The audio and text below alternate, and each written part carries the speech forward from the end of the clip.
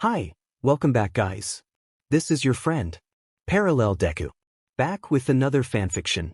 This is the series of What If Deku Was Trained by Silverfang. Now before starting, please give this video a like. And subscribe to the channel if you want more videos like this. Now let's get into the fanfic. Following this, a chain reaction occurred as generations passed, leading to an increasing number of superhuman individuals becoming commonplace, and these powers became the norm. Humanity slowly fought back against the monsters, gradually gaining an edge. These powers evolved with each generation, and soon humanity gained the strength to keep threats at bay. We referred to these abilities as humanity's inherited quirks, while those who wielded them for good were known as heroes, and those who misused them were called villains.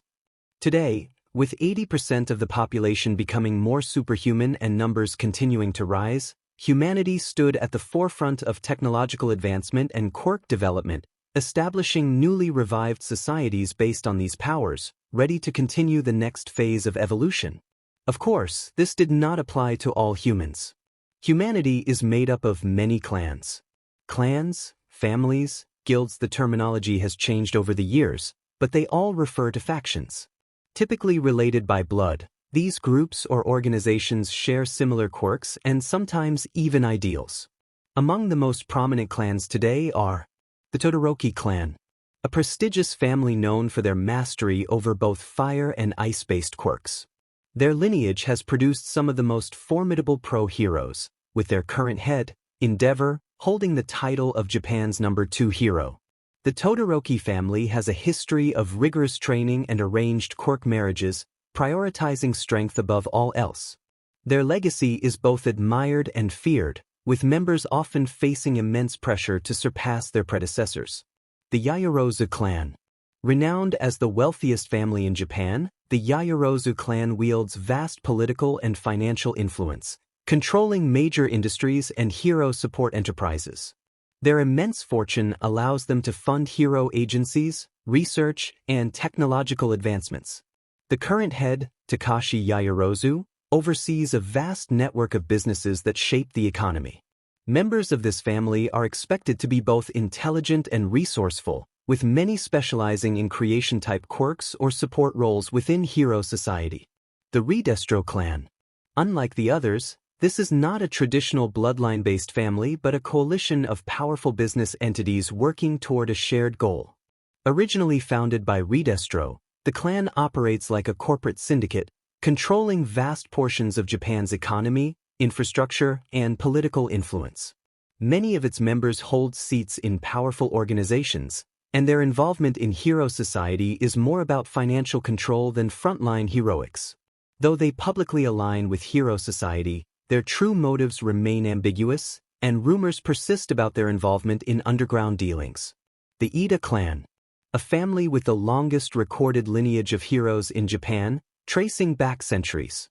They are best known for their signature engine-based quirks, granting them unmatched speed and mobility.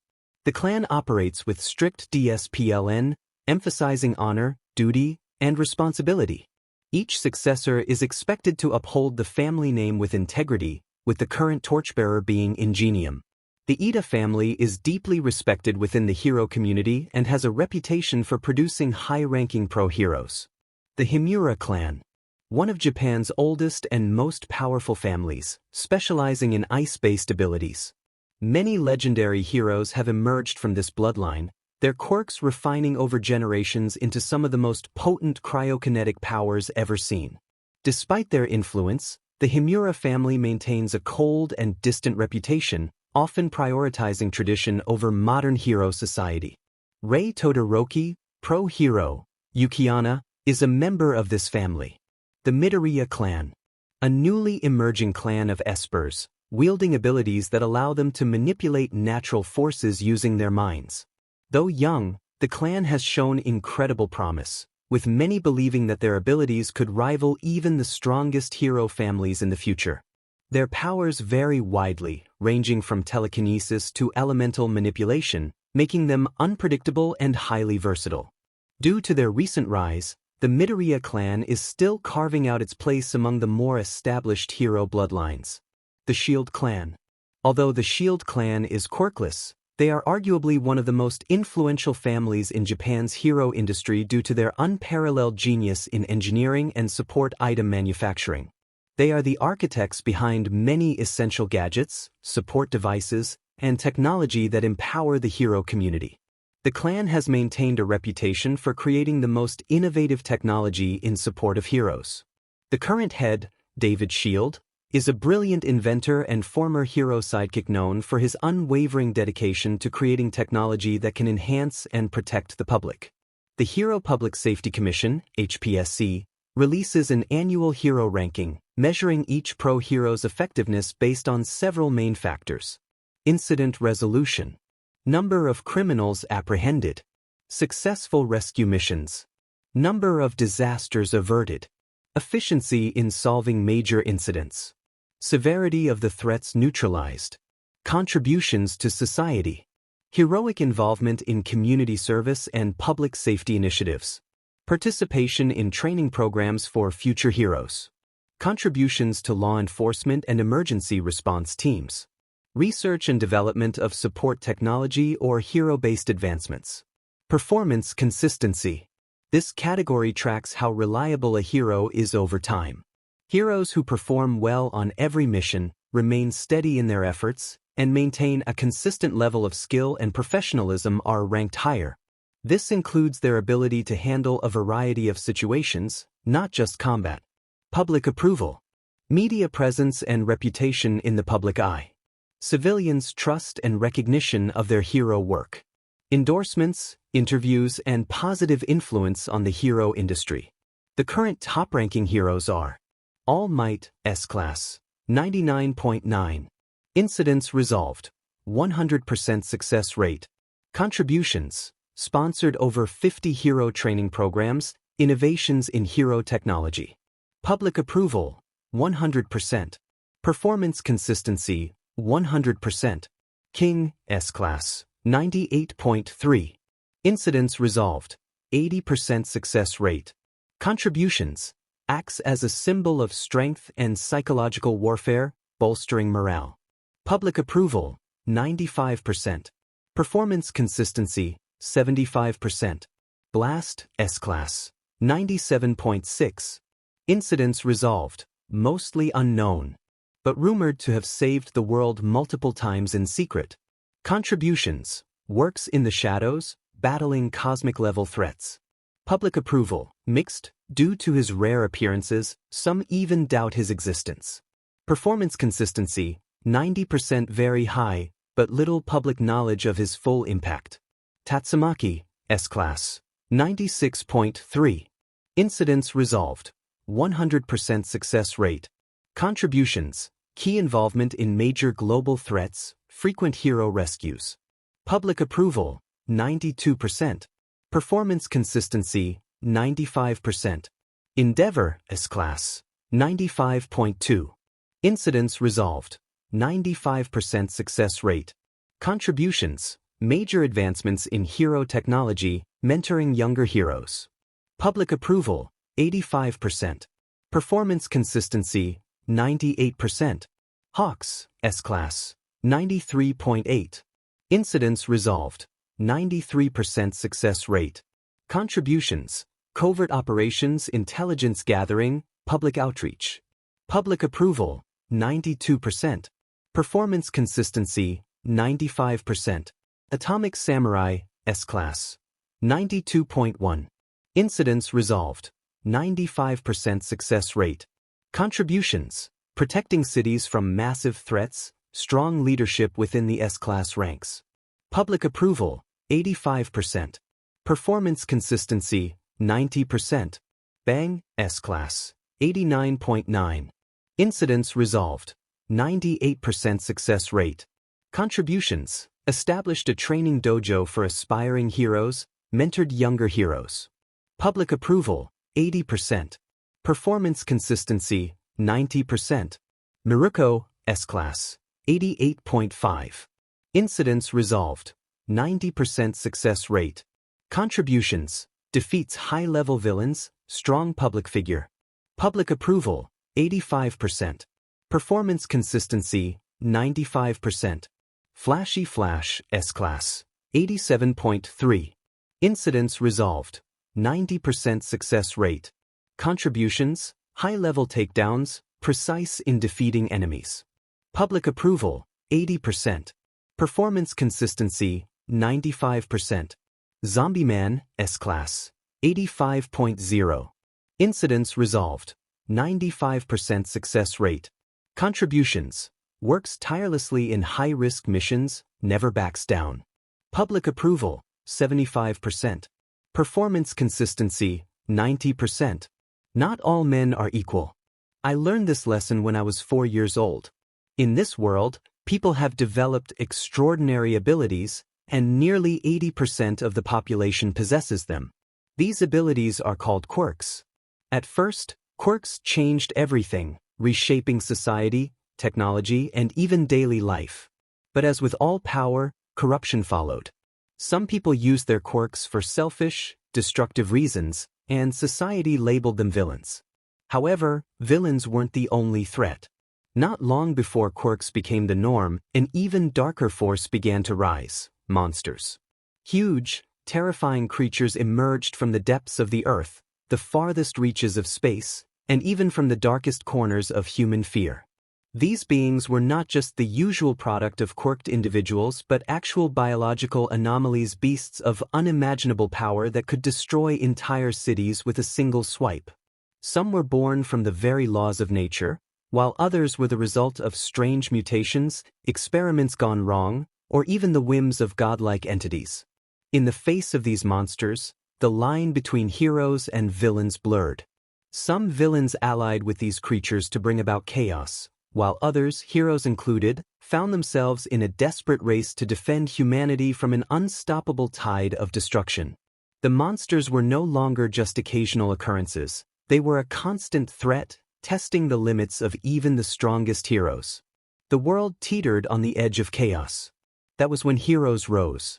To counter the rising threat of both villains and monsters, the government established the Hero Public Safety Commission, an organization dedicated to training and managing professional heroes.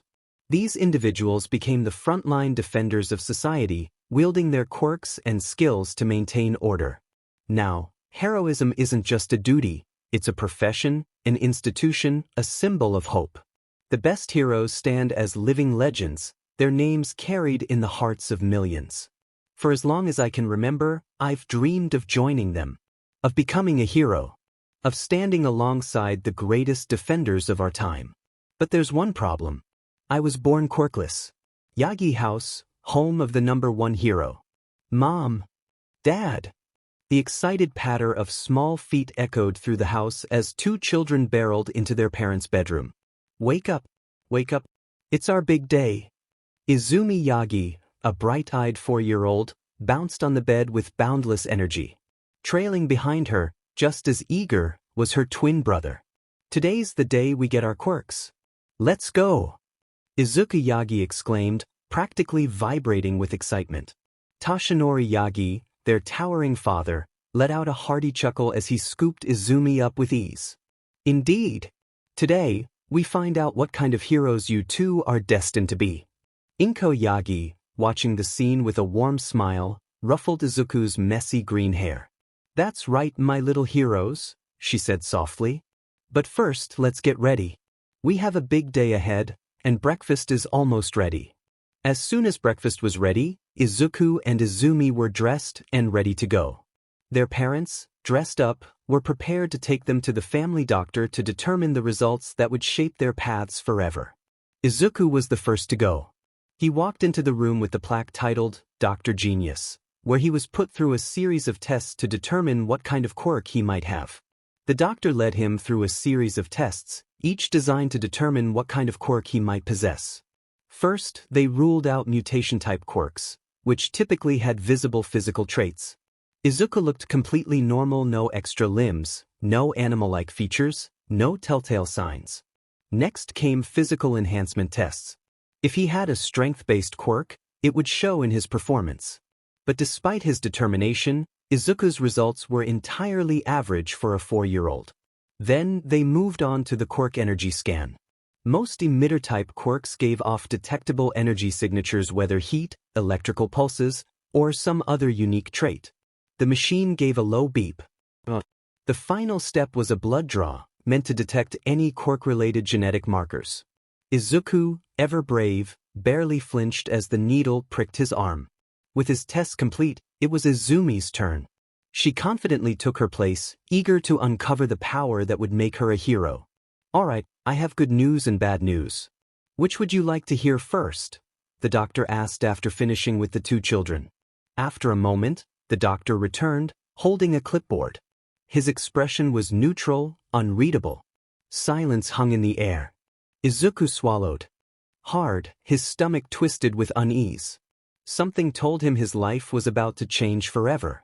The room fell silent, anticipation thick in the air as the family exchanged glances. Tashinori rested a reassuring hand on Inko's shoulder while Izumi and Izuku sat side by side, feet dangling from their chairs. "For the good news," the doctor said, breaking the tension. He turned to Izumi, a lighter expression on his face. "Your daughter does, in fact, have a quirk." Izumi perked up immediately, sitting up straighter. "Really? What is it? What can I do?" The doctor chuckled at her enthusiasm. "It's a rare form of telekinesis. However, unlike most telekinetic quirks, yours is different. It works best in close range." Izumi tilted her head. "Close range? Yes. Instead of moving objects from a distance, your quirk enhances your physical movements. When you punch, your telekinesis reinforces the blow. When you jump, it gives you an extra boost. It's as if an invisible force is amplifying your strength." Izumi's eyes widened in excitement. "So I'm super strong?" The doctor nodded. "In a way, yes. But only when you're in close proximity to what you're interacting with. You won't be able to lift things with your mind from far away, but in combat, your strikes will have a force far greater than an average person's." Izumi squealed in excitement, bouncing in her seat. "That's so cool. I'm gonna be strong just like All Might." For the bad news. His gaze flickered to Izuku, who straightened up, anticipation still in his emerald eyes. The doctor hesitated for a moment before sighing. "Izuku, I'm sorry, but you don't have a quirk." The words hit like a sledgehammer. Izuku blinked. "Huh." His small voice wavered. "Your tests showed no signs of mutation, transformation, or emitter abilities. Your genetic scans confirmed it. You're quirkless." The room fell eerily silent. Tashinori's expression faltered for just a moment before regaining composure. Inko covered her mouth, eyes glistening with concern. Izuku sat still, his mind struggling to process what he had just heard. Quirkless? It was like the word didn't make sense. He had spent his whole life dreaming of becoming a hero, watching, analyzing, and even preparing to be one. But quirkless? It didn't make sense. "There has to be a mistake," Tashinori blurted, shaking his head. "Izuku should have at least one of ours, if not a mix of both." The doctor shook his head. "And normally, that is the case when it comes to kids with quirks. However, very rarely do we get patients whose quirks do not manifest." He pointed to a chart. "The bone structure in his pinky toe confirms it. He lacks the evolutionary marker present in nearly all quirk users. Again, it's extremely rare these days, but it happens." Inko's breath hitched. Tashinori's fists clenched slightly. They both knew what this meant. Izuku lowered his head, staring at his hands. No super strength. No explosions. No telekinesis. No quirk. Nothing. Bakugo had bragged about his quirk last week, showing it off to the class, mini explosions crackling in his palms as he boasted about how strong it was, how it would be ranked S-class someday. Shoto and Shoka had followed suit, effortlessly summoning ice and flames. Izuku had watched in awe, eyes shining with excitement. He had thought they were so cool. He couldn't wait for his turn. But now, he had nothing. No quirk. No power. Nothing to compete with. His small fingers clenched into trembling fists. "I see," he whispered. Tashinori watched his son carefully. He knew this was devastating. Izuku had always wanted to be a hero, just like him, so eager, so full of determination. Inko reached for Izuku's hand. Sweetheart. But before she could say more, Izuku suddenly forced a smile, small and shaky. But there. It's okay, he said quietly. At least Izumi got a super cool quirk. That's still amazing. I can help her train. He looked up at his father. Right, Dad? Toshinori studied his son for a moment before nodding. Of course, my boy. A hero is not defined by their power alone. Quirk or no quirk, it doesn't change who you are. His voice was warm and reassuring. You're still my son, and you're still as capable as ever. Inko nodded, pulling Izuku into a hug. That's right. And being quirkless doesn't mean you can't do great things. Izumi, still riding the high of her own discovery, turned to her brother with a determined grin. Izuku, I'll protect you, okay? If anyone tries to mess with you, I'll stand up for you with my quirk. That got a small chuckle out of him. He reached up, wiping his eyes before any tears could fall. Thanks, Izumi. Izumi suddenly grabbed his hands, eyes lighting up. I know. You can be my sidekick. We'll train together, and when I become a pro hero, you'll be right there with me. Izuku chuckled softly. Yeah. Sidekick. But deep down he already knew. Not all men are equal. And now, more than ever, he understood just how true that was. The adults exchanged glances, concern lingering in their eyes as they drove home in suffocating silence. Ding dong. The sound of the doorbell rang through the house. Inko barely beat Izumi to the door in a short race, opening it with a polite smile only for her expression to shift in surprise. Izumi skidded to a stop, eyes going wide. No way. Izuku peeked around her, and his jaw nearly hit the floor. Oh my god. Tatsumaki? The twins' synchronized scream could have easily alerted the entire neighborhood. Standing at the doorstep, arms crossed, was none other than Tatsumaki, the number 4 ranked S-class hero, one of the strongest espers alive. Next to her, Hellish Blizzard, Fubuki, B-class rank 1, stood with her arms folded. Both were legends. And both were standing at their front door. Izuku's mind spun. Why are high-ranked pro heroes in our house? Tatsumaki scoffed, hovering slightly off the ground with her arms still crossed. What's with that look? You act like you've never seen a pro hero before. It's just your Tatsumaki.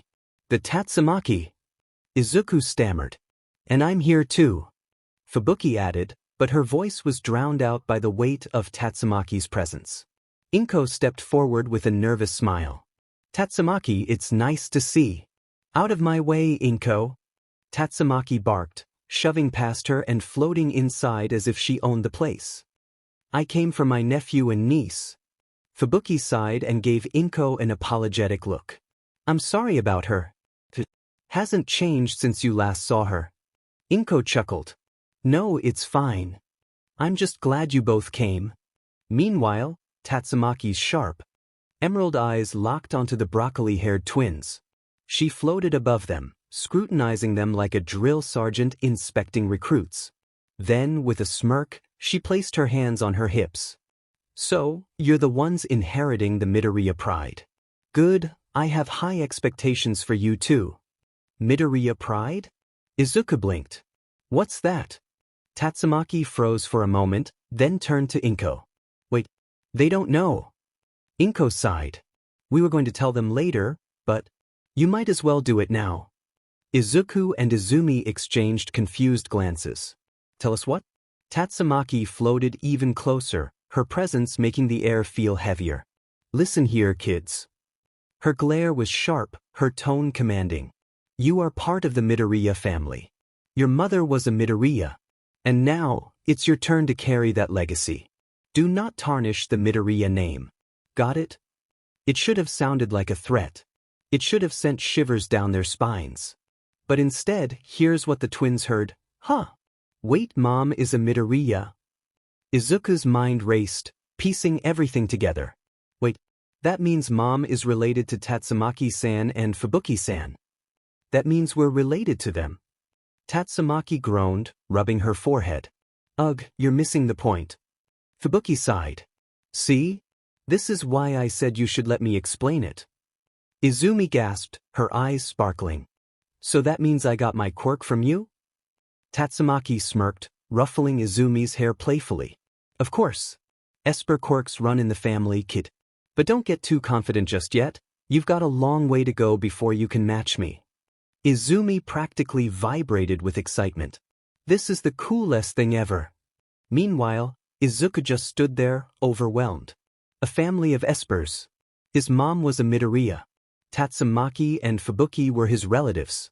And yet, despite being born into this powerful lineage, he had nothing. No quirk. No esper abilities. Toshinori Yagi entered the living room wearing oven mitts that smelled like roasted meats. It's an honor to have such amazing heroes in our home. He greeted them respectfully, inclining his head slightly. Ha! Tatsumaki scoffed, crossing her arms. Look who's talking, world's finest. Izuku swore he saw his father falter, if only for a second. Ahem! Fubuki suddenly cleared her throat, loud enough to snap everyone's attention back to her. Now that the family secret is out, how long are you going to keep us in suspense, big sis? She turned her gaze to Inko with a knowing look. Izuku stiffened, a sudden sinking feeling in his stomach. Oh no. I think I know what's coming. Tatsumaki's emerald eyes gleamed with interest as she floated higher, her smirk turning mischievous. Yes. The question we've all been waiting for. She turned her attention to the twins, her presence almost suffocating. What quirks did you two get? The room fell into a tense silence. Izuku clenched his fists.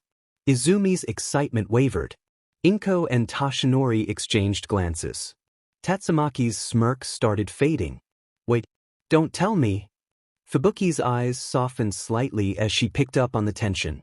Toshinori, ever the pillar of calm, slowly removed his oven mitts. He placed them on the counter before looking at his son with quiet reassurance. Izuku swallowed hard and raised his hand. That I'm quirkless. The silence grew heavier. Tatsumaki's expression didn't change immediately. She blinked, tilted her head slightly, then frowned as if she had misheard. Come again. Izuku forced himself to speak. I don't have a quirk. I'm quirkless. Tatsumaki stared at him. Fubuki's brows furrowed, her usual composure faltering slightly. Izuku clenched his fists and shut his eyes, bracing himself for a harsh scolding. Instead, a small hand rested lightly on his head. Is that so? Tatsumaki's voice was softer. Izuku's eyes slowly opened, uncertain if he had heard her right. He expected sarcasm, mockery, maybe even outright dismissal. But instead, there was something different in her tone. Something thoughtful. I see. That's... Fubuki hesitated, glancing at their mother. She wanted to say something to lift the mood, but the word quirkless carried a heavy weight in society. Even she knew there were no easy words to say. But Izuku didn't hesitate. I'm not giving up. His voice was loud and unwavering. I'm still going to be a hero, no matter what. A heavy silence filled the room. Izuku's confidence began to waver, embarrassment creeping in. Maybe he sounded foolish. Maybe they were all looking at him like he was some naive kid who didn't understand reality. Then, Tatsumaki did something completely unexpected. She snorted. Then she burst into laughter. Pthaha! She threw her head back, arms crossed as she floated slightly higher. You've got guts, kid, I'll give you that. You want to be a hero without a quirk? It's optimistic kind of foolish, honestly, but why not? I'm looking forward to seeing how that plays out. Izuku blinked. It wasn't mockery? It wasn't sarcasm? Despite her laughter, he didn't feel insulted or put down. Before he could process it further, Tatsumaki suddenly turned to his sister. And what about you, kid? Izumi hesitated under the weight of their gazes. I have telekinesis, she admitted. But only in short range. Fubuki stepped forward, arms folded. Short range. Izumi flinched, feeling pressured by both of their stares. The doctor said I was stronger than any strength enhancement in turn, and that I had S-class potential. Tatsumaki studied her for a moment, then smirked. So the bloodline wasn't completely wasted after all. The word struck Izuku like a blow to the stomach. He pretended not to hear it. But in that moment, out of the corner of his eye, he caught something strange. Tatsumaki's expression hadn't changed, but she dragged a single finger across her neck, a quick, casual motion. Then, for just a second, she glanced at Toshinori. Izuku felt his stomach drop. "That I think I need to pray for Dad." Toshinori stiffened under Tatsumaki's gaze, then, without a word, quickly retreated to the kitchen. Smart move. Before Izuku could process what just happened, the doorbell rang again. More guests arrived: Sorahiko Torino and Chio Shizenji, better known to the world as Grand Torino and Recovery Girl. "Oh, what's this? A Midoriya family reunion." Sorahiko cackled as he stepped inside, hands tucked into his coat pockets. "Didn't expect to see a couple of S-class kids in this house." Recovery Girl gave a tired sigh. Now, Sorahiko, don't start any trouble. I came to enjoy a good meal." "Uncle Sora, Aunt Chio." Izumi screamed as she barreled at them for a hug. The house quickly became livelier, the air filled with chatter and laughter. Toshinori finished up in the kitchen, plates and dishes soon filling the table. Izuku could only watch as his peaceful night slipped away. The food was served. Conversations grew louder. Tatsumaki started bickering with Sorahiko. Fubuki attempted to maintain order but was constantly overshadowed. Inko happily welcomed everyone, and Toshinori, who looked exhausted, kept the food coming. Izuku sighed. He had a feeling he wouldn't be getting any rest until very, very late. The Midoriya twins held hands as they walked into the classroom, eyes wide with excitement. Today was their first day back in pre-K, and both were eager to make friends. The moment they stepped inside, a buzz of whispers spread through the room. "Hey, it's the Yagi twins," some kids murmured. "Their mom is super nice." At the center of the room stood a familiar ash-blonde boy, Katsuki Bakugo, arms crossed, his ever-present smirk firmly in place. Beside him was his twin sister, Katsumi Bakugo, her red eyes practically glowing with excitement. "Hey, nerds," Katsuki greeted, grinning at Izuku before glancing at Izumi. "Hope you're ready to see something cool." All around, kids were gathering, their chatter growing louder. "Did you hear? Today we're showing off our quirks." Izumi's face lit up. "Oh, we're showing our quirks? That's so cool." Izuku felt a slight pang of unease but forced himself to smile. He wanted to see everyone's quirks too. One by one, the kids started showing off. Katsumi ignited her palm with a small spark, creating a unique effect of her S-rank quirk, detonation. The class gasped. "That's so cool," Izumi said excitedly. Katsuki grinned, cracking his knuckles. Small explosions popped in his palms. "Mine's even stronger." Then came the quiet but powerful duo Shoto and Shoko. Shoto raised a small hand, and instantly, ice spread across the floor. Shoko waved her fingers, flames flickering around her palm, perfectly mirroring her brother. The class whispered in awe. "They have two quirks." Finally, it was Izumi's turn. She hesitated before closing her eyes and focusing. Her body slowly lifted off the ground, hovering for a few seconds before landing gracefully. The room was silent for a beat. Then, "Whoa," one kid exclaimed. "You can fly." "That's so strong," another added. Katsumi giggled, turning to Izuku. "Zuku, your turn." Izuku stiffened. The excitement in the room faded. Curious eyes turned to him. He swallowed hard. I don't have a quirk." The room fell into absolute silence. The warmth Izuku had felt earlier vanished. Katsuki's smirk dropped. His face twisted in disbelief. "Wait, you're saying you're quirkless?" Izuku forced a nervous smile, rubbing the back of his head. "Why, but that's okay. I still want to be a freak?" Izuku flinched. A kid whispered it, but everyone heard. "He doesn't have a quirk," another muttered. "That's so weird. Is he sick?" Izuku swallowed hard.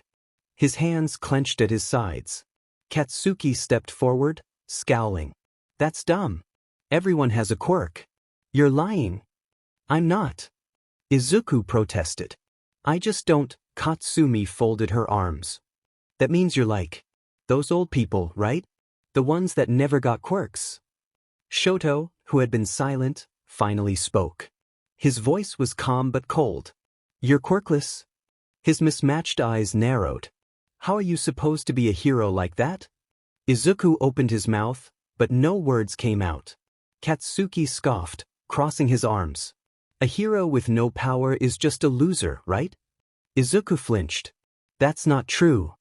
Izumi suddenly snapped, stepping in front of her brother. Izuku's still amazing. He can he? Shoto asked. Izumi faltered. Of course he can. Right, Shoko? Shoko, standing beside her brother, looked uncertain. I don't know, she mumbled. Heroes need power, don't they? Izumi clenched her fists. Izuku isn't weird. He's my brother and he's amazing. Some kids exchanged glances. But he's still quirkless. Izuku felt smaller and smaller as their voices grew. Izumi huffed, stepping protectively between Izuku and the others. So what if he doesn't have a quirk? He's still my brother. Katsumi rolled her eyes. Whatever. I just don't get why you're defending him. He's my twin. He's Izuku. He's still the same person. Izumi snapped. But it didn't matter. The class had already decided. Izuku wasn't one of them anymore. Before today, they had all been his friends. But now they stared at him like he was some foreign creature. Like he was less. And that was the day everything changed. A deafening crash echoed through the streets as another building crumbled, its shattered remains flattening the last of the fishmen horde. Their bodies, scaled, aberrant, and humanoid, twitched in the rubble. Atop the wreckage stood Silverfang, or as most knew him, Bang. His aged yet powerful frame was already relaxed, fists unclenched, the fight already decided. His martial arts had made the monsters meaningless. A few remaining fishmen snarled at him from the shadows of the ruined structure, but they were injured. They knew it. He knew it. They could either run or be defeated. They chose wrong. Bang sighed. In the end, you chose to be nothing more than your base instincts. And with a single breath, Bang vanished. His footfalls barely made a sound as he dashed forward. Flowing water, crushing rock. He struck the first fishman in the throat, sending it crashing to the ground. Another lunged at him from behind, claws outstretched. Bang moved, flipping the creature over his shoulder and sending it tumbling headfirst into the pavement. One strike. One defeat. The last of them panicked and turned to flee. Bang sighed. He kicked off the ground, soaring over the fleeing monster. A single downward chop was all it took to send the creature crumpling to the street. Silence. The fight was over. As Bang dusted off his sleeves, he surveyed the battlefield. No, the hunting ground. 10 years ago, this wouldn't have been legal. 10 years ago, monster and villain were just words, labels given to threats to society. Villains could be captured, rehabilitated, or imprisoned. Monsters? Well, they used to be spared too. But then the sky fell. A monstrous space invader had arrived in Japan, a being so powerful it had left an entire city in ruin. That was how Z-City was born, the abandoned wasteland, too expensive to rebuild, too dangerous to inhabit. The only thing people remembered from that day was All Might standing victorious, his smile shining as the monster's body faded to dust. Humanity never learned the alien's name. They only learned fear. And so, a new law was passed: villains could be arrested. Monsters had to be exterminated. What defined a monster? That was the question. At first, it was simple: anything non-human. Creatures of unknown origins, mutant beings too far from human likeness. But as time passed, the line blurred. Monsters weren't just beasts anymore. If a villain became inhuman enough, if their crimes were great enough, if their actions crossed an unseen moral boundary, they could be reclassified. It happened to people. People who, by all accounts, had once been just like everyone else. Monsters got executed. Villains got a second chance. The pay reflected that. Monster hunting was lucrative. It paid more than villain capture. Some argued it was too popular, that it encouraged violence. After all, restraint was harder than execution. There were plenty of corrupt heroes who exploited the system, hunting questionable monsters, just to meet their quotas. Bang could name 10 off the top of his head. He didn't like it. But he didn't make the rules. His job wasn't to change the system or redefine its morality. His job was to ensure humanity never fell behind the monsters. That was why he had his dojo, to train the next generation humans who could fight back, who could survive. Yet time was a cruel thing. He was 67 now, past the age of retirement. His brother had urged him to step down, to focus on training the young. Even his old friend Sorahiko had voiced his concerns. But Bang's body had yet to fail him. At least, not yet. Still, he wasn't a fool. Retirement would come eventually. But for now, he had work to do. He had trained many, some who became heroes, some who merely sought self-defense, and some who, unfortunately, became villains. Yet he wasn't content. Society relied too much on quirks. Very few people appreciated basic body tempering anymore. Everyone was eager to develop their quirks instead. Even as an S-class hero, Bang saw the decline firsthand. Martial arts were fading. Quirks grew stronger with each generation, and with them, the desire for traditional combat grew weaker. And then before it happened, he felt it. Bang stopped mid-step. The hairs on his body stood on end. The wind shifted. A pulse of psychic energy warped the space above him. He barely had time to step back before boom. A green-haired woman descended from the sky. She floated effortlessly above the destruction, her emerald gaze sharp, calculating. Unimpressed, Bang exhaled through his nose. And to what do I owe the pleasure, Midoria Tatsumaki? The tornado of terror landed lightly on a floating piece of rubble, arms crossed. She scanned the battlefield, expression unreadable. You sure took your time dealing with the pests. Or have you gotten so old that a stroll through this dump is fun for you? Bang sighed. I wasn't aware I was on a schedule. Tatsumaki scoffed but didn't argue. Her gaze flicked toward the fallen monsters. Not a single one left, huh? Bang nodded. Monsters don't know the meaning of surrender. He studied her for a moment before raising a brow. So, what's this really about? You're not exactly the type to check in on the elderly. Tatsumaki snorted. Elderly, my foot? You're in his class. You're past the need to be checked up on. She gestured vaguely at the carnage. Clearly, coming from someone as arrogant as her, that could be perceived as high praise. Then, after a brief pause, she continued. But yeah, I have a request. The Yagis were now 6. That meant they were already in kindergarten, yet the label of quirkless still followed Izuku like a shadow. He had tried to be more than just his quirk status, but no one ever saw him as more than an anomaly. Izumi Yagi stared at her brother, Izuku, with furrowed brows. The other kids were playing, laughing, and showing off their quirks. Izuku, her brother, her twin, her best friend, was different. His eyes, full of hope, watched the others, never saying a word about the ache she could see in him. They all knew by now that Izuku was quirkless. It wasn't just something that was noticed by their classmates. It was becoming more and more apparent in how others looked at him, as if there was something wrong with him, as if he didn't belong in the same world as them. That thought made Izumi angry. She didn't care what anyone else thought. Izuku was her brother. He didn't need a quirk to be special. But lately, the whispers were louder, and the stares more frequent. And it wasn't just the other kids, it was her friends. Izumi, are you really okay with him being quirkless? It was Katsuki who asked, his face twisted with disbelief and annoyance. She hated that tone. That tone that suggested he was different.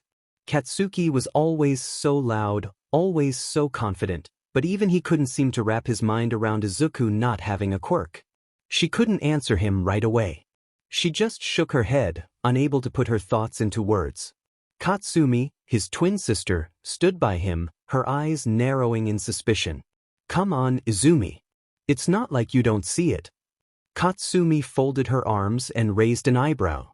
If he wants to be a hero without a quirk, he's going to get hurt. No one's going to let him be a hero. Shoto and Shoko Todoroki, standing a little behind the Bakugo twins, glanced at each other. Shoto, with his serious, unchanging expression, didn't say anything, but Shoko frowned, her flames flickering nervously. She was quiet, always a little more reserved than the others, but even she could feel the tension. Izumi didn't know how to answer them either. How could she explain that to them? How could she make them understand? It all started innocently enough concern, really. They didn't want to see Izuku get hurt. Izumi, he's going to make a fool of himself. Katsuki scowled, his hands clenched into fists. You know what will happen if he tries to be a hero without a quirk, right? Izumi clenched her fists at her sides, looking down at the ground. She hated hearing those words. It wasn't true, was it? Izuku didn't need a quirk to be a hero. But the more the group talked about it, the more they insisted it was the truth. Izuku was just going to embarrass himself. The next day at the park, they all gathered again. Izumi, Katsuki, Katsumi, Shoto, and Shoko stood together, talking about heroes and quirks. Izuku, who had been silently watching them from a distance, finally approached. Hey, Izumi, can I come play too? Izuku asked, his voice hopeful. For a moment, everything froze. Katsuki shot Izumi a look, one that was hard to read, but filled with judgment. Izumi bit her lip. She didn't want her brother to get hurt. She didn't want him to face the reality that everyone else was seeing, that he wasn't strong enough to be a hero. Izumi finally nodded, but she could feel the weight of what came next, the whispers, the sidelong glances, the way her friends looked at Izuku.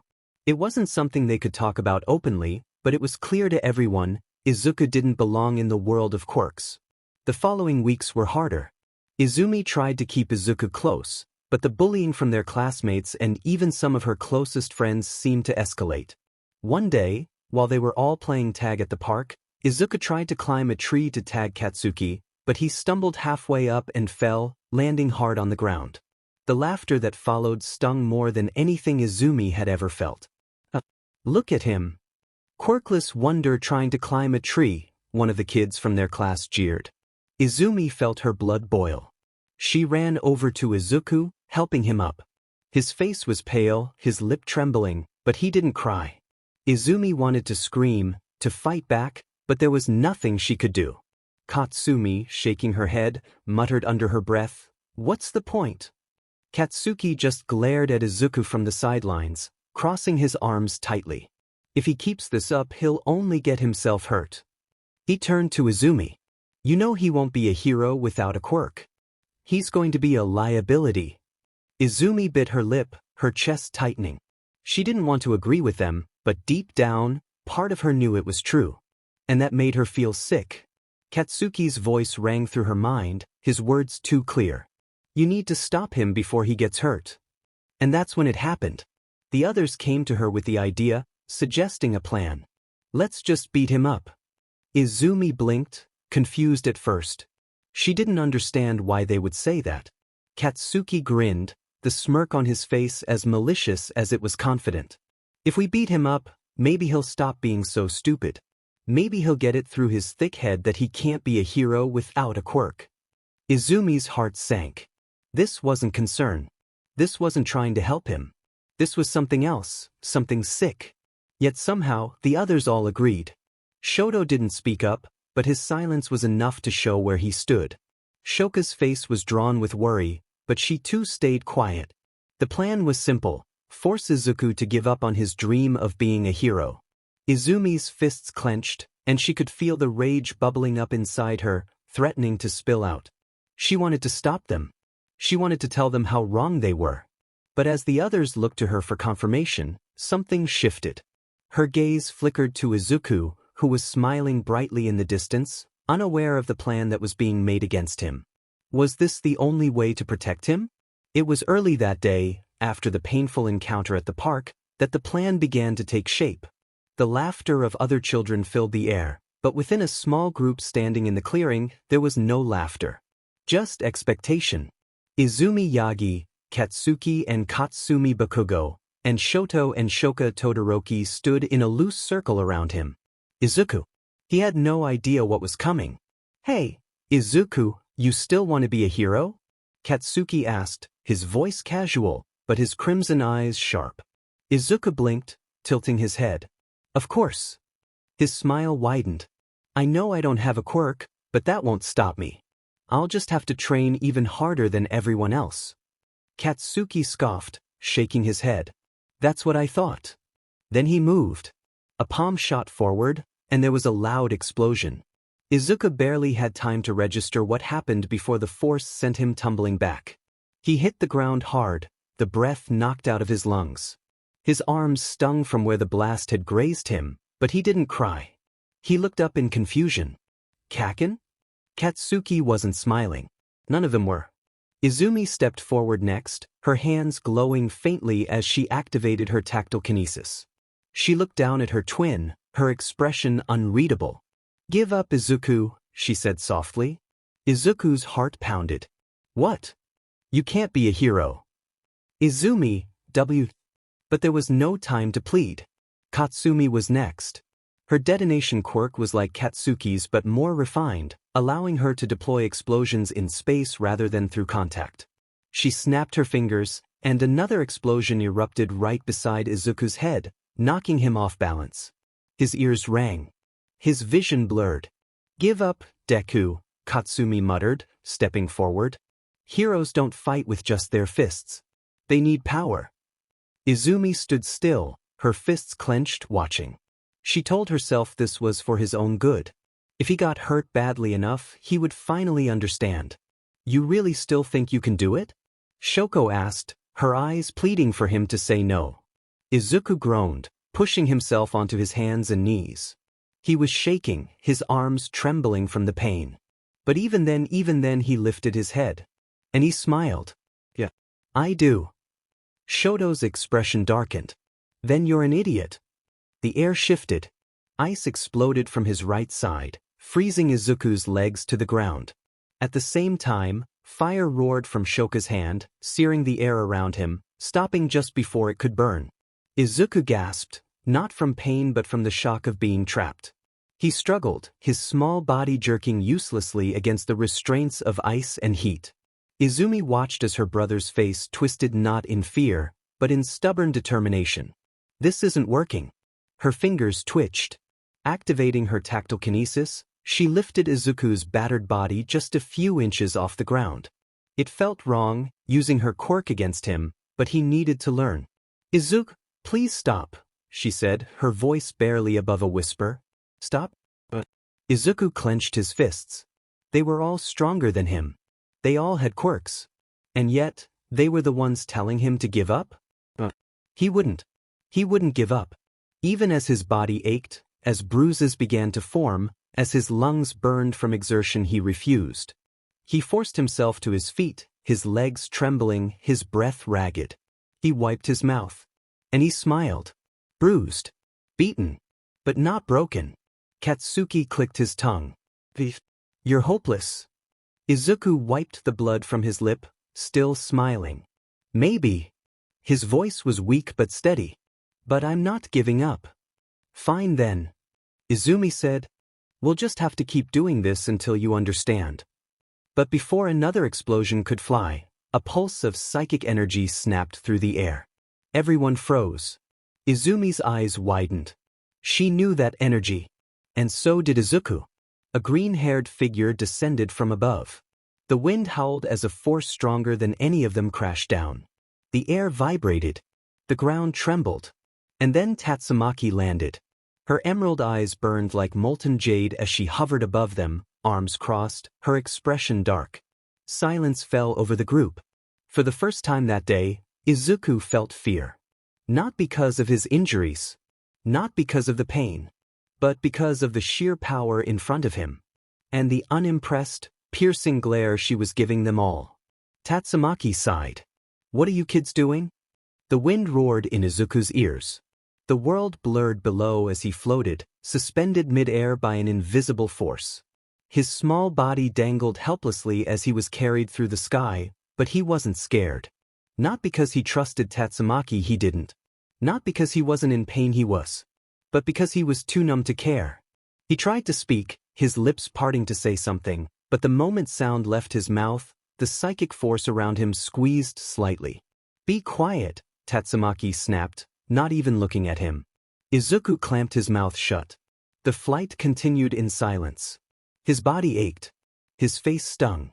His legs still throbbed from where the ice had once been. But none of it hurt more than his heart. "Izumi.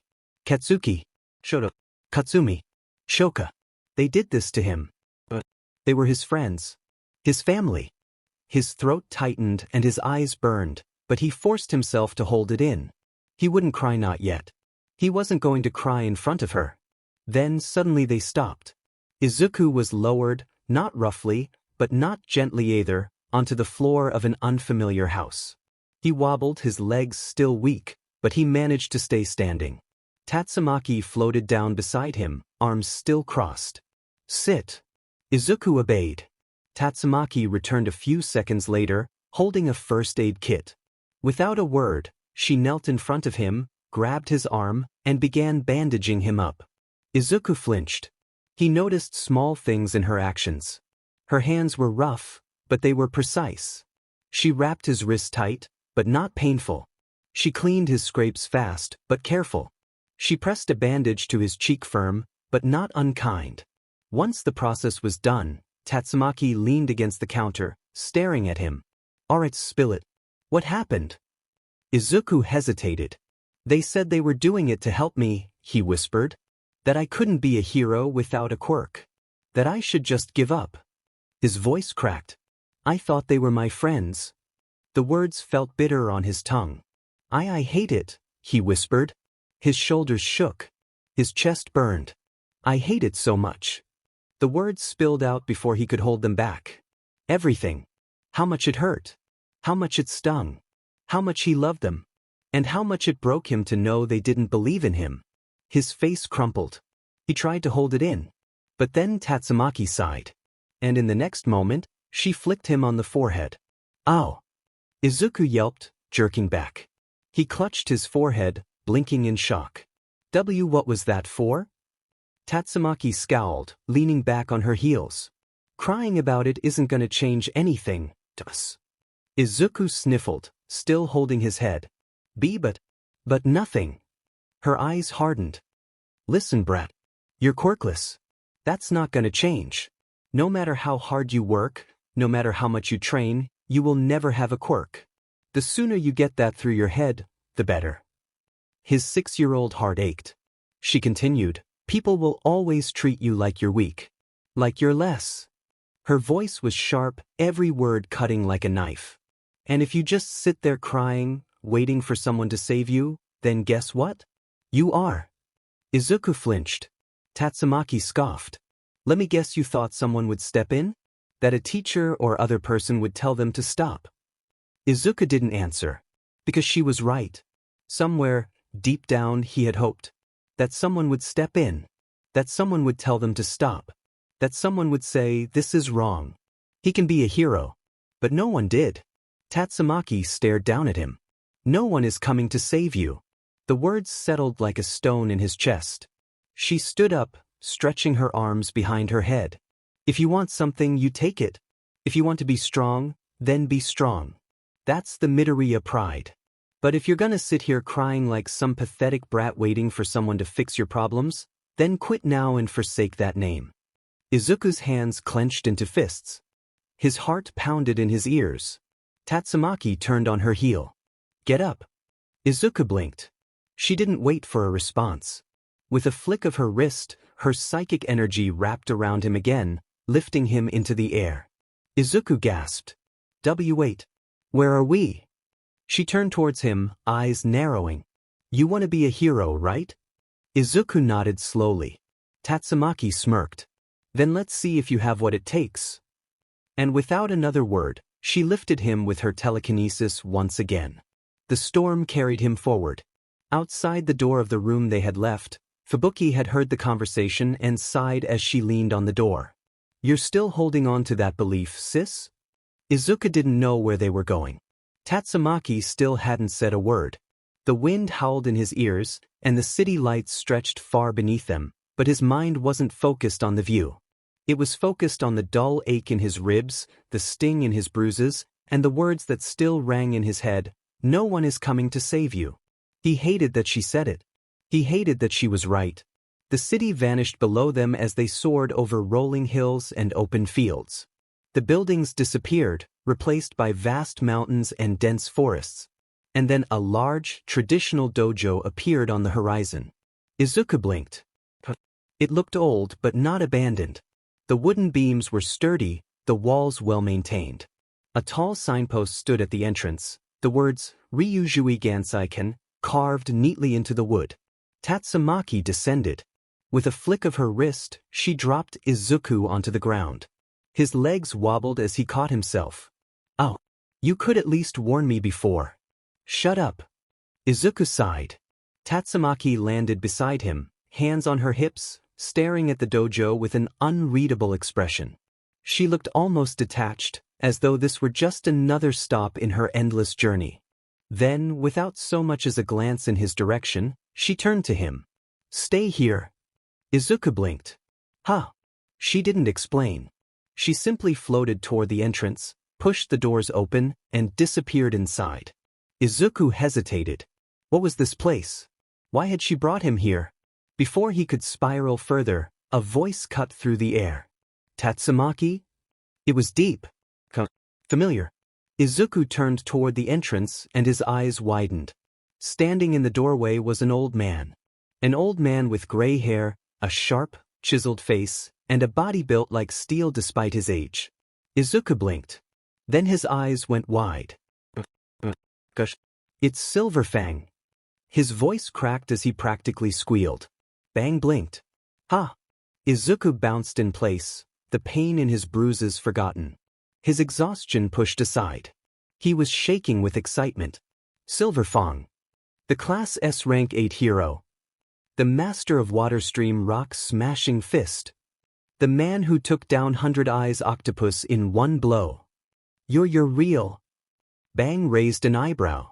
Izuku, practically vibrating, pointed frantically. You're the Silverfang. Oh my gosh, your techniques. Your fighting style. You have one of the strongest martial arts in the world. I've read so much about you. I watched all of your fight footage, even the unofficial ones.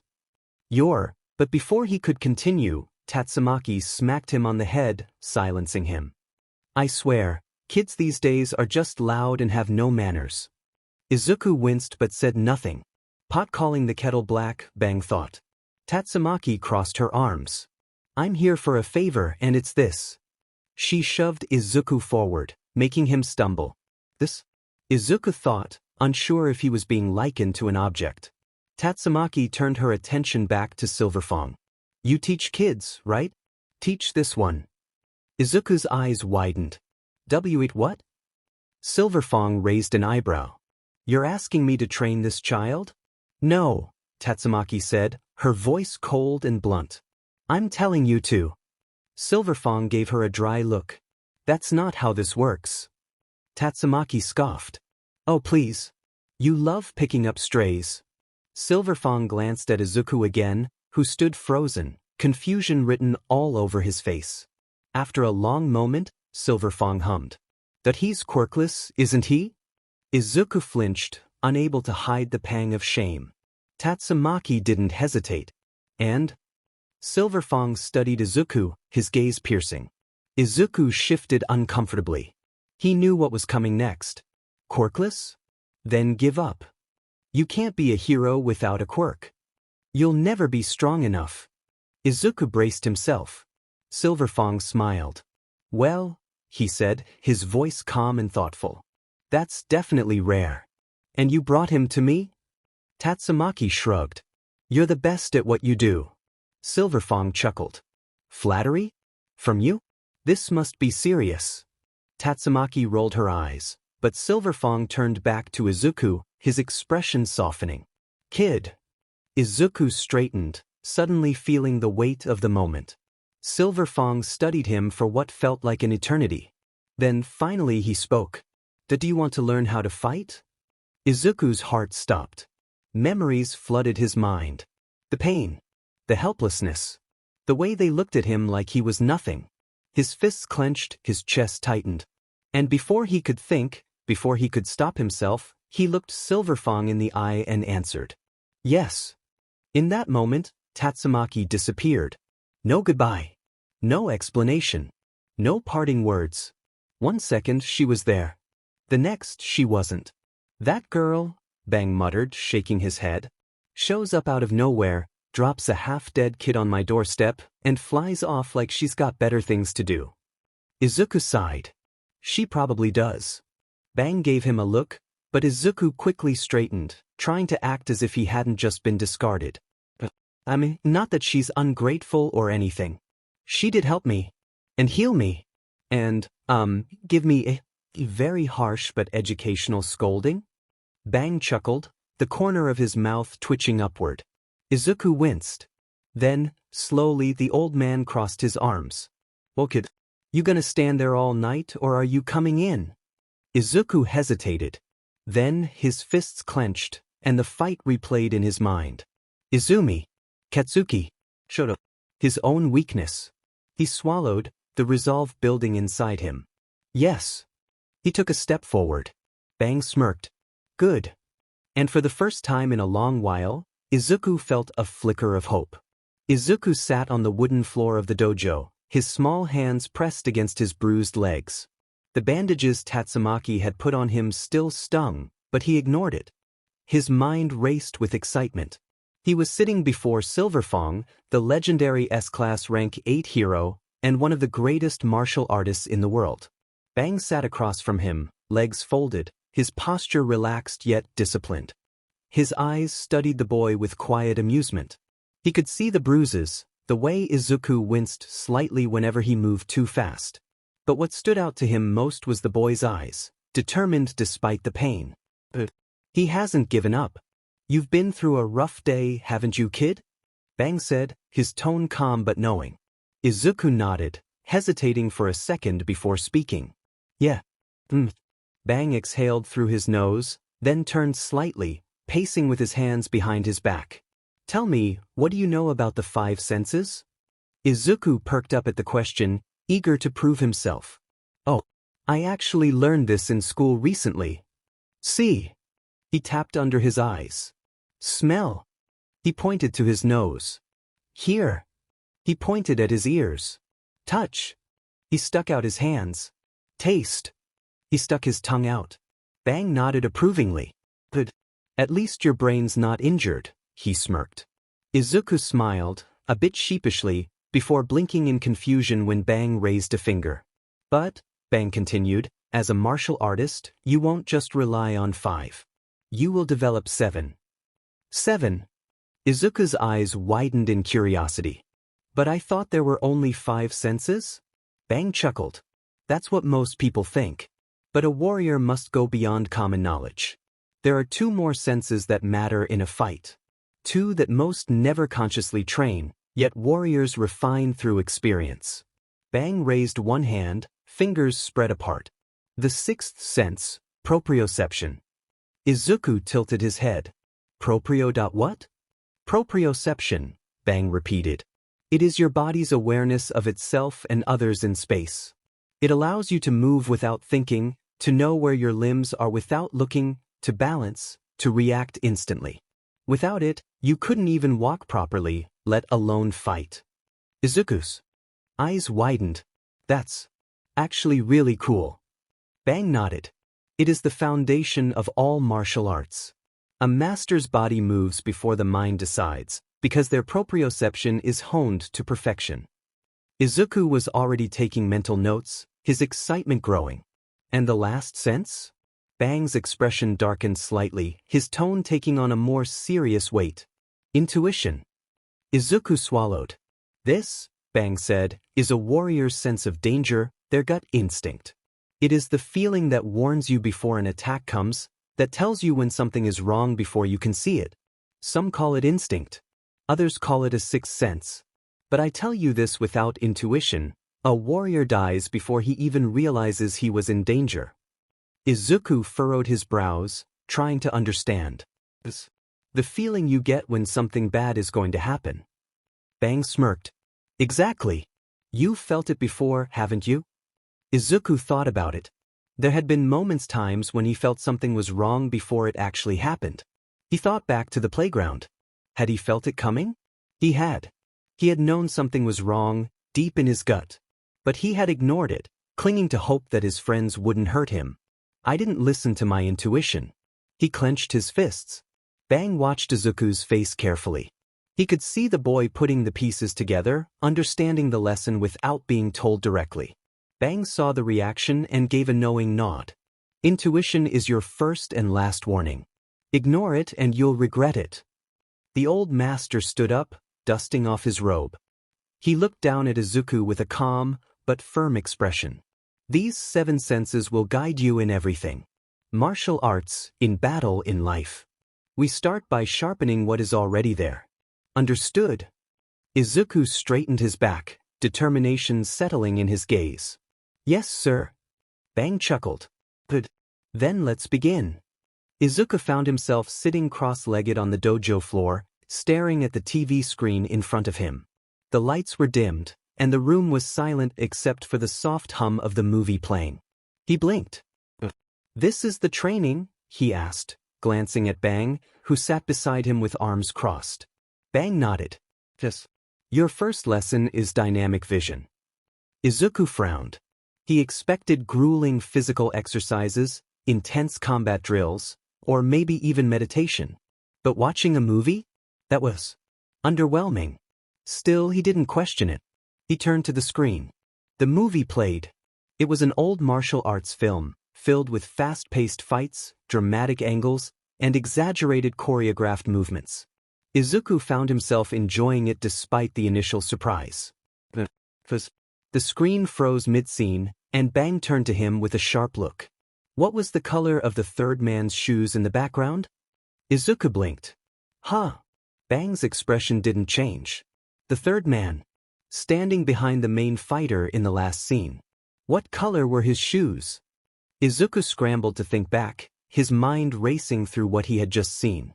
He remembered the fight, the punches thrown, the way the camera panned, but I don't know, he admitted.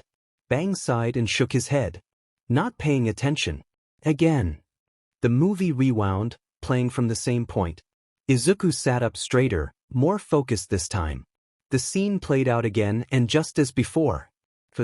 What was written on the sign behind the market stall? Bang asked. Izuku's eyes widened. Wah, but that wasn't even important. Bang smirked. And yet, in a real fight, your opponent will not give you time to focus on what you think is important. You must learn to see everything. Chapter end. Happy birthday, Izumi. You're getting so strong, Izumi. You'll be an amazing hero someday. Wow, look at you. The house buzzed with energy.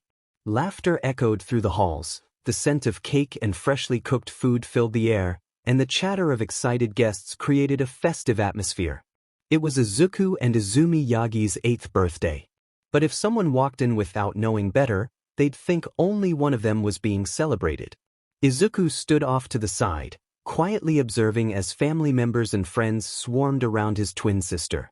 The attention, the gifts, the praise all directed at her. He was right there, but no one seemed to notice. He had grown accustomed to this. For 3 years now, this had been the norm. Ever since Izumi awakened her tactile kinesis, the Yagi household had forgotten a son. At first, it was small things forgetting to make meals for him, leaving him behind during family outings. Then it escalated. Vacations, events, birthdays. He sometimes wondered if I wasn't here. Would they even realize? Happy birthday, Zuku. Izuku blinked, eyes widening as he turned. Katsumi Bakugo stood there, her usual scowl on her face, but there was something different. She wasn't yelling or teasing him like she usually did. Instead, she held out a small bag, her eyes darting away from him. Take it, she mumbled, a little too quickly. Izuku blinked again. Katsumi was giving him a gift? Wow, a gift. Thanks, Kaken, he said softly, a bright smile spreading across his face. Katsumi froze. I really appreciate you noticing me, Izuku added, his smile growing even brighter. It means a lot. That smile. So bright. So honest. Katsumi's face turned a shade of red that could rival her explosions. Be baka, she snapped, throwing the bag at him. An explosion erupted just inches from where he stood, sending bits of confetti swirling around him. What was that for? Izuku yelped. Don't get the wrong idea, stupid nerd. Katsumi barked, spinning around so fast her twin tails whipped behind her. She pressed her hands to her flushed cheeks, her lips trembling as she muttered under her breath. And with that, she bolted. Why does he have to smile like that? Stupid, Izuku. Izuku blinked, staring at her retreating figure, unaware of her feelings. What just happened? That She was teasing me again. His heart sank a little. Of course. What else could it be? The doors burst open with a wave of psychic energy, sending decorative streamers and confetti scattering into the air. The room fell silent as two women floated into the house with all the grace and authority of queens entering their throne room. Tatsumaki and Aunt Bookie. The moment the words left his mouth, a visible vein twitched on Tatsumaki's forehead. How many times do I have to tell you not to call me that? Oh, relax, Izumi. Fubuki interrupted smoothly, her tone effortlessly cool. As she flipped her hair, striking a pose as if she were on the cover of a magazine. She gave Izuku a soft, knowing smile. I happen to like the name. It's cute. See? Izuku grinned. Aunt Bookie gets it. Tatsumaki's eye twitched harder. Don't encourage him, she grumbled, crossing her arms and looking away. Izuku wasn't fooled. He'd caught her smiling once after he called her Aunt Tatsumaki when no one was looking. But if Izumi tried using the name? Call me that one more time, and you'll wish you were never born. Izumi had learned quickly that only Izuku had the privilege of using those nicknames. Fubuki, however, embraced her title of Bookie with pride, claiming it gave her a youthful charm. Izuku, Fubuki said warmly, approaching him with a small box in hand. Happy birthday. They remembered. Izuku's heart swelled, and warmth crept into his chest. Izuku beamed. Thanks, Aunt Bookie. She turned to Izumi. I got something for you. Fubuki presented a sleek black case. These used to be mine. For me. Izumi's eyes sparkled as she eagerly grabbed the case, opening it to reveal the gloves. I've outgrown them, but they'll enhance your telekinesis quite well. Thank you so much. Izumi shouted, hugging her. Tatsumaki huffed, finally floating over. What? No thanks for me? Izuku turned to her with wide eyes. You got me something too? Tatsumaki grumbled, digging through a bag and pulling out a larger box. Don't break it. Izuku took it, his eyes lighting up as he realized what it was. A game console? Like I said, don't make a big deal out of it, Tatsumaki muttered, crossing her arms and looking away. But without thinking, Izuku hugged her. Thank you so much, Aunt Tatsumaki, he said softly, wrapping his small arms around her waist. The room went dead silent. Inko's eyes widened. Fubuki's lips parted slightly, her expression one of pure surprise. Even Izumi, who had been grumbling quietly under her breath, froze mid-sentence. Everyone knew Tatsumaki hated being touched. She avoided physical contact like the plague, even amongst family. Yet she stood completely still, her brain processing what just happened. Izuku let go, stepping back with a big, grateful smile. Thank you, Aunt Tatsumaki. This means a lot. Tatsumaki blinked. Then, after a brief moment, she scoffed, turning away as if nothing happened. Whatever. But Fubuki saw it. The faint blush dusting Tatsumaki's cheeks quickly faded as she recovered. Oh, this is gold. She was definitely saving this moment in her memory for later. Izuku, completely oblivious to the significance of what just happened, just held his new console with joy. Tatsumaki pulled him back. And if I find out Izumi touched this thing, I'll make her wish she kept her hands to herself. Izumi shuddered. Izuku, against his better judgment, laughed. And for once, he felt noticed. Come on, Tatsumaki, you gotta calm down. Toshinori pleaded, desperately attempting to control the situation. Please, for the sake of your niece. The moments that followed after the gifts could only be called the Midoria chaos. Toshinori, visibly sweating and on the edge of a nervous breakdown, was in full-on panic mode, hovering nervously around Tatsumaki, who was already on her third bottle of sake. Miss Tatsumaki, perhaps we should slow down. Shut up, Yagi. Tatsumaki waved him off, Her voice slightly slurred, but her telekinesis still sharp enough to levitate her glass like it was nothing. I'm fine. I haven't even crushed anything. Yet. Toshinori's eye twitched. Yet. He was sweating bullets, visibly trying to calculate how much damage control he could do if she lost her temper. If she goes off. The house. The neighborhood. Izuku blinked. Auntie's a bad drunk. The thought was terrifying. I'm not even that drunk, Tatsumaki grumbled, swaying slightly. You're just overreacting all m-. Toshinori slapped a hand over her mouth and shushed her. Izuku wondered why his dad was so cautious over her. Wait, are you serious? Fubuki's voice suddenly echoed over the chatter, snapping Izuku's head toward the far side of the room. He blinked in disbelief. What the? There, at the dining table, sat Fubuki and Inko? Wait, no. Not just sitting. They were both hunched over the table, and there was money. A lot of money. Fubuki's eyes widened, her professional demeanor slipping away. That's how much even is that? Izuku couldn't believe what he was witnessing. His mom was going band for band with Fubuki. And was winning. Is that? Another 50,000 yen. Izuku mumbled in shock. Make that 100,000, Fubuki corrected with a smug grin. Where did you get all that?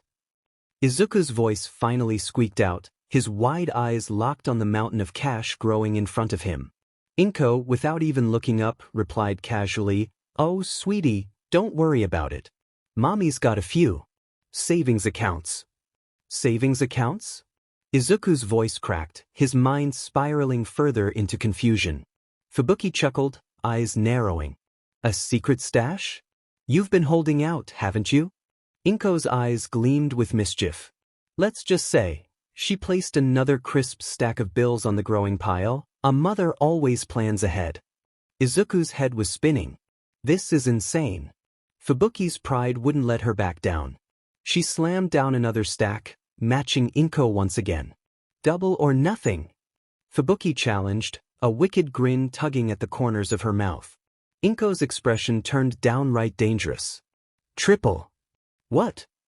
Izuku's voice cracked so hard, it was a miracle the glassware didn't shatter. Fubuki shot him a quick look and shrugged. Guess I didn't know your mom was this much of a player. Oh my god. Mom's actually going band for band with Fubuki. Fubuki. B-class rank 1 hero. The blizzard of hell. And she was losing. Are you really doing this? Izuku muttered to himself in disbelief. Of course I am, sweetie, Inko replied cheerfully, as if this was the most natural thing in the world. Can't let Buki get ahead of me. And there she went again, tossing another stack onto the growing mountain of cash. I see. Fubuki muttered softly, almost to herself. You're not an ordinary woman, Inko. I'm just getting started, Buki. Inko retorted. Mom's a monster. Izuku whispered in horror. How does she even have this much money? Izuku muttered under his breath, still trying to wrap his head around it. I swear, this house has more surprises than I can count. Meanwhile, the living room had transformed into a full-blown arena. All right. Izumi grinned, cracking her knuckles as she floated a few inches off the ground. Her green hair was pulled back into a ponytail, and her eyes gleamed with anticipation. Free-for-all. No holding back. As if I ever do, Katsuki scoffed, sparks crackling in his palms as he crouched into a stance. Just don't get ahead of yourself, Bakabro, Katsumi smirked, hands glowing with tiny controlled explosions. She adjusted her stance, anticipating his first move. Shoka said nothing. She simply took a small step back, her expression unreadable. Her presence was subtle, almost invisible. Rules? Shoto asked coolly.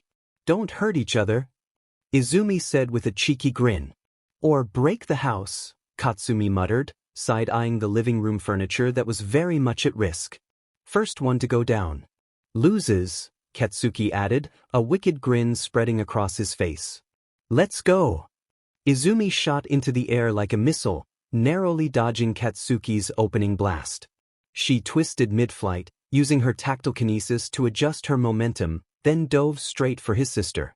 Katsumi detonated a burst at her feet to propel herself sideways, avoiding both Izumi's strike and a second explosion from her brother.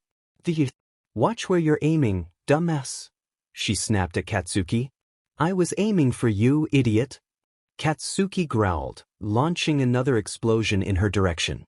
Katsumi grinned, twisting midair and countering with a precise detonation, stopping his blast before it reached her. Nice try.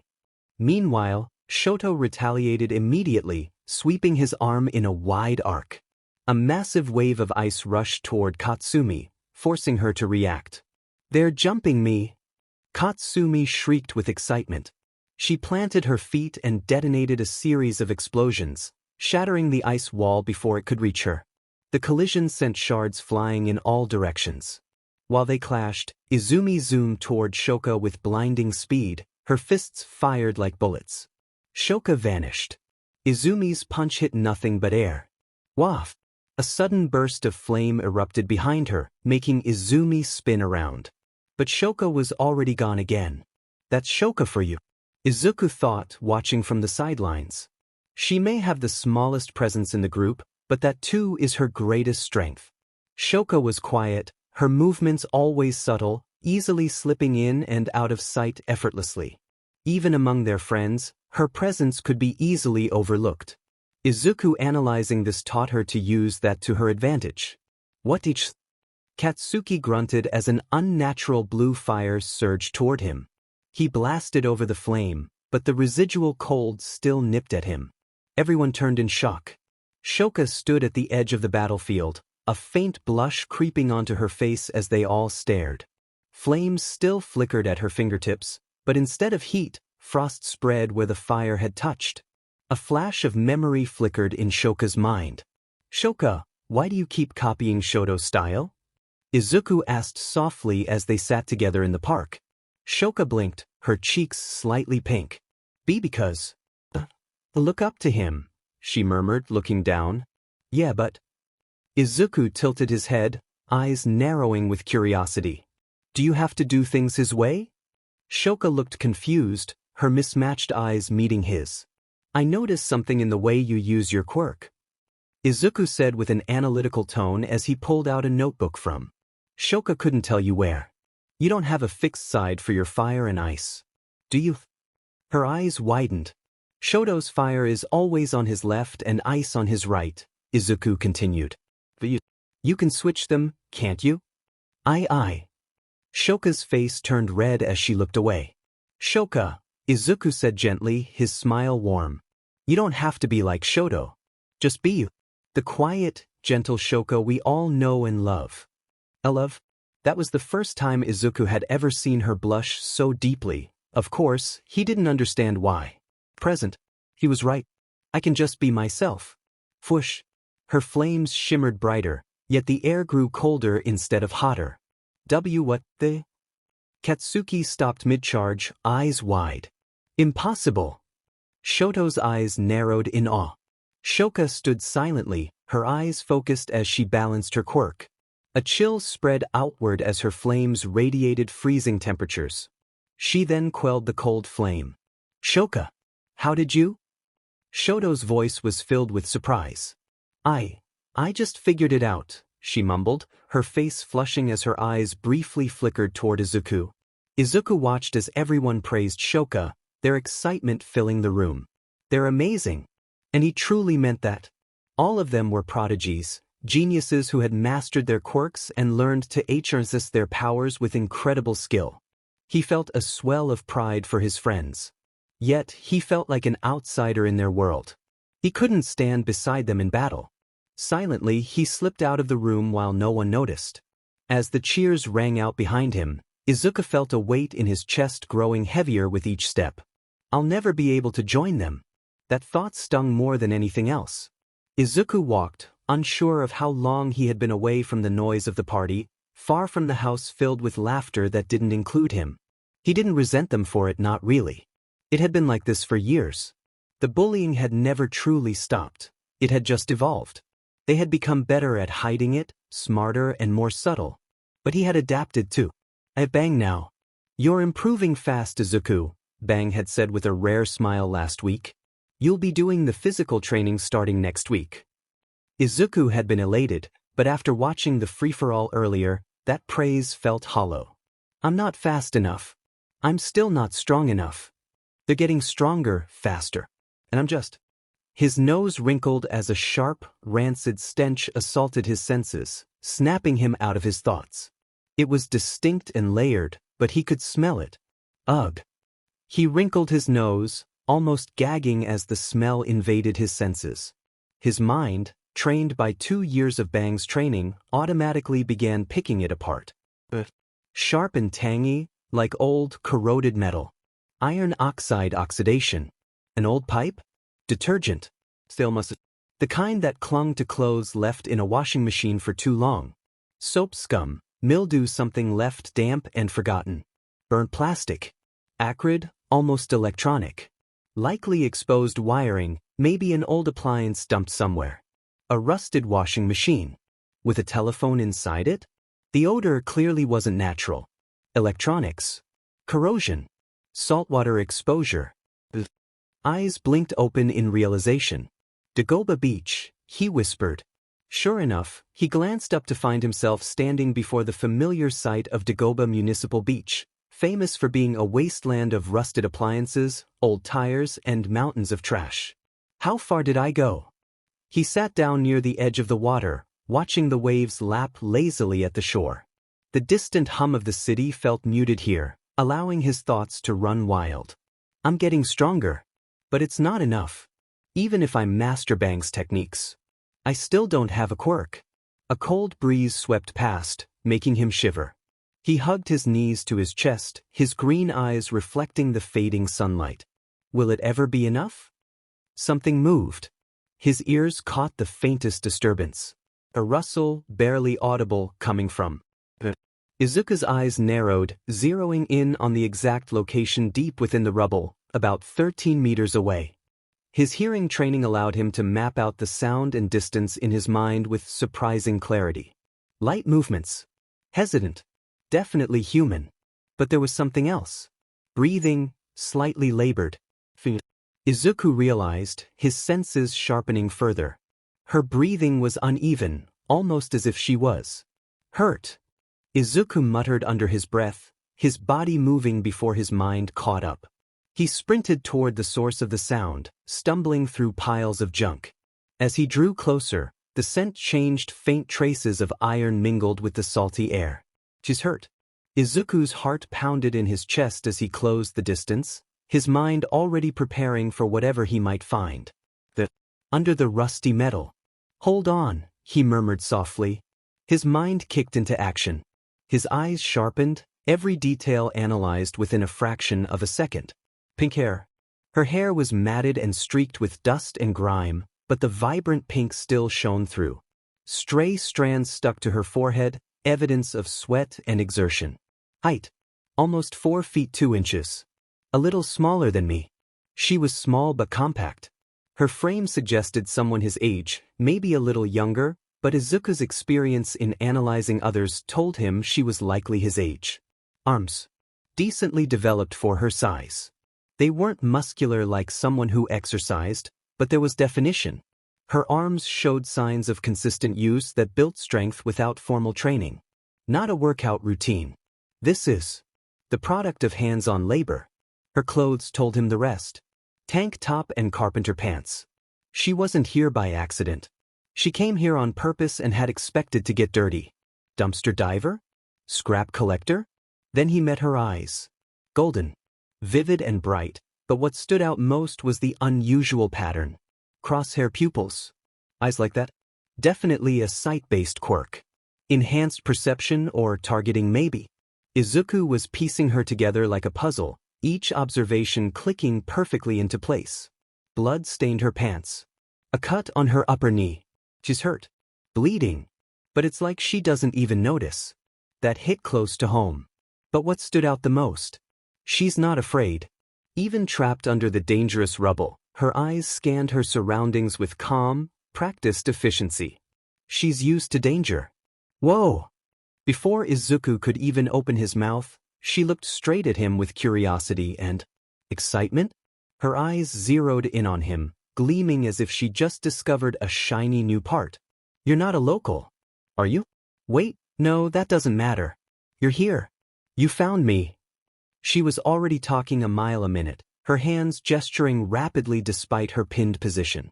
Her golden eyes scanned him in an instant. Average build, not too muscular, still lean. Decent stamina. Postures too upright for a normal kid martial arts. Izuku blinked again, completely caught off guard. Wait, how did?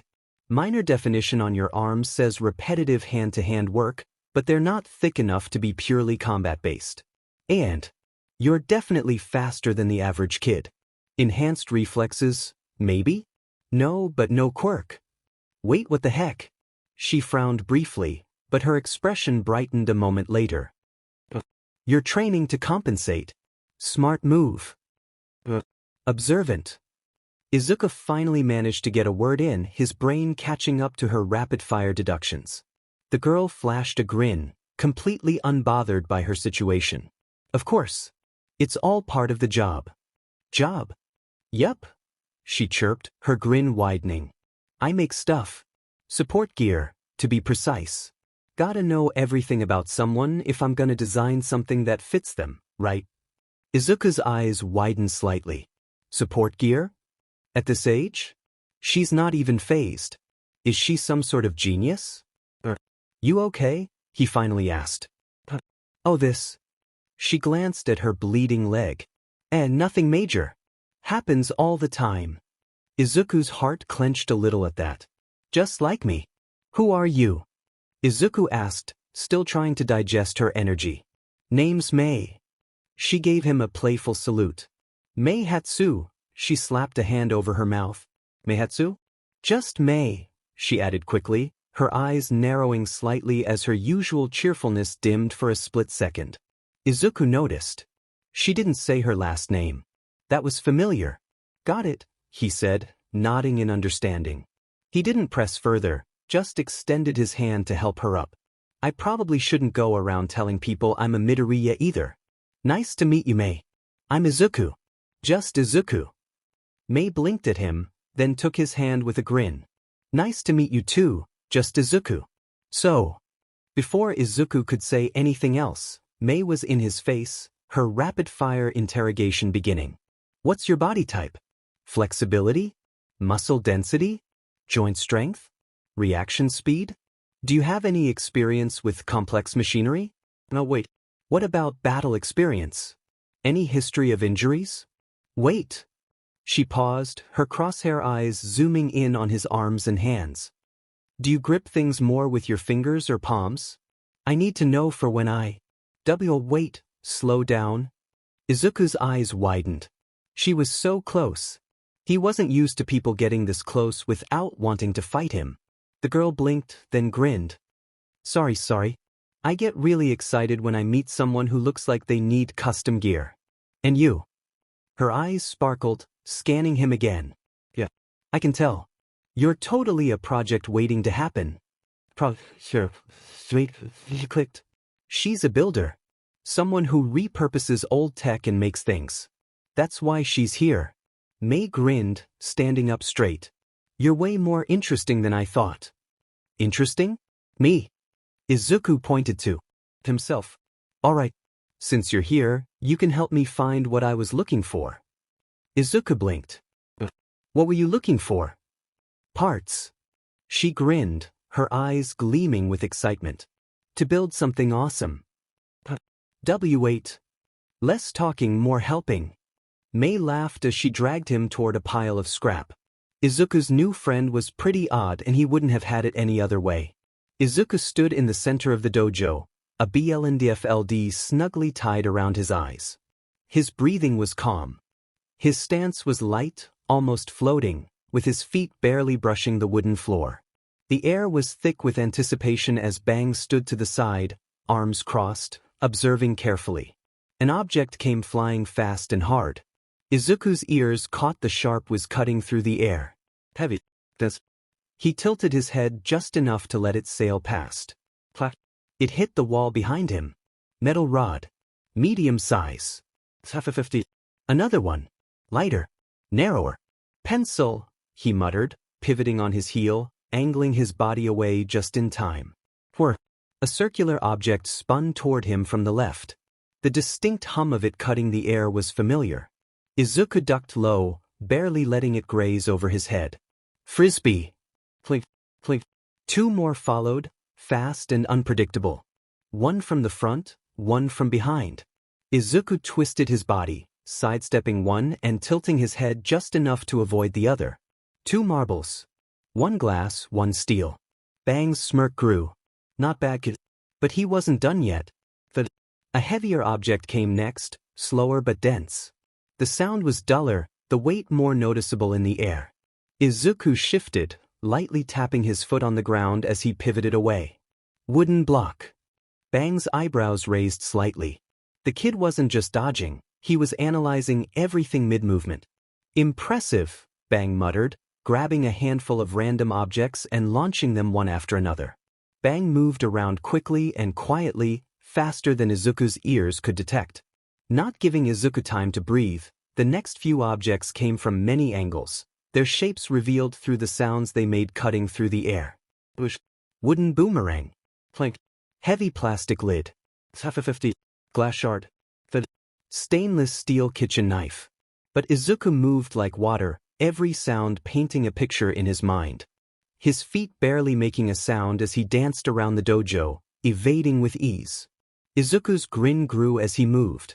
He could feel his progress. A year ago, this would have overwhelmed him, but now? He was in his element. Whip. Something small, quick. Light but compact.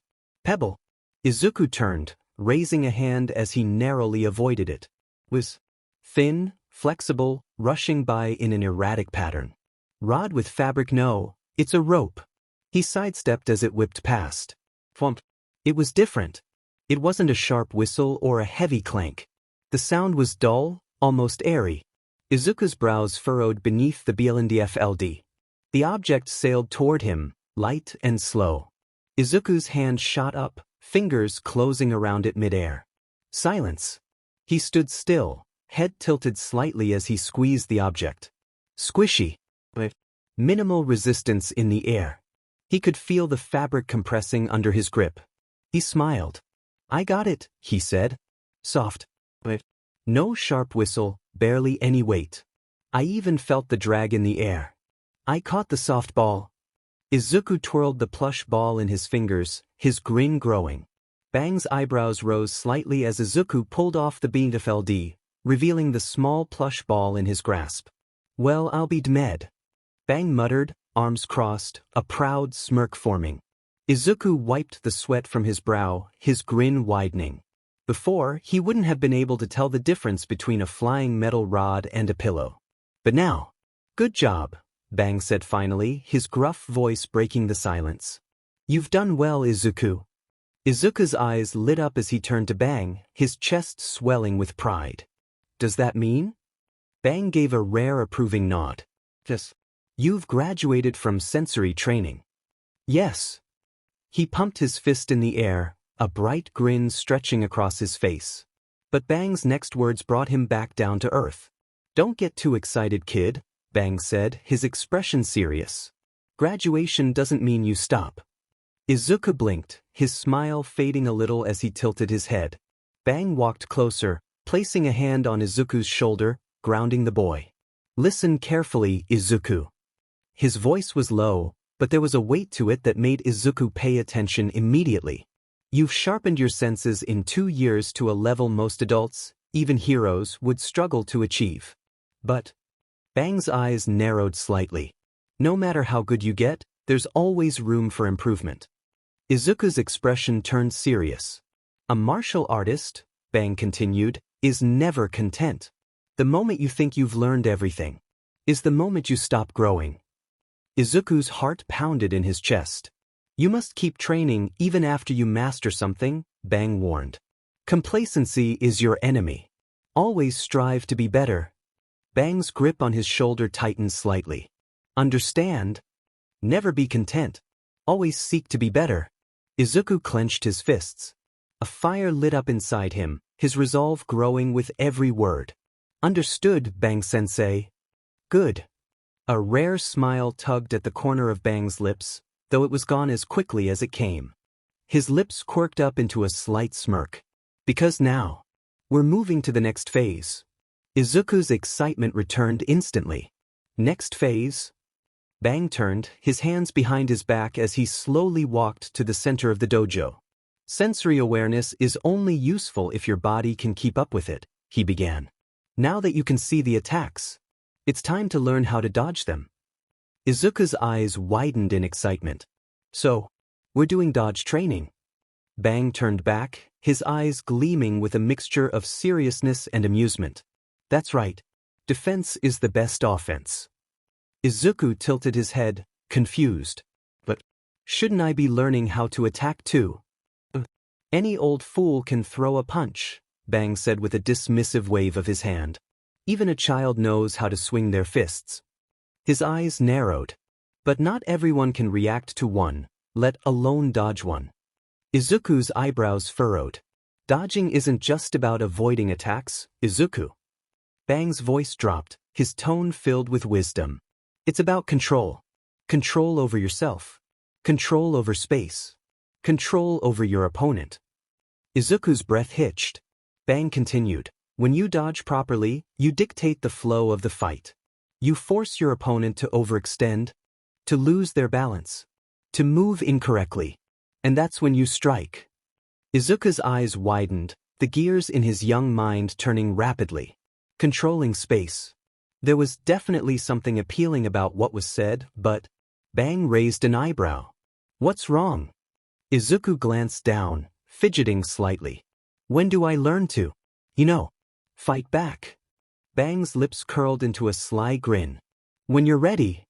Izuku's expression fell slightly. Oh. Grumbling already? Bang teased. Izuku huffed but didn't argue. He respected Bang too much to complain. Patience, boy. Bang put a hand on his head. You need a strong defense before you can even think about offense. If you can't dodge properly, you'll never land a clean hit in the first place. Movement and awareness come first. Everything else is secondary. Izuku exhaled, his frustration melting away. You're right, Master Bang. He straightened up, his eyes filled with resolve. I'll learn to dodge first. Bang's smirk returned as he cracked his knuckles. Good. Want to see something cool, kid? Izuku blinked, tilting his head. What? Before he could finish, Bang grabbed a full basin of water and gently placed it on his own head. Bang leapt onto a long, thin wooden pole, one barely wide enough to fit the ball of his foot, and balanced effortlessly on one leg. Izuku's jaw nearly hit the floor. How? Bang stood completely still for a moment, as if testing his balance. Then, without warning, he moved. His right fist shot forward in a sharp punch, followed by a swift roundhouse kick behind him and a high kick in front. He transitioned between standing on his right and left foot, never missing a beat. Each strike was fast and ferocious. His body twisted and turned with vigor, executing a perfect pattern of punches, kicks, and body twists. Not a single drop of water spilled. Not even a wobble. Izuku stared, wide-eyed. His heart pounded as he watched Bang's movements. Aggressive, sharp, controlled. It was different. His movements weren't just sharp, they were relentless. His form was aggressive, harsh, and a little out of character considering Bang's usual style. Bang finally stopped, landing softly on the ground without disturbing the basin. He lifted it off his head and held it out to Izuku. Not bad for an old man, huh? Bang said with a smirk, not even out of breath. Izuku's mouth hung open. Awesome. Bang chuckled, placing the basin aside. What I just showed you isn't simply strength or speed. His gaze sharpened. It's about control.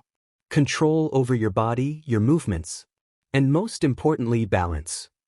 Izuku nodded, eyes gleaming with excitement. Bang's smirk widened. Exactly. Now it's your turn. Izuku blinked. Wait, what? Before he could react, Bang tossed a small, flat stone at him. Izuku barely managed to catch it. Put that on your head. Izuku hesitated. Why? Bang's grin turned mischievous. Because if it falls, I double your training. Izuku stiffened. Oh no. Izuku's schedule changed from there on. Mondays, balance. He practiced tightrope walking, gymnastics, and simulations of moving across shaky bridges, each one more unstable than the last. The goal? Maintain perfect control no matter the conditions. Tuesdays, parkour. Free running through a 7-meter high, 3-kilometer long obstacle course. Vaulting, climbing, flipping, and honing his agility and spatial awareness. Wednesdays, intuition. Shirtless, Izuku stood for hours, learning to feel the slightest changes in the atmosphere. Temperature shifts, vibrations, even the faintest breeze. The human body has around 4 million touch receptors covering it. The hand only contains about 100,000 nerves. Touch wasn't just about hands, it was about the entire body. Thursdays, evasion. Blindfolded once again, Izuku dodged high-speed projectiles within a small area. The margin for error was thin, pushing his reaction time to its limits. Fridays, calisthenics. Advanced bodyweight exercises designed to build raw strength, toughness, and flexibility. Push-ups, sit-ups, pull-ups, horse stance, planks, and more. Each set more grueling than the last. Saturdays, reflex training. Imagine that carnival game where objects drop, and you have to catch them? Izuku did that on steroids. Dozens of heavy objects fell quickly at random intervals, and he had milliseconds to react, catching them all without fail. Sundays, rest. The most important type of training, and often the most neglected. But rest didn't mean laziness. Izuku studied with bang, learning knowledge that would give him an edge academically and mentally. Each day brought its own challenging task, but Izuku faced them all with unwavering determination. Because one piece of advice echoed in his mind, no one will come to save you, you're responsible for your own being. Izuku wiped the sweat from his forehead after another grueling Saturday of reflex training. His hands still tingled from catching what felt like 100 falling objects, but his body was adjusting.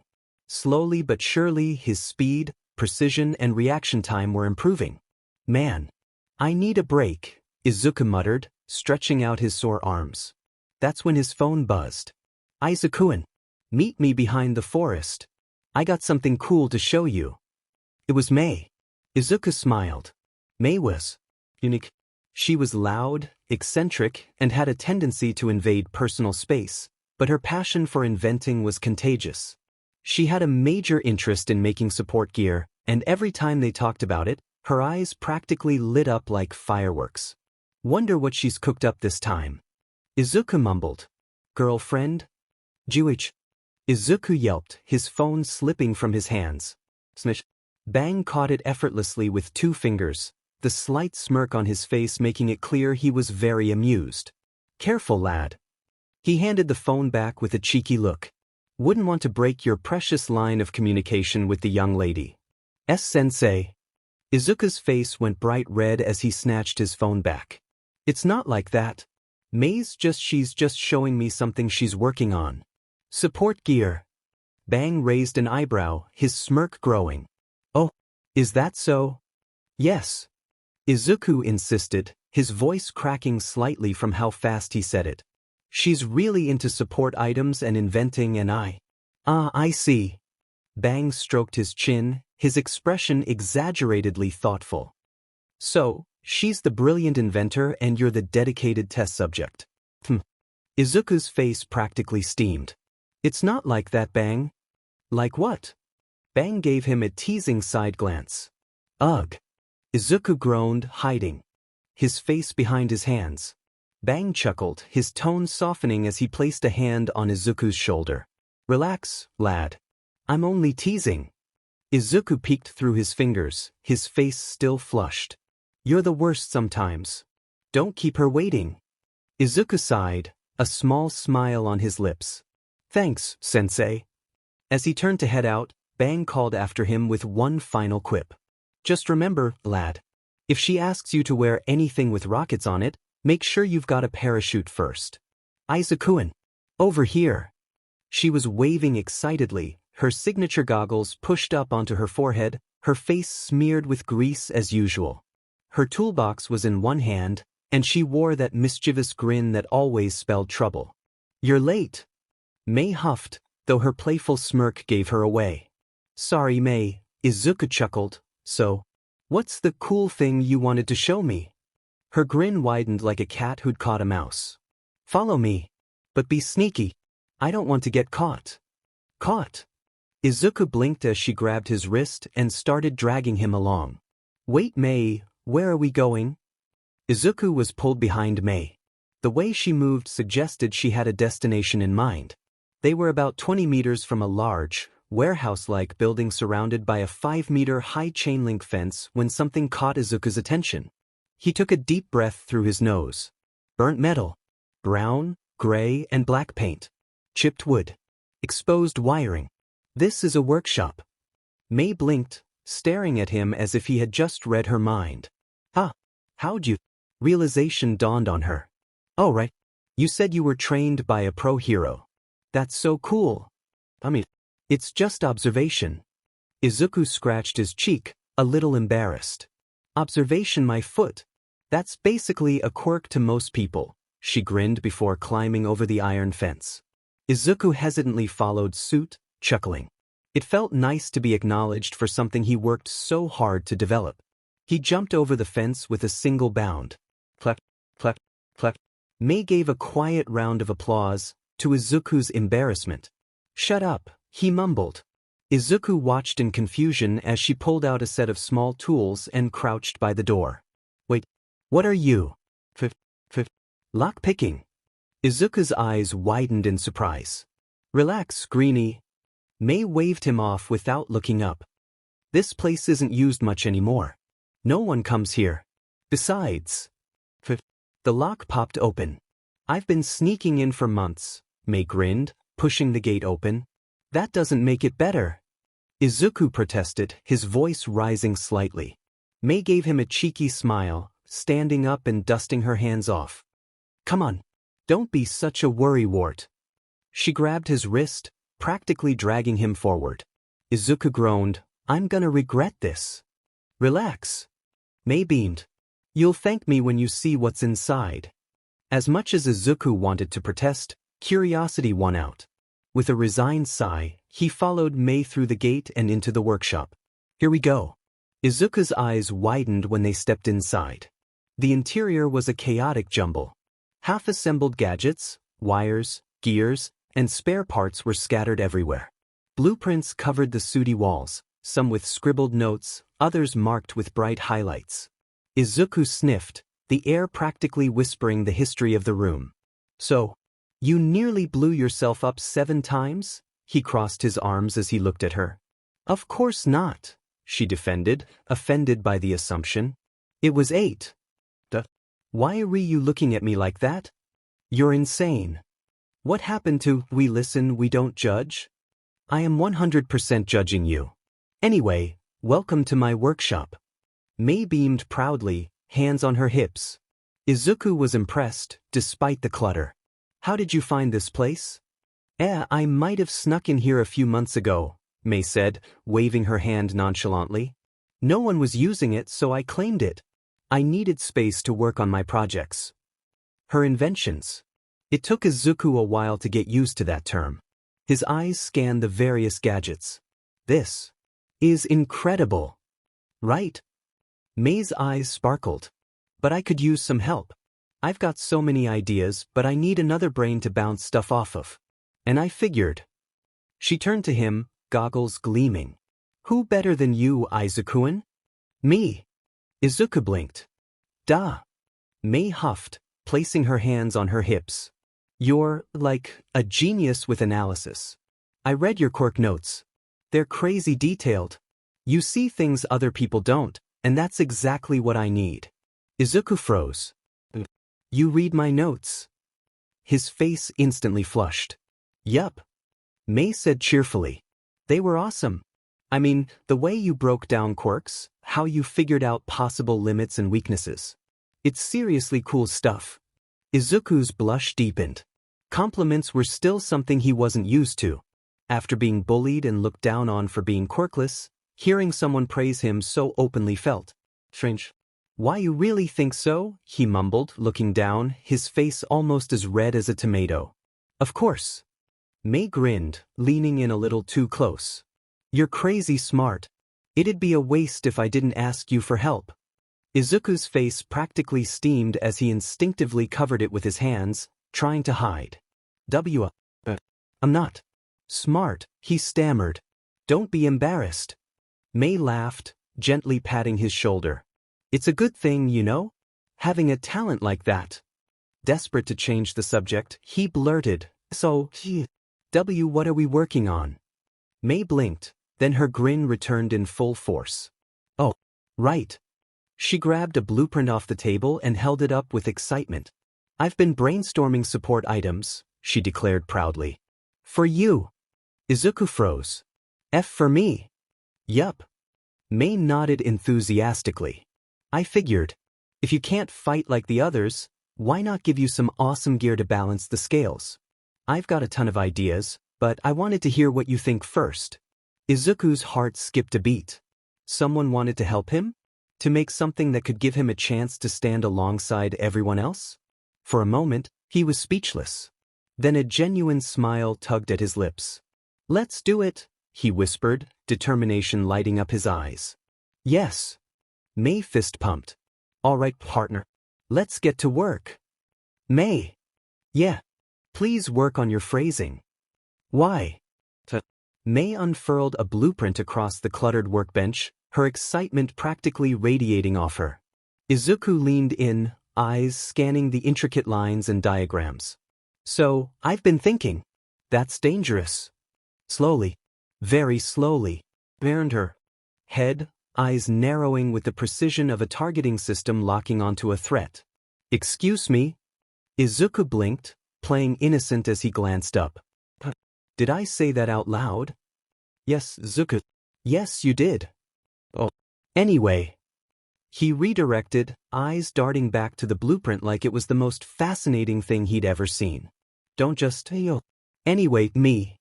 May's lips twitched, torn between a smirk and a glare. Izuku raised his hands in mock surrender. It just slipped out. May's narrowed gaze didn't waver. But seriously. Izuku smirked, his tone dripping with faux curiosity. What were you thinking about, oh brilliant inventor? May stared at him for a moment longer, clearly debating whether to let it go or throw a wrench at him. Please don't throw a wrench. Finally, she scoffed, shaking her head with a mutter. You're such an idiot. Huh. Nothing. May coughed, quickly looking back at the blueprint. I've been thinking about your gear, she replied. You've been training with that old guy, what's his name, Bang, right? Izuku nodded. Knowing you're a martial artist, May started, tapping the page. And doing some research, a lot of research, I figured you'd need something specific to help you fight better. Izuku's eyes widened. Researched martial arts. Of course. May grinned. You think I'd design support gear without knowing exactly what my client needs? Wait, was that last part? So. May pulled out another sheet, this one covered in notes and small sketches. I looked into the art of the 8 limbs and it clicked. You use everything to fight, right? Fists, elbows, knees, feet. Izuku nodded slowly. Why, yeah. So that means those are the parts that need the most protection. She pointed at her sketch, which displayed gloves, elbow pads, knee guards, and reinforced shoes. I realized you'd need reinforced gloves to protect your fists, elbow guards to cushion your strikes, knee pads to absorb impact, and shoes built for speed and grip so you can move like a pro. Happy 10th birthday, Izumi. The sound of cheers echoed from downstairs, followed by the excited giggles of his sister and the familiar warmth of their parents' voices. Izuku stood at the top of the stairs, his hand gripping the wooden banister as he listened. His expression was blank, but his heart clenched painfully in his chest. Of course. He was used to this by now. He'd learned long ago that hope was a dangerous thing. It built you up, made you believe, only to let you fall. And the fall always hurt. But despite knowing that, some part of him still hoped. Maybe this year. Maybe they'll remember. Maybe this year they'll finally see me. But no. It was always the same. Happy birthday, Izumi. Never, happy birthday, Izuku. He forced himself to turn away from the cheerful sounds, his footsteps quiet as he walked back to his room, the echoes of celebration fading behind him. Stop looking forward to it, he told himself. Stop hoping.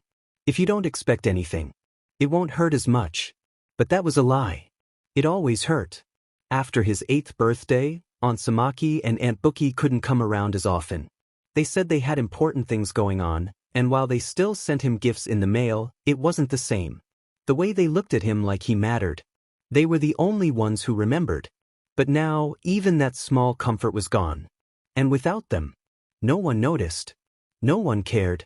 Izuku glanced at the small, neatly wrapped box sitting on his desk, Aunt Bookie's gift.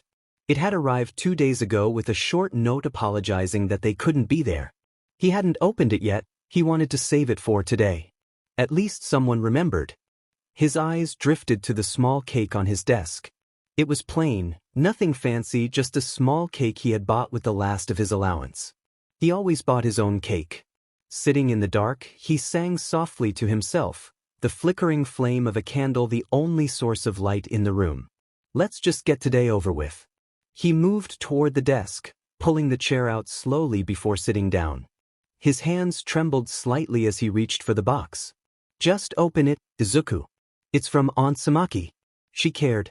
She always did, even if she acted like she didn't. With careful fingers, he peeled away the wrapping paper, revealing a sleek, dark green notebook underneath. His eyes widened slightly as he traced the golden lettering on the cover. Heroes Yearly, Special Edition. Full volume. His breath hitched. It wasn't just any edition.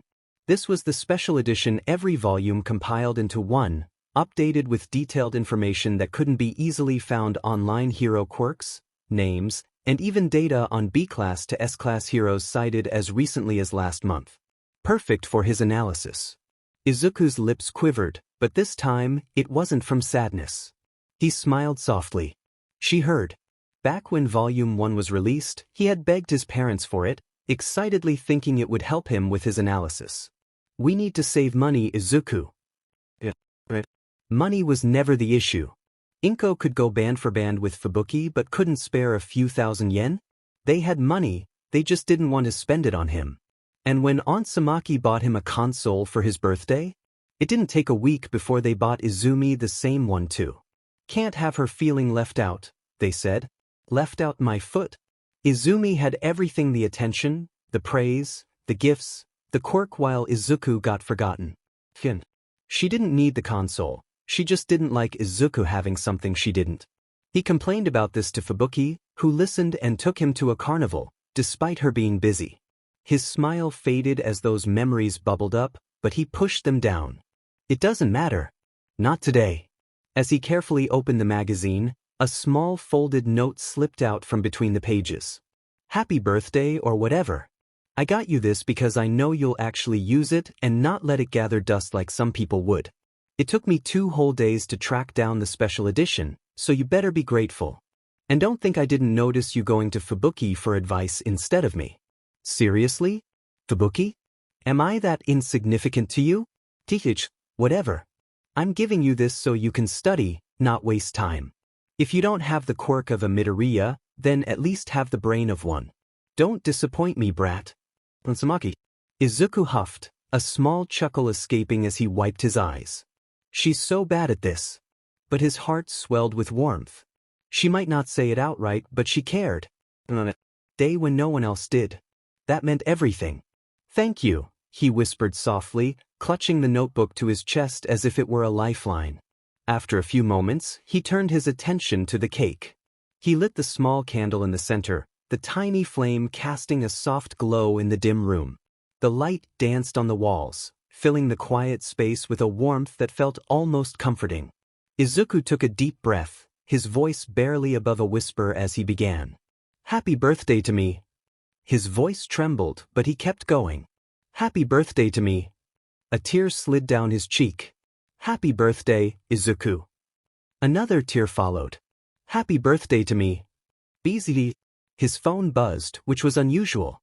It wasn't a call, and Izuku didn't download many apps to get notifications. He picked it up. Hats, come quick and bring protection. Izuku choked on air, his face turning bright red as his mind raced through 1,000 worst-case scenarios. What did she mean by protection? Just Izu. Clarification. No. A few seconds later, another message appeared. I need help with the baby.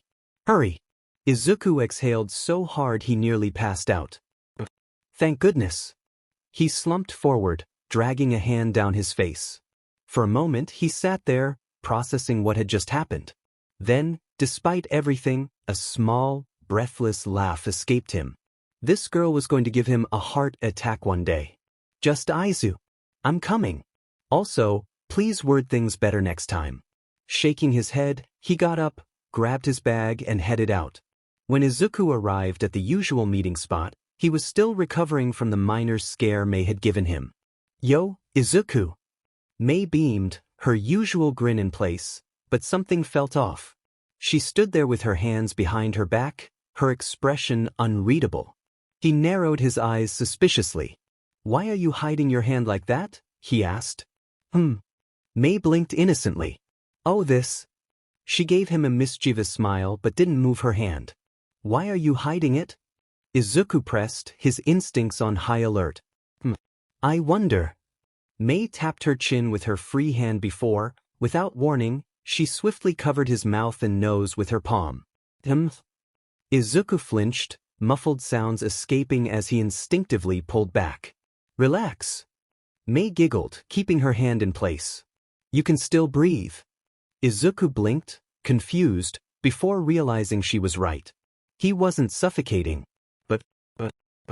Are you doing this? His muffled voice was barely audible. May's grin softened slightly, her eyes sparkling with that familiar spark of ingenuity. Because I know how good your senses are, Zuku, she said playfully, leaning closer. If I didn't cover your nose, you'd figure it out before I could surprise you. Izuku blinked again. Surprise? May finally let go, stepping back and pulling her hand from behind her back with a flourish. Tada! In her palm was a sleek, compact digital watch. This is a prototype. May interrupted excitedly.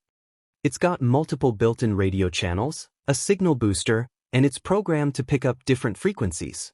I even made sure it has a secure private channel just for us. Oh, and it's shock-resistant, water-resistant, and has a distress signal function if you ever need backup. Izuku was floored. Built this? His voice was barely above a whisper. May crossed her arms, puffing up with pride. Duh. I mean, it's not perfect yet, but that's why we're gonna spend today making it even better. Izuku opened his mouth, then hesitated.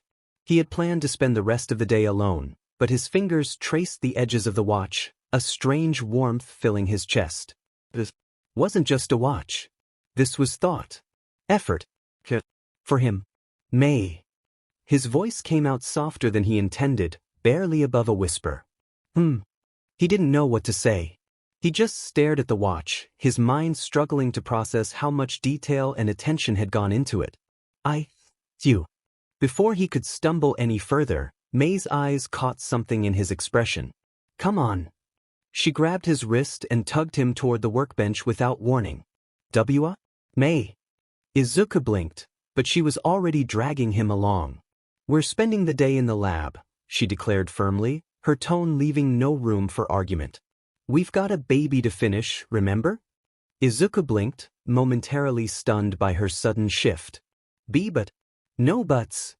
May interrupted. We have circuits to refine, frequencies to calibrate, and I want to make sure it can withstand an explosion. Maybe we should test that first. Wait, what? Come on, I can't do all the fun stuff without my partner in crime, May said softly. Izuku's eyes widened slightly. She knew. Even without saying anything, May had noticed.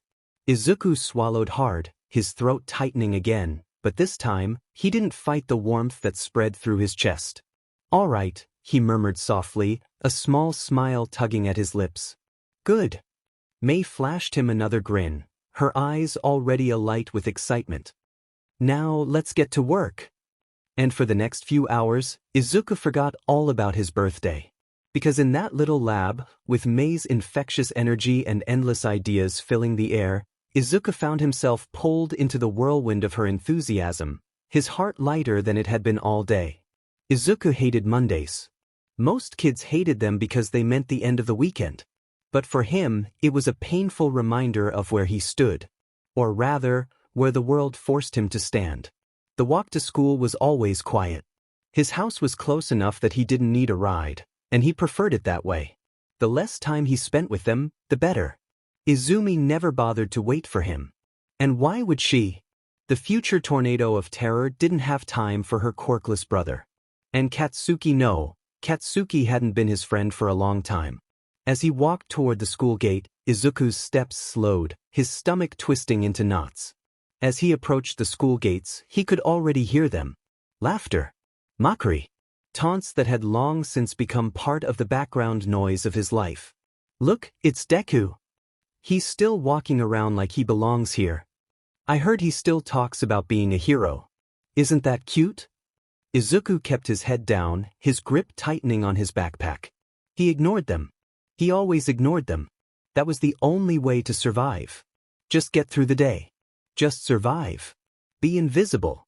Or at least that's what he wished. Look who finally crawled in, a voice sneered from behind him. Izuku froze. He didn't even need to turn around. Katsuki. But thought Deku'd be smart enough to quit by now. Katsuki's voice dripped with disdain as he leaned lazily against the gate, arms crossed. Deku, a name given to him, meaning useless, a direct insult to his lack of a quirk. It was almost a twist of fate how his name, Izuku, sounded close enough to Deku that it stuck, solidified into a permanent reminder of his inadequacy. It had only been a year since Katsuki had coined it, and since then his real name had been forgotten. Replaced. Didn't you hear me? Katsuki's tone was laced with disdain, his footsteps growing louder as he approached. Izuku clenched his fist, keeping his gaze down. He knew better than to respond. But Katsuki hated being ignored. Oi! A sudden, sharp sound echoed in Izuku's ears as a small explosion went off near his foot, sending him stumbling. Careful, Katsuki said mockingly. Wouldn't want to trip and embarrass yourself. Oh wait, you do that to yourself anyway. Katsumi laughed, her voice just as grating. Pathetic, she muttered, shaking her head. And he still doesn't learn. Laughter erupted around them. Izuku sighed audibly. He knew better than to respond. He knew what would happen if he let his guard down. But silence didn't save him either. Oops. His leg faltered mid-step, and he stumbled face-first into the ground, eliciting laughter from those around him. He looked up to see the source of his fall, Izumi. His twin sister stood over him, feigning innocence as she dropped her bag just right, causing it to hit Izuku on the head. Sorry, didn't see you there. Her voice was sweet, but Izuku could see the smug satisfaction in her eyes. Pick it up, nerd, Katsuki's voice chimed in. Izuku swallowed hard, standing up to retrieve his sister's bag when suddenly, snuff, boom, a loud blast echoed, followed by a wave of heat that pushed him forward. He hit the ground again, his face scraping against the floor. Katsumi stood nearby, grinning like a predator. After a playful suggestion, she snapped her fingers, and a blast erupted, her signature move. Oops, she said, her grin widening with delight. Guess I'm clumsy too. More laughter filled the air. Izuku pulled himself up, keeping his head down. He didn't want to acknowledge them, doing so would only give them a reason to push further. Instead, he decided to walk to his class, ignoring their taunts. As he walked through the hallways, the whispers surrounded him like a storm. You'd think he was famous.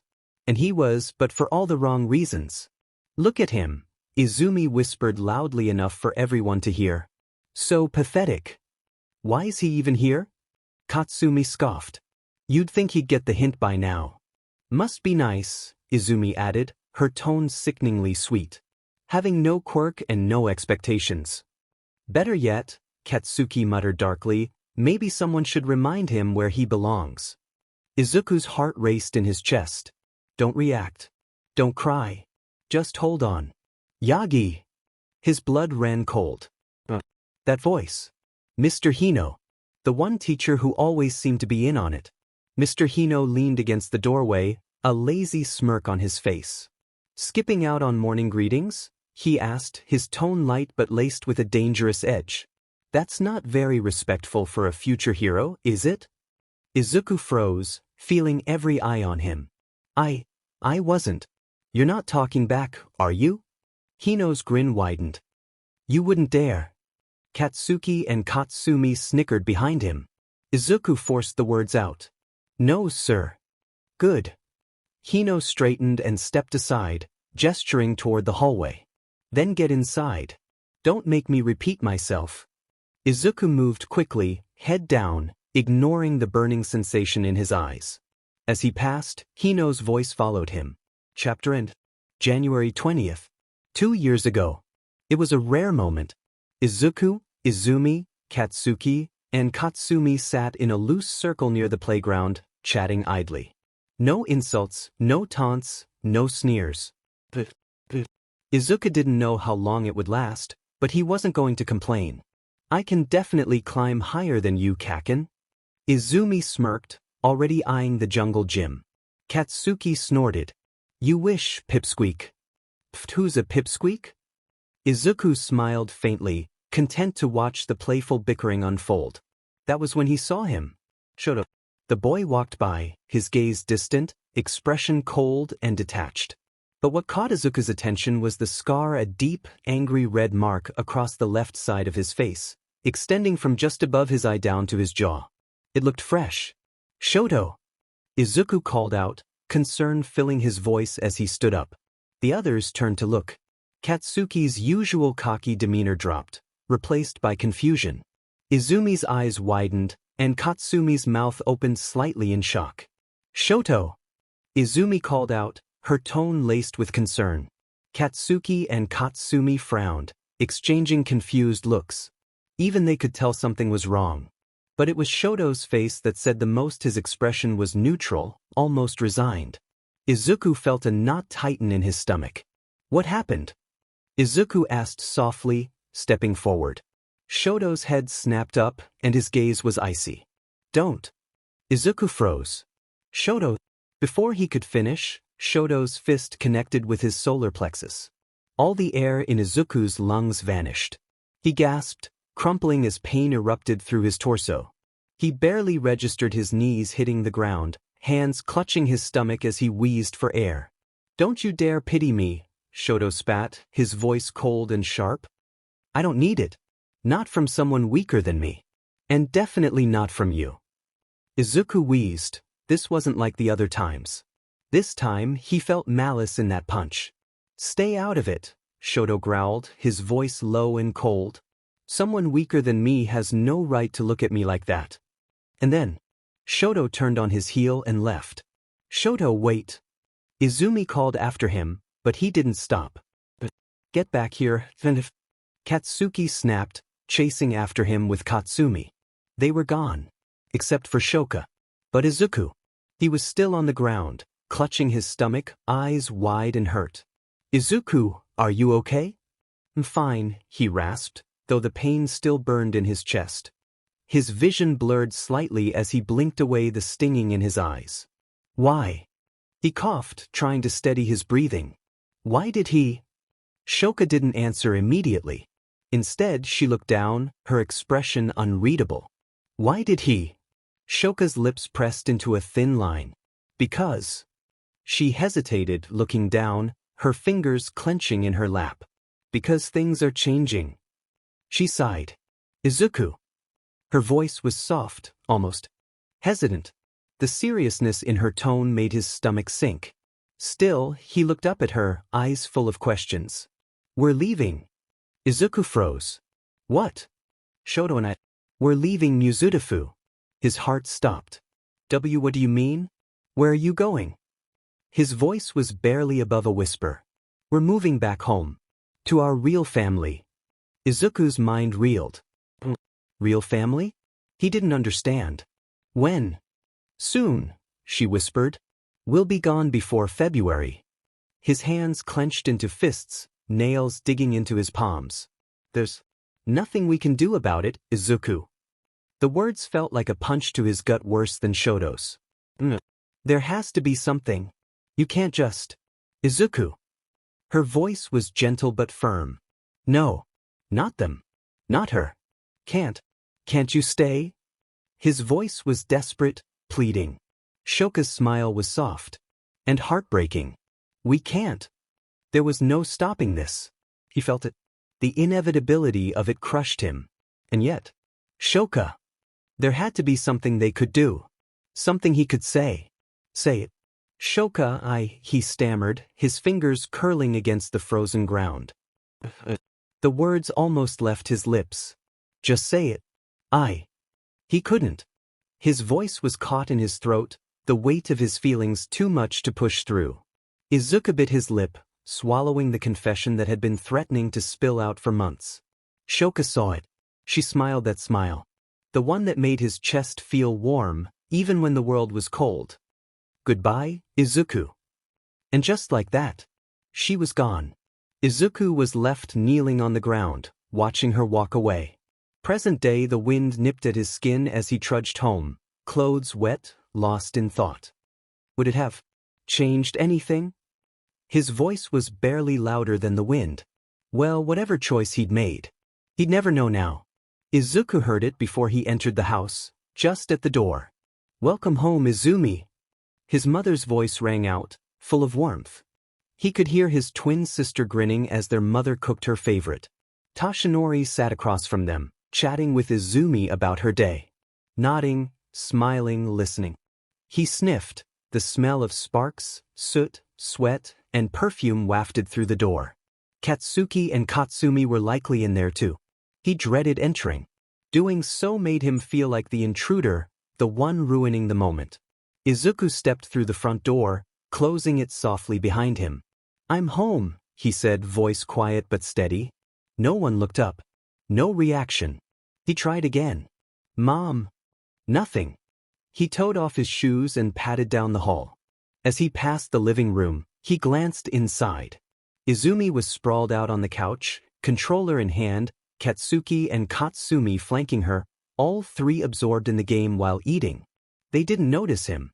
Izuku swallowed and kept walking. When he reached the kitchen, he saw his mom. She stood at the counter, humming softly as she stirred a pot on the stove. The smell of curry filled the air, rich and warm. Mom? He tried softly. Her hum didn't pause. She didn't even look up. That I'm home, he added, a little louder.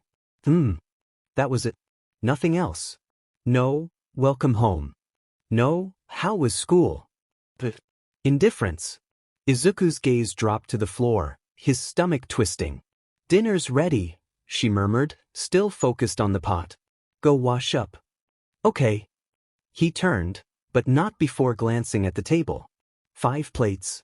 Only 5. 1 for Dad. 1 for Mom. 1 for Izumi. 1 for Katsuki. 1 for Katsumi. None for him. As usual. Izuku walked toward the stairs. He passed his father's office on the way. The door was slightly ajar, and he could hear Tashinori's voice, low and animated as he spoke on the phone. Nizu, I'll do it. But I still need to finalize some things. Yes, that's true. So until then Izuku paused, his hand hovering near the door. For a second, just a second, he thought about knocking. Maybe if I just... Izuku. His father's voice was firm, but not unkind. Distant. Always distant. Not now. Izuku's hand dropped. Right, he whispered. He wasn't angry. He wasn't even surprised. Acceptant. He backed away into his room.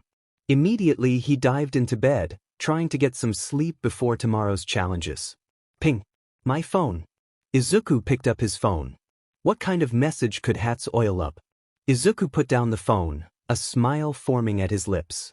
He took a deep breath in and another breath out. He was going to need mental preparation for the following conversation. He picked it up again. Just Izuku explain. Hats, we need more oil. I don't think we can find those at the beach. A valid concern. Izuku had been cleaning the beach for years now. And as reckless as people were with their trash, no one dumped any oils around. I mean, of course, that's a good thing. If people were that careless, the beach would have been a disaster long ago. But this meant they'd have to actually buy oil. Just Izuku, I understand the situation. Why didn't you just lead with that? Hat's less words means more time for fun. Izuku chuckled. That was so like her. Just Izuku, you're weird. Hat's weird is just a normal person's term for what's special. Izuku read that line. He read it again. And again. And again. Weird. When did the screen get so blurry? He knew she was just messing around, but never had he needed to hear something so badly than in this moment. He needed to hear that. How does she always do that? Saying the right things without even trying? He wiped his eyes to respond.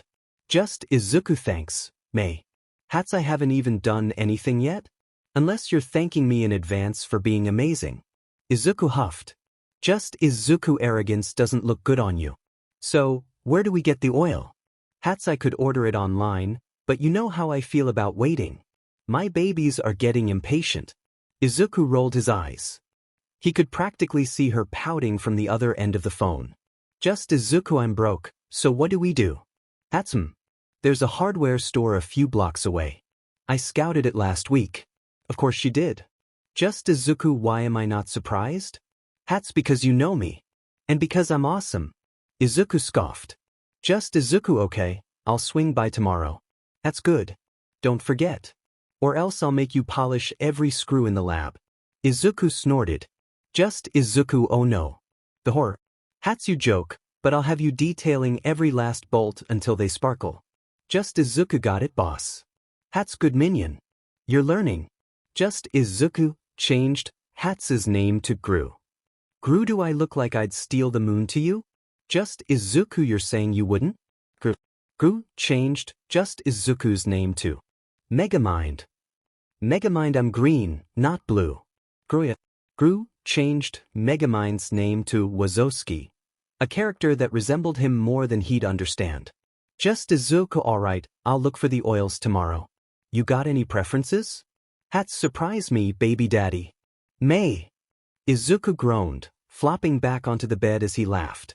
God, what am I going to do with her? Izuku heard steps aim toward his room and tossed his phone. Tashinori stepped into the room, which was a rare event in itself. Tashinori didn't come into his room often, not unless he wanted something. Usually, if they did talk, it was in passing, hallways, the kitchen, car rides with half-finished conversations. But here he was, standing in Izuku's doorway. And from the weight in the air, Izuku already had a bad feeling. Your report card, Tashinori said, his tone even but distant. Izuku didn't say anything. He didn't need to. He got up, grabbed the paper from his desk, and handed it over. Tashinori's eyes scanned the page slowly. Average. Slightly above average. His disappointment was palpable. Izuku. That tone again. Disappointed, but not angry. Stern, but not yelling. The kind that cut deeper because it wasn't loud. The type that made you feel guilty. I expected better from you. Izuku's fists clenched at his sides. His nails dug into his palms, but he remained silent. It wasn't that he failed due to inadequacy, the teachers simply didn't like him. Yet he couldn't voice that thought, as he knew how weak it sounded. Tashinori noticed Izuku's inability to meet his gaze and sighed, feeling a pang of sympathy. Talk about this later. But they wouldn't, because that would mean he would have to engage with his son, something Tashinori struggled to do. He was good at giving instructions, pointing out mistakes, and setting expectations, but true conversation? No, that was beyond him. He had other pressing matters to attend to. Tashinori placed the report card on the desk, his eyes lingering on it for a moment longer. Please, try harder, Izuku. And just like that, he was gone. Izuku stood there, staring at the empty space where Tashinori had been. He fought against the anger rising within him, practicing the breathing exercises Bang had taught him to calm down. He was sick. That was the excuse he always gave. He often granted Tashinori the benefit of the doubt, not because he deserved it, but because he was unwell. Lately, Izuku had noticed more signs of Tashinori's condition. Initially, he thought he was imagining things, but after starting martial arts and learning about movement, body language, and endurance, the the signs became glaringly obvious. His father took shorter, more labored breaths, and his breath had a metallic scent. Toshinori's body appeared weaker, more fragile than he liked to show. He limped slightly, favoring his left side, and tensed up whenever someone got too close. Even hugs from Izumi were met with guarded movements. How long had it been like this? Was it new, or had it always been there, unnoticed? Izuku wasn't sure. He might not be a fan of Toshinori, but he didn't want him to suffer. He wasn't that petty. Sitting down on his bed, he ran a hand through his hair. "Please, try harder." "I'm trying. I'm always trying." But when was that ever enough? He closed his eyes, exhaustion weighing heavily on him. "I just wish I mattered enough for him to care." Not wanting to face his family, Izuku reached for the console Tatsumaki had given him and opened his favorite game, a welcome escape from reality. The game booted up, colors flashing to life, and the words Solaris Arcana Online appeared on the screen. "All right, let's play." RPGs are dangerously addictive. Tatsumaki really shouldn't have given him that game. No, really. She shouldn't have. Because now, every day was consumed by leveling up, optimizing builds, and maximizing every single stat as if his life depended on it.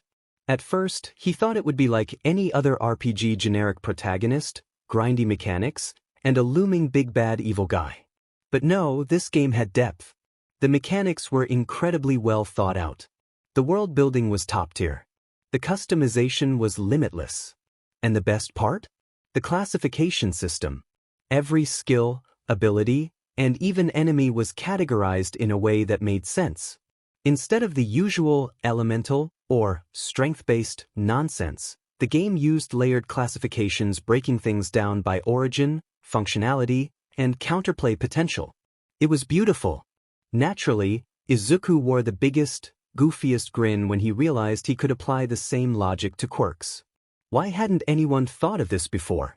The current system was so basic: emitter, transformation, heteromorph. That was it. But that didn't provide any useful information. It didn't explain how quirks worked, their limitations, or how to counteract them effectively. If you wanted to take down a villain, knowing they were an emitter type barely helped at all. Heroes, villains, quirks, they were all just builds in a more complicated game.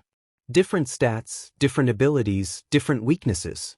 And just like in an RPG, some builds were naturally overpowered while others were, well, quirkless. So, being Izuku, he decided to fix it. Neo-analysis for the future Volume 1. Introduction. I've been thinking about this for days, maybe even weeks. Ever since I started that RPG game, Solaris Arcana Online, that Tatsumaki got me, I couldn't shake the system from my mind. Whoever designed that game was a genius. The way they classified everything? It wasn't just by type, but by function, origin, range, and even potential for growth. Why aren't quirks categorized like that? The current system? It's awful. Emitter, transformation, heteromorph. That's it. 3 categories, 3 vague, almost useless categories. If a villain shows up and you know their quirk is an emitter type, does that really tell you anything? An emitter could be anything from controlling fire to bending gravity to manipulating sound waves. That's not helpful. And don't even get me started on how broad heteromorphic quirks are. If someone has wings, does that mean they can only fly? What if those wings grant them heightened vision, enhanced reflexes, or aerokinesis? We just lump it all under heteromorph and call it a day? Ridiculous. I can't believe pro heroes are working with something so basic. So, I've decided I'm not going to. I'm creating a new system, one that breaks down quirks in a way that makes sense, analyzing not just the type of quirk, but its function, limitations, and adaptability. The goal? To create a system where any hero, or, well, me, can look at a quirk and instantly understand it. Because quirks aren't static, they grow. People unlock new abilities, expand their range, and even develop secondary effects over time. The current system doesn't account for any of that, but mine will. My system will account for the potential growth of any unit. The plan? I'm splitting the classifications into multiple layers. Unit type, what the person's style fundamentally is, like how in the game, Combat styles fall into categories like DPS, tank, or healer. Skills, also known as super moves. What the quirk does, what it can do, and how it can be used. Stats, the physical attributes that define a person's capabilities, but in a categorized form. Potential, can they evolve? Adapt? Expand into something stronger? Why do this? Because I'm tired of having less information. If I'm ever going to be a hero, I need to know everything, and that starts with understanding quirks on a level no one else does. The pros? They get away with improvising. They've got experience and power to fall back on. I don't. All I've got is this, my brain. So, I'm going to make it count. And hey, maybe if I do this right, I'll create something that helps more than just me. 200 years ago, humanity faced the emergence of strange creatures known as monsters. These beings, varying in shape and size and born from different mutations, proved to be more powerful than humans, plunging society into chaos and leading mankind into an apocalyptic era. Despite the turmoil, humanity fought to survive. The tide began to turn with the appearance of a mysterious glowing baby in China. Midoria Analysis System, Entry Number 01. Unit Types. Working Title. Definitely going to tweak this later. Introduction. I've been pondering this for a while now. The traditional RPG system always felt too vague to me. Sure, we label someone as a tank or support, but those terms don't accurately convey their roles. The support could be a healer, a buffer, or a battlefield controller. There are so many variations. And attack types can range from swift melee fighters to long-range snipers to explosive combatants. So, I decided to create a new classification system that categorizes heroes or any combatant under the neutral term unit. This way, it applies to anyone, whether they are a hero, villain, vigilante, or somewhere in between. Each unit type is defined by their combat style and contribution to a battle.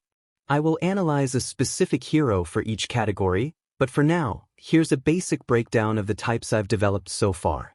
Unit types. Assault, a single-target damage dealer specializing in high-speed, high-critical melee or ranged attacks. Onslaught, an area of effect specialist, delivering powerful multi-target or wide-range attacks. Accumulation, a damage over time unit, stacking effects to weaken enemies gradually. Bulwark, a defensive fighter with high health and armor, absorbing damage for the team. Elevation, a buff-focused support unit, enhancing allies with boosts to stats, speed, and temporary invulnerability. Affliction, a debuff specialist, applying status effects like slow, weaken, silence, or defense reduction. Indemnity, a healer support unit, restoring health and energy to allies. Militia, a unit that commands multiple allies, summoning or controlling autonomous forces.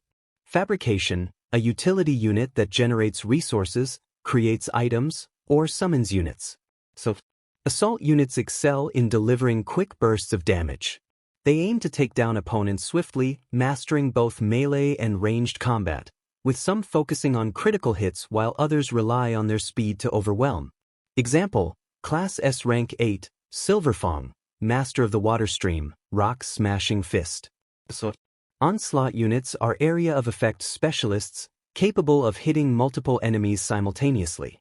They dominate the battlefield with energy-based abilities or sheer destructive force, capable of leveling entire blocks with a single attack. Example, Class B Rank 1, Fubuki, Blizzard of Hell. Accumulation. Accumulation units focus on damage over time. Instead of delivering one massive blow, they apply stacking effects that gradually weaken their opponents. These fighters thrive in prolonged battles, where the cumulative effects of their attacks become overwhelming. Example, Class A Rank 8, Midnight, R-rated hero. Bulwarks are the tanks of the battlefield, built to absorb hits and endure. With high durability and defense, they serve as the frontline protectors of their team, ensuring their allies remain safe from harm. Example, Class S Rank 16, Crimson Riot, chivalrous hero. Elevation. Elevation units are specialists in empowering their allies rather than attacking directly. They enhance their team's strength, speed, and durability, sometimes even granting temporary invulnerability. A well-timed boost from an elevation unit can change the course of battle. Example, class rank 34, Lunch Rush, Gourmet Hero. Affliction. Affliction units focus on debuffing enemies rather than buffing allies. They specialize in applying status effects that hinder opponents, making them vulnerable to attacks. These units disrupt the battlefield, allowing their teammates to strike effectively. Example, Class A rank 9, Eraserhead, Erasure Hero. Indemnity. Indemnity units are healers and restorers, dedicated to keeping their allies alive by restoring health and energy. While they may not be as flashy as other units, a skilled indemnity fighter can be the key to victory. Example, Class A rank 11, Recovery Girl, Youthful Heroine. Militia. Militia units command multiple allies in battle, either through summoning or controlling autonomous forces. They excel in manipulating the battlefield, overwhelming opponents with numbers and versatility rather than sheer strength. Example, Class S rank 10, Electoplasm, Multi-Hero. Fabrication. Fabrication units are the strategists of the battlefield. Instead of focusing on direct combat, they create weapons, structures, and support tools that provide their team with long-term advantages. They ensure their side always has options. Example, S-Class rank 13, Child Emperor. Conclusion. This is just the initial version of the system. I plan to refine it over time, but for now, it helps me break down different combat roles into something useful. Pro heroes don't choose their teammates, but if I ever get to form a team, understanding these categories will allow me to build a balanced lineup with no weak links. Next step? Applying this system to real people. Let's see if it holds up. Midoria Analysis System, Entry Number 02, Stats. Introduction. After creating the unit type system, I realized that simply knowing what kind of fighter someone is isn't enough. To truly analyze someone's full combat ability, I needed a way to quantify their strengths and weaknesses. This led me to develop my stats system. This system breaks down a person's combat potential into 6 main stats, each with substats that define its overall score.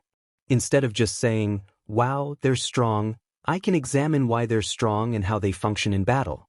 Stats are graded from F to S, based on official records, battle data, and personal observation. I sometimes trust my notes more than official rankings, but that's another topic. Main stats and substats. Power. Power encompasses more than just raw strength. It includes physical and energy-based damage output and how effectively someone lands their attacks. Physical damage, the force they can exert with their body, punches, kicks, grappling, etc. Energy damage, the strength of their quirk-based or energy-based attacks, heat blasts, electricity, explosions, etc. Critical damage, the extra damage dealt when hitting a vital point or landing a perfect attack. Constitution. Constitution determines how durable someone is, whether through resistance, endurance, or self-recovery. Physical resistance, their ability to withstand blunt, sharp, or impact damage. Regeneration, the speed at which they recover from injuries, naturally or through quirks. Critical hit resistance, their ability to defend weak spots or reduce damage from critical strikes. Endurance, how long they can keep fighting without tiring. Agility.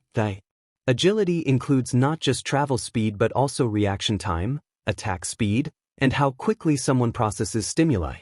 Transport speed, how fast they can move across short and long distances. Processing speed, their ability to assess and adapt in battle. Reaction speed, how quickly they can dodge, block, or counter attacks. Attack speed, the speed at which they can strike in rapid succession. Intelligence. This stat focuses on how well someone manipulates and controls energy, whether it's quirks, energy, or another power source. Energy capacity, the amount of energy they have available to use. Energy speed, the speed at which they can channel, release, or absorb energy. Energy resistance, their ability to withstand energy-based attacks. Affinity, how naturally skilled they are at learning new energy techniques. Wisdom, WS. Wisdom reflects combat experience, efficiency, and control, determining how well someone uses their abilities in battle. Range, how far a person's abilities remain effective. Recovery, the speed at which they recover energy after depletion. Status abnormality resistance, their resistance to stuns, poisons, mind control, and other debuffs. Accuracy, how precisely they can land attacks, even on moving or distant targets. Luck, LCK. Luck can be seen as the subconscious modulation of causal probability fields that favor beneficial outcomes. Critical hit chance, the frequency of landing a lucky perfect strike. Avoid chance, the likelihood of dodging attacks they logically shouldn't. Charisma, their ability to influence others, useful for diplomacy, persuasion, or getting teammates to listen. Potential, the capacity for rapid growth in a short time. Conclusion. With this system, I can evaluate a person's strengths and weaknesses without simply stating, wow, they're strong. For example, someone might have an S in power, but if their agility is a D, they may struggle against faster enemies. A person with A+ constitution but AC in recovery might be durable but slow to heal, making prolonged fights risky. By using this system alongside the unit types, I can predict how a hero, or villain, performs in different battle scenarios. And if I ever get the chance to build a team, let's just say I'll make sure it's flawless. Midoria Analysis System, Entry Number 03, Skills. Introduction. Now that we've established unit types that show what kind of fighter someone is and stats that measure their strengths and weaknesses, we still need to complete the picture. Because in real combat, raw power doesn't mean much if you don't know how to use it. That's where skills come into play. Skills represent a person's techniques, affinity, and specialized applications of their quirk or natural talent. These signature moves can change the course of a battle, like how All Might's Detroit Smash isn't just a punch, it's a focused shockwave generator that can take down enemies in one blow. I will classify skills like an RPG system to organize the different types of techniques people use.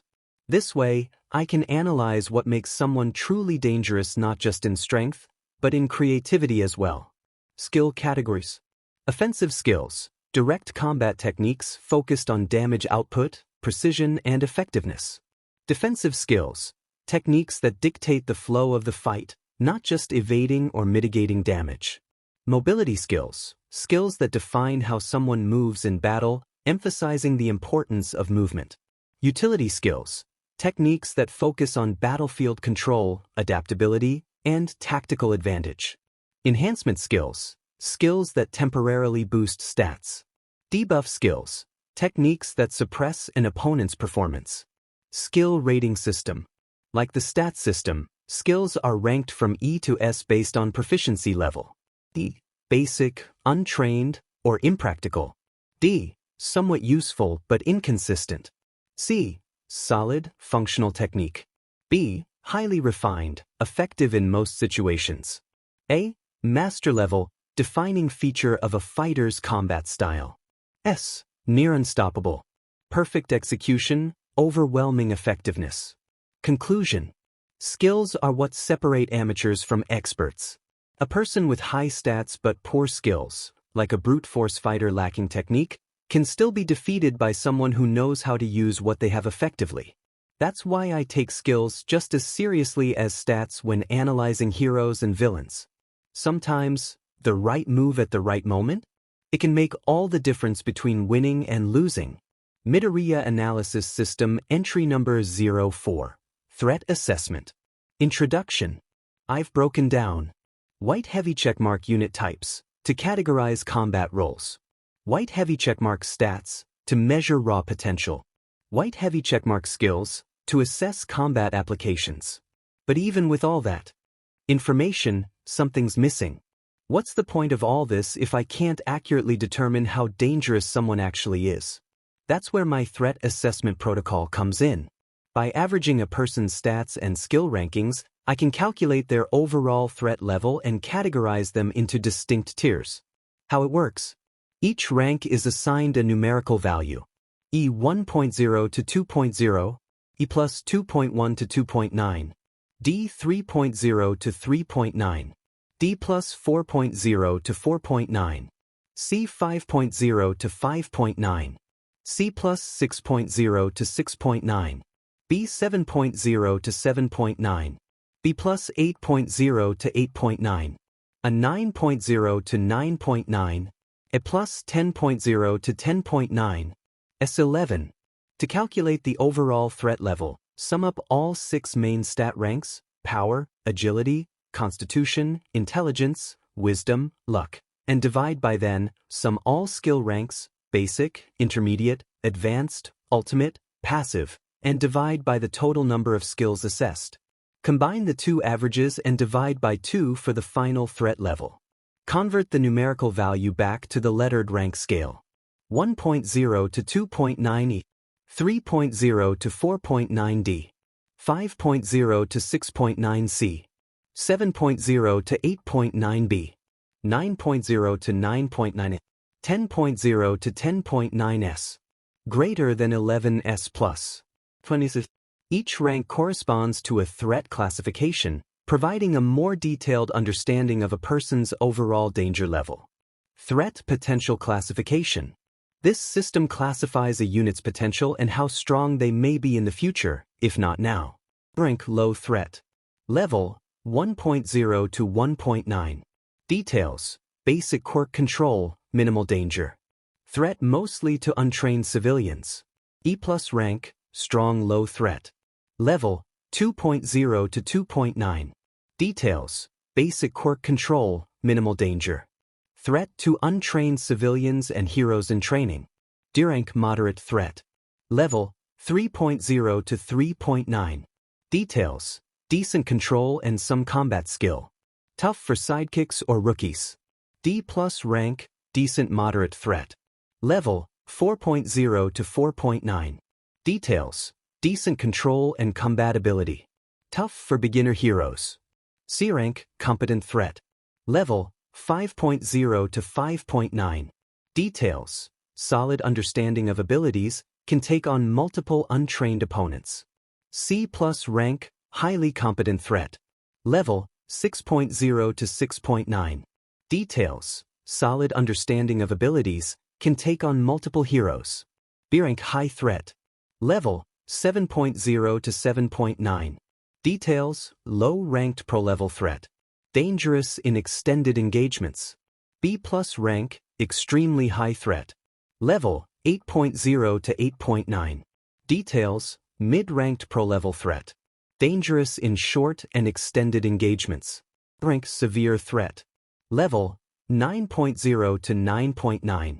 Details: can devastate areas. Requires coordination to handle. S rank catastrophic threat. Level 10.0 to 10.9. Details: nation-level threat. Capable of destabilizing entire regions. S plus rank, catastrophic threat. Level 11.0 to 19.9. Details: multinational level threat. Capable of affecting multiple countries. SS rank, world level threat. Level 20 plus. Details: global scale threat. Can potentially wipe out humanity. Conclusion: this system isn't perfect, but it's the most reliable way to assess overall danger levels. Sometimes, even a low-ranked villain can be dangerous if they're unpredictable. By factoring in stats, skills, and versatility, I can prepare for almost any threat. Because even a mentor would agree that knowing how dangerous someone is can be the difference between victory and total destruction. Chapter end. Midoria Analysis System, Entry Number 04. Katsuki Bakugo. As someone who has experienced more explosive encounters than anyone in World War II, I believe this analysis will be 102% accurate with a 2% margin for error. Name: Katsuki Bakugo. Quirk: explosion. Official rank. Unit classification: assault. XXXX. Personal analysis.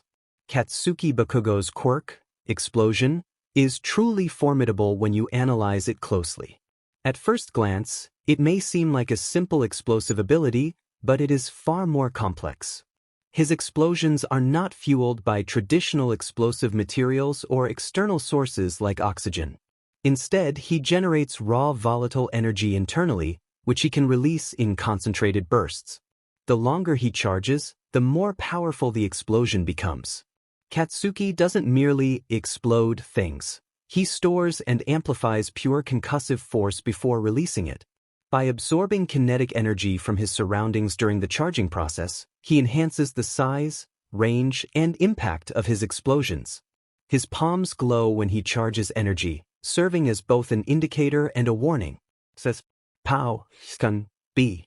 Int, Vigai, Wis, BLCK, C. Combat Analysis.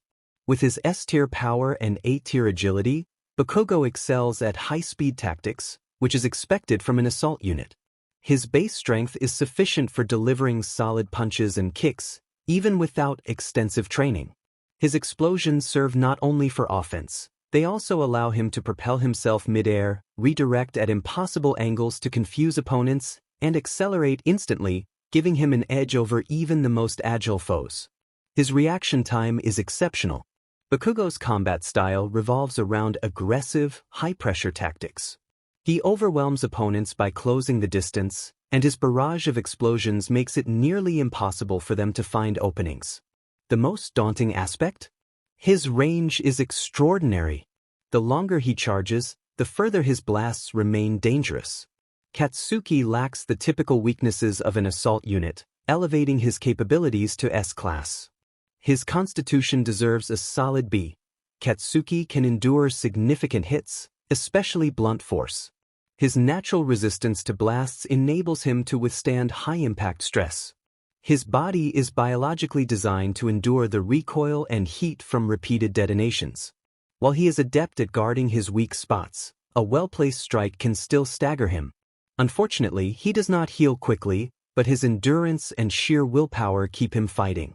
His stamina is remarkable. He continues to battle where most would collapse and can use fully charged explosions consecutively with ease. It's no surprise that his intelligence is rated A. Katsuki's body stores vast amounts of raw energy, allowing him to sustain rapid, powerful blasts for extended PRDS. His ability to channel and release energy is incredibly fast. He can control and resist heat and concussive force, and explosions rarely affect him. His instinctive understanding of his quirk enables him to refine his skills mid-battle. As previously mentioned, Katsuki's range is extraordinary. The longer he charges, the further his blasts remain dangerous, pushing his capabilities almost to onslaught levels. However, this also means his accuracy decreases with distance.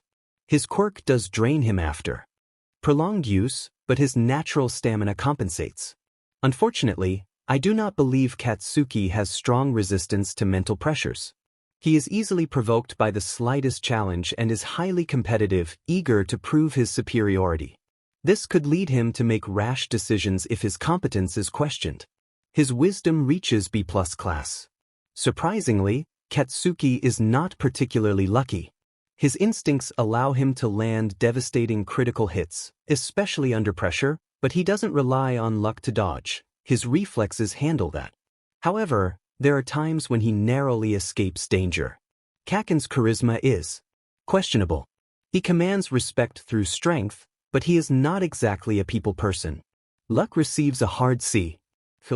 Name, explosion, active. Quirk offensive. Level. Effect, projects powerful blasts of heated concussive force. Has a 30% chance to apply a burn effect. Drawback, without using charge, power decreases by 5% with consistent use. Name, charge, active. Type, enhancement. Level. Effect, absorbs energy from the surroundings to enhance explosion power. The longer the charge, the stronger the blast, max 60 seconds. Increases burn effect chance by 0.5% per second charged. Drawback, must be uninterrupted during this PRD, or the skill cancels. Name, blast mobility, active. Type, offensive. Level. Effect, uses controlled bursts to increase speed and alter trajectory mid-air, allowing for complex aerial maneuvers and unpredictable movement patterns. Drawback, burns stamina quickly if used in rapid succession. Name, 360-degree combat, passive. Effect, using blast mobility, Katsuki can fight in all directions up, down, left, right, and everywhere in between while in the air. Drawback, This creates a minor lag between his processing speed and his reaction speed, affecting his ability to dodge attacks. Name: Flash Active. Effect: releases a concentrated explosion with low power but intense light, applying a stun effect to enemies.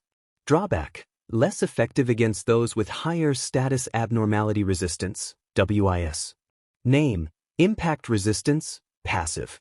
Type: Defense.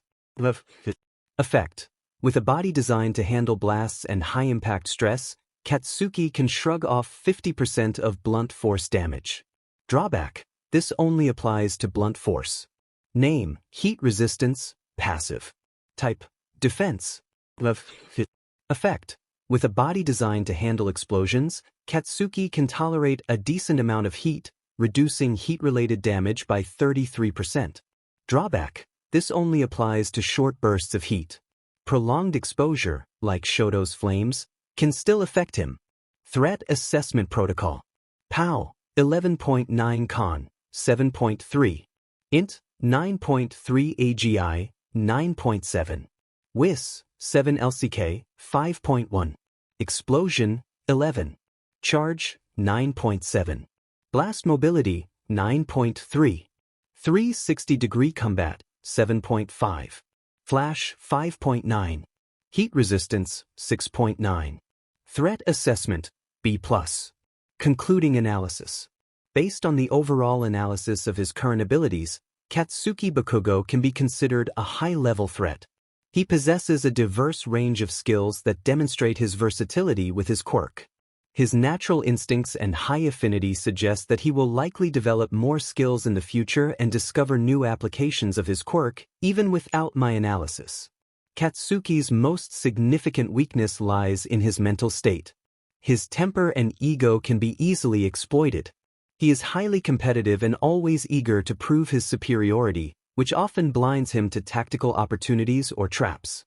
His emotional triggers make him susceptible to rash decisions if manipulated correctly.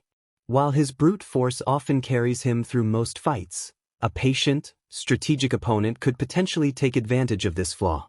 If Katsuki learns to control his emotions and refine his combat instincts, I am both invested and concerned about the heights he could achieve. His threat level currently sits at B+, but with time and growth, A-class and beyond are well within his reach. I am both invested and concerned about the heights to come as he matures both physically and mentally. Chapter End. Midoria Analysis System, Entry Number 07. Izumi Yagi Midoria. I have had many opportunities to observe Izumi's fighting style and analyze her quirk. After countless hours of observation, note-taking, and let's be honest, getting thoroughly outmatched by her, I will retire from analysis if this record is no less than 97% accurate. Name: Izumi Yagi Midoria. Quirk: Tactile Kinesis. Official rank: A. Unit Classification: Assault. XXXX. Personal Analysis. Izumi Midoria, the self-proclaimed future tornado of terror, possesses a quirk that combines raw physical prowess with telekinetic enhancement. Tactile Kinesis not only increases her raw power but is also a highly versatile ability that enhances her body by applying telekinetic force to her muscles, joints, and bones. The result is superhuman strength, durability, and speed with minimal recoil. The defining trait of her quirk is proximity-based enhancement. Unlike most espers, her telekinetic force only works on herself or anything she directly touches, meaning her combat style revolves around close-quarters domination, effectively placing her in the assault position. Izumi's strength alone makes her a formidable force. Even without maximizing her power, her enhanced physicality allows her to lift 250 kilos and break through walls. May I note that we are only 10 years old as I write this. Every strike channels kinetic force through her limbs, enabling her to generate bone-crushing power with remarkable control. Izumi specializes in precision with brute force. Every strike is calculated, and every hit is maximized. Her control over her strength allows her to apply just enough force to shatter bones without causing fatal harm or to deflect attacks with perfect accuracy. She can adjust her strength mid-strike, enabling seamless transitions between offense and defense. And, annoyingly, she is only getting stronger. Says, Pow, Takun, B. Int, SAGI, A. Wis, BLCK, C+. Combat Analysis. Izumi's raw power is nothing short of A-class. With tactile kinesis amplifying her physical output, she can deliver blows that shatter concrete, create craters in the ground, and launch opponents several meters away. Her physical and energy damage can essentially be considered as one since her quirk only allows for close-range usage. However, her critical damage is alarmingly high. I can personally attest to this fact as of this morning. Thanks, Izumi. I really enjoyed losing my already small breakfast. Her constitution is a fair B. Izumi's endurance is above average. Her body is reinforced through tactile kinesis, allowing her to withstand more punishment than a normal person. However, unlike Bakugo, she isn't naturally resistant to high-impact stress. She still takes damage if her quirk isn't actively reinforcing her. Izumi relies on her quirk for defense, which is understandable since espers typically have low physical defense. I'm an exception since I don't have a quirk, technically not qualifying as an esper. How lucky! One of her weaknesses is sustained damage over time, meaning an accumulation-type attack can be problematic. It's odd because you'd think an assault type would overcome accumulation before it took full effect. While she can endure a few dangerous hits, prolonged battles can wear her down. The more damage she absorbs, the faster her stamina depletes. As for her intelligence, it's no surprise that as an esper, she has S-class intelligence. Izumi, being a close-range esper, actually uses less psychic energy than any esper, including Aunt Tsunaki. In other words, her lack of range is more than compensated for by her decreased energy usage. Her energy speeds are technically very high since they scale with her attack speed. It takes her little time to activate her quirk since it's always active. Thanks to Aunt Bookie's training, what used to be an active skill is now a passive skill. And thanks to her psychic defense, she has high resistance against both blunt and energy-based attacks. Regarding her affinity with her quirk, she is quite proficient, discovering new applications every day, making it hard to keep track of her growth speed. Izumi's enhanced strength directly improves her mobility, allowing her to move at speeds far beyond our group. She can dodge, sidestep, and weave through attacks with expert-level agility. Her explosive movements make her difficult to pin down, and she excels at closing gaps instantly. Her ability to observe, adapt, and predict her opponent's movements is remarkable. Her reaction time is equally impressive. Thanks to tactile kinesis enhancing her nervous system, she reacts faster than most fighters, allowing her to counter mid-combat. Her agility deserves its a rank score. Izumi's wisdom stat is surprisingly high in my opinion. Her quirk forces her into low ranges, but in turn her resistance to abnormal status effects is bolstered. She has a surprisingly high recovery rate. All espers can use psychic energy to enhance healing, but Izumi may be the fastest since she specializes in her body. However, her accuracy is only high if she is throwing something. Good on her for scaling to B-class despite the setbacks of her quirk. Izumi's luck is less than expected. She doesn't rely on luck to win fights. Her success is the result of talent, skill, and combat instinct. However, she has an uncanny ability to survive situations that should be dangerous, though it's more due to sheer tenacity than luck. In my opinion, she has better charisma than Katsuki. Her potential isn't as high as his, but it's still significant. Her luck sits at a comfortable C. Again. Izuku's lungs burned. His arms ached. His legs screamed for rest. But he kept moving. A full water basin balanced perfectly on his head. It was full, not a single drop could spill. Bang stood at the edge of the course, arms folded, watching with sharp, calculating eyes. Steady, Izuku. Ahead of him stretched an obstacle course built to challenge him. Tight vaults, sheer walls, rolling platforms, and narrow beams. Every lap, the course would shift, obstacles rearranging, new challenges emerging. And he couldn't stop. Not once. Izuku darted forward, toes barely kissing the ground as he vaulted over the first obstacle, a waist-high rail.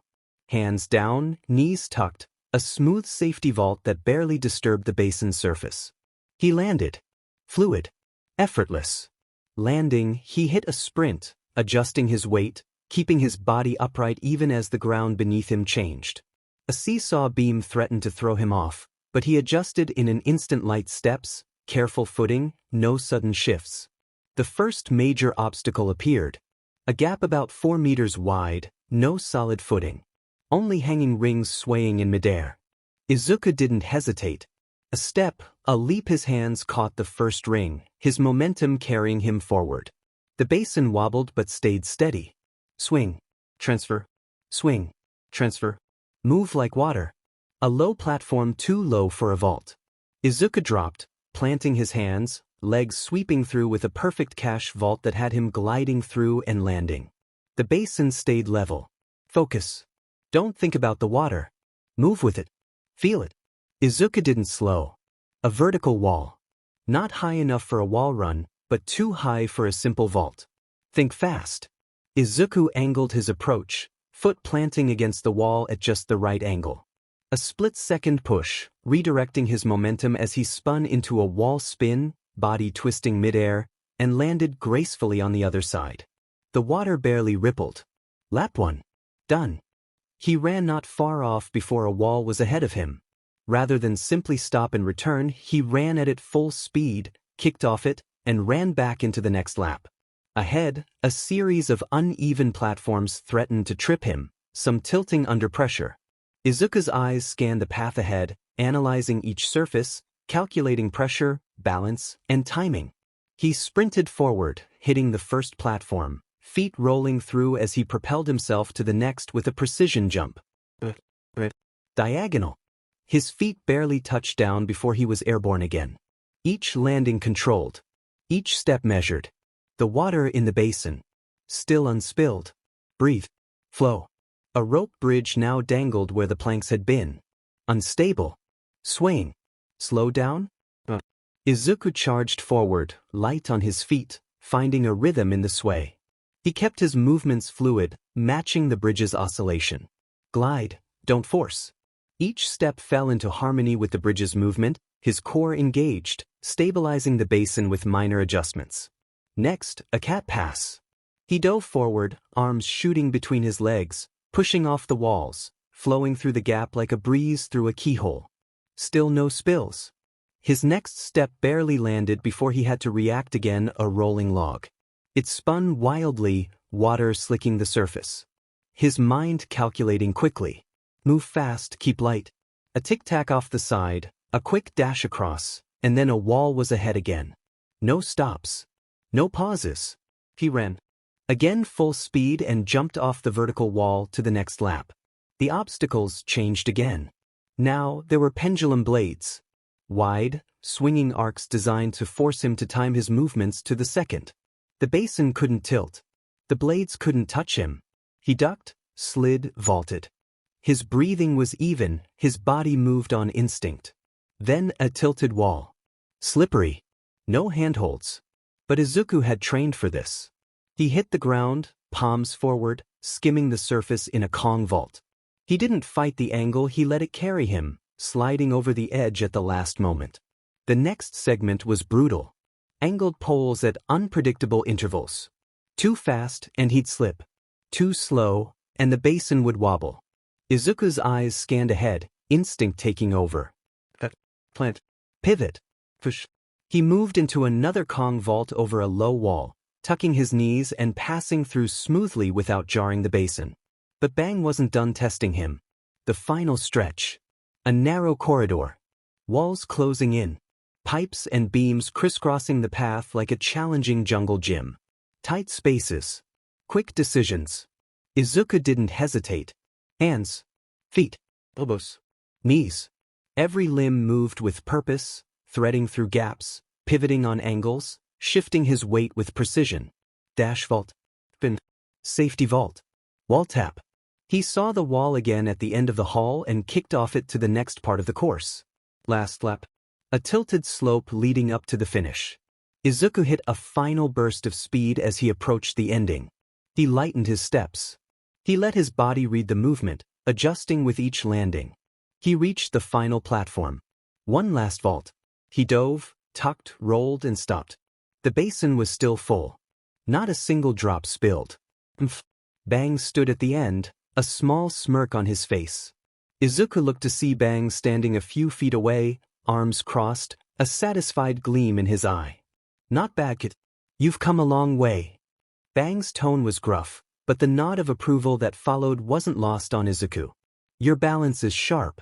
Reflexes tight. And your endurance. Bang raised a brow, the corner of his mouth twitching. Stronger than I expected. Have you been doing extra work on the side? Izuku's grin faltered for a moment. He rubbed the back of his neck, laughing nervously. Well. He glanced away, eyes darting to the horizon. Bang's gaze didn't waver. Midoriya. Izuku hesitated. For a split second, the truth nearly slipped out, but instead he just laughed, rubbing the back of his head. Ha. And nothing major, just, staying active. Bang grunted but didn't press further. Well, whatever you're doing, it's working. He straightened. You've built a strong foundation. Your control's solid, your movement's efficient, and your body's durable. I think it's time I teach you an offensive art. Izuku's head snapped up, eyes going wide. Bang smirked as he saw the spark of excitement in the boy's expression. Wait, seriously?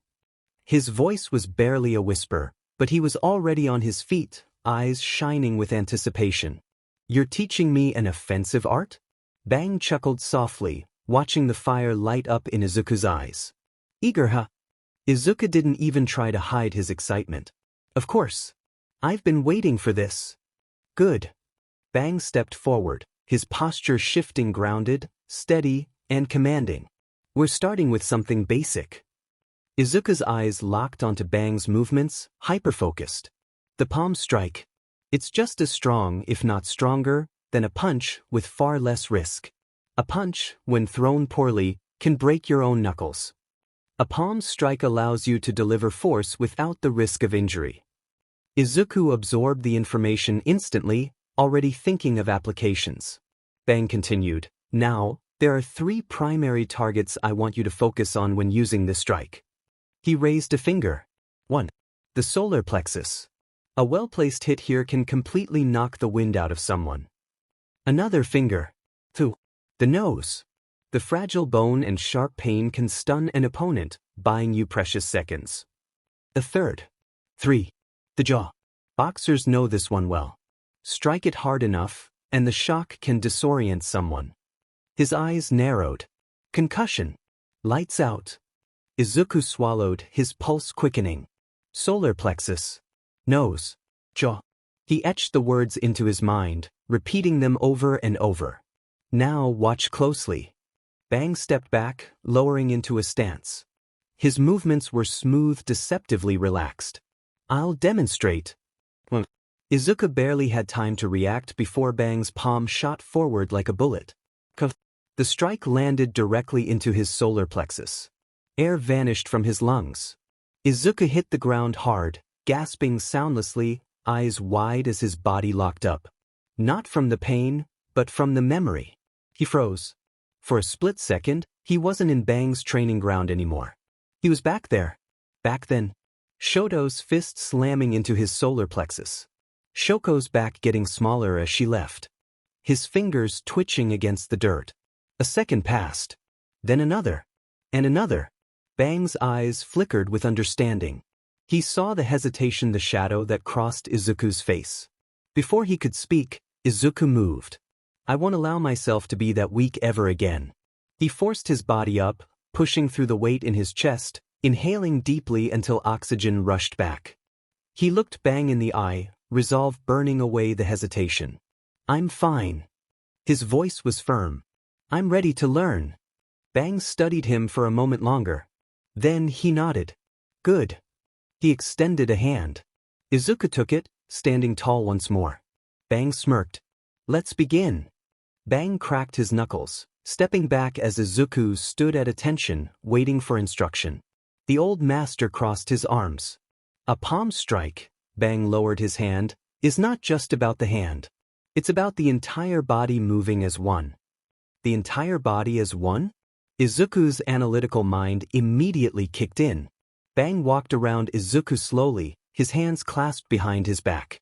Generating power starts from the ground. Your feet. He tapped the ground with his foot. The force travels upward, through your legs. He traced the imaginary motion through his thighs and hips. Your hips twist, Bang demonstrated, his waist rotating sharply, adding torque. Your core stabilizes and transfers that power. Izuku's eyes widened. Ground force, torque from the hips, core stability. And finally, Bang raised his palm again. Your shoulder, arm, and hand act as the DLVRY system, but without proper alignment and control. He let his palm strike out once more, this time slower, guiding Izuku's eyes along the movement. That you'll waste power. A strike without the body behind it is a slap at best. But when everything works together. Bang. Bang's palm shot out a third time, this one sharper, faster, and the air around them seemed to ripple. Maximum force. Bang's eyes narrowed, locking onto Izuku. Understand? Izuku swallowed hard. His mind replayed every movement Bang had just shown. He didn't just see a palm strike. He saw an intricate system of physics and biology working in perfect union. Why is Master Bang? Izuku stammered but nodded, determination burning in his eyes. Good. Bang's expression softened, but only slightly. Now. He turned toward a sturdy wooden training post, worn but unyielding from years of punishment. 500 strikes. Izuku blinked. HA. 500 strikes, Bang repeated casually, as if he'd asked Izuku to sweep the floor. Each hand. Each hand. Izuku's voice cracked. Bang didn't even look at him. And if you mess up even one. The old master's gaze turned sharp, almost merciless. It doesn't count. Izuku's blood ran cold. Form. Power. Precision. Bang's voice was calm but carried a weight that crushed any hopes of taking it easy. If any of those are lacking, you reset. You'll do it again until you get it right. Izuku's throat felt dry. His hands instinctively clenched, but he forced himself to loosen his grip, remembering Bang's instructions. Feet planted. Hips rotate. Core stable. Begin. Izuku stepped forward, his body tensing as he took the stance Bang had shown him. His mind raced through everything he had absorbed. Palm open. Elbow tucked. Body behind the strike. He took a deep breath, then whoosh. His palm struck the post. Too loose. Bang's voice was immediate. Izuku's stomach dropped. Start over. Gritting his teeth, Izuku reset, focused, and struck again. What? Too slow. Again. What? Core's loose. Reset. Izuku's arms began to tremble, his breath heavier by the second. Sweat trickled down his forehead, soaking into his training GI. Focus, Izuku. He adjusted his stance, narrowed his eyes, and felt his body align. Feet. Hips. Straight. Point 1. Izuku exhaled, relief washing over him, 499 more. His heart sank. This would take a long while. The Yagi household was bustling with noise, the energy in the air thick with chatter, laughter, and the occasional argument. Decorations hung from the ceiling, streamers stretched across the walls, and a large cake sat in the center of the dining table. It was Izuku and Izumi's 12th birthday. But for Izuku, it was nothing more than another exhausting formality. His name was barely even mentioned in passing, a mere afterthought to his birthday. It's always the same. Izuku sat in the corner of the living room, quietly sipping from a can of juice. Emerald eyes trailed over the crowd. He glanced toward the center of attention. Happy birthday, Izumi-chan. You've gotten so strong. Look at her. Already mastering her quirks so well. His parents, Inko and Toshinori, were doting on her, smiling warmly as she flaunted her gifts. Katsuki and Katsumi Bakugo were engaged in their usual banter with her, the trio laughing loudly as they compared quirks. Izuku sighed. It wasn't surprising. It never was. Izuku had long since learned that, aside from when his aunts were around, his birthday didn't feel like his day at all. Almost everyone here was here for Izumi. As usual. But then, "Oi, Deku!" A familiar, smug voice called out. Katsuki Bakugo and his twin sister, Katsumi, approached, both of them sporting their usual cocky grins. "Still sitting there like a loser, huh?" Katsumi sneered. "Guess no quirk means no fun." Katsuki snickered. Izuku didn't even look up. He'd grown numb to their taunts. "It's fine. Just ignore them." But before they could escalate further, "Hey brats." The air grew heavy as a small figure floated lazily into the room, green hair swaying with psychic energy. "Tatsumaki. Back off." The twins froze, their grins fading as they instinctively backed away. Izuku looked up, eyes brightening ever so slightly. On Tatsumaki. Behind her, another familiar presence entered the room. Fubuki, calm and composed, her striking beauty commanding attention even in a crowd. "Honestly, One-san," Fubuki sighed, shaking her head. "Must you always make such an entrance?" "Why not?" Tatsumaki smirked. "It's not like anyone here will stop me." Izuku's lips curled into a small, genuine smile for the first time that day. His aunts were here. Tatsumaki was hovering in the air, snatching a plate of pastries from Fubuki. "Oh, come on," Fubuki scoffed. "You can't just float over and take whatever you want." "I can and I will," Tatsumaki smirked as she popped a pastry into her mouth. "See, this is why no one wants to go out with you. I don't need drinking buddies. I drink just fine on my own." Tatsumaki grinned before floating toward the refreshments table, eyeing a particular bottle that had been brought out for the adults. Izuku tensed the moment he saw her reaching for it. The room's volume dipped as he moved faster than anyone expected. Swipe. The glass bottle vanished from the table before Tatsumaki's fingers could even brush against it. The room fell into silence. Tatsumaki blinked, her expression shifting from surprise to irritation. "But give that back." Izuku stood firm, holding the bottle securely in his hands. "No." His voice was calm but unwavering. The entire room collectively essayed in a breath. Fubuki's eyes widened. "Izuku, what are you doing?" she whispered, barely audible. Tatsumaki's brow twitched. "What did you say, brat?" Izuku didn't flinch. "You're a terrible drunk, Tatsumaki." The tension in the room tripled. Someone coughed. Tatsumaki narrowed her eyes, floating closer. "Would you like to repeat that?" "I said you're a bad drunk." Izuku stared right back at her, unblinking. "Every time you drink, you nearly destroy the house. And I heard what you did to Zombie Man the last time." The house froze. Tatsumaki's face twitched. "That was different." Izuku tilted his head. "Was it? Because the way I heard it, you caused quite a scene. And had it been anyone else, we'd be looking at serious consequences." Fubuki was in shock seeing Izuku, of all people, stand up to her sister without faltering. There was a part of her, small but curious, wondering how this would unfold. The entire family exchanged looks of horror. Katsuki and Katsumi suddenly found the floor very interesting. Toshinori looked like he was considering whether jumping out the window was a valid escape option. The house held its collective breath as the two clashed, their faces pressed against each other. "Would you like to repeat that, you quirkless brat?" Tatsumaki glared. "Gladly, I'll be sure to say it loud enough for you to hear." "Old hag." Izuku glared back. The air felt like it had stopped moving. Gravity felt heavier.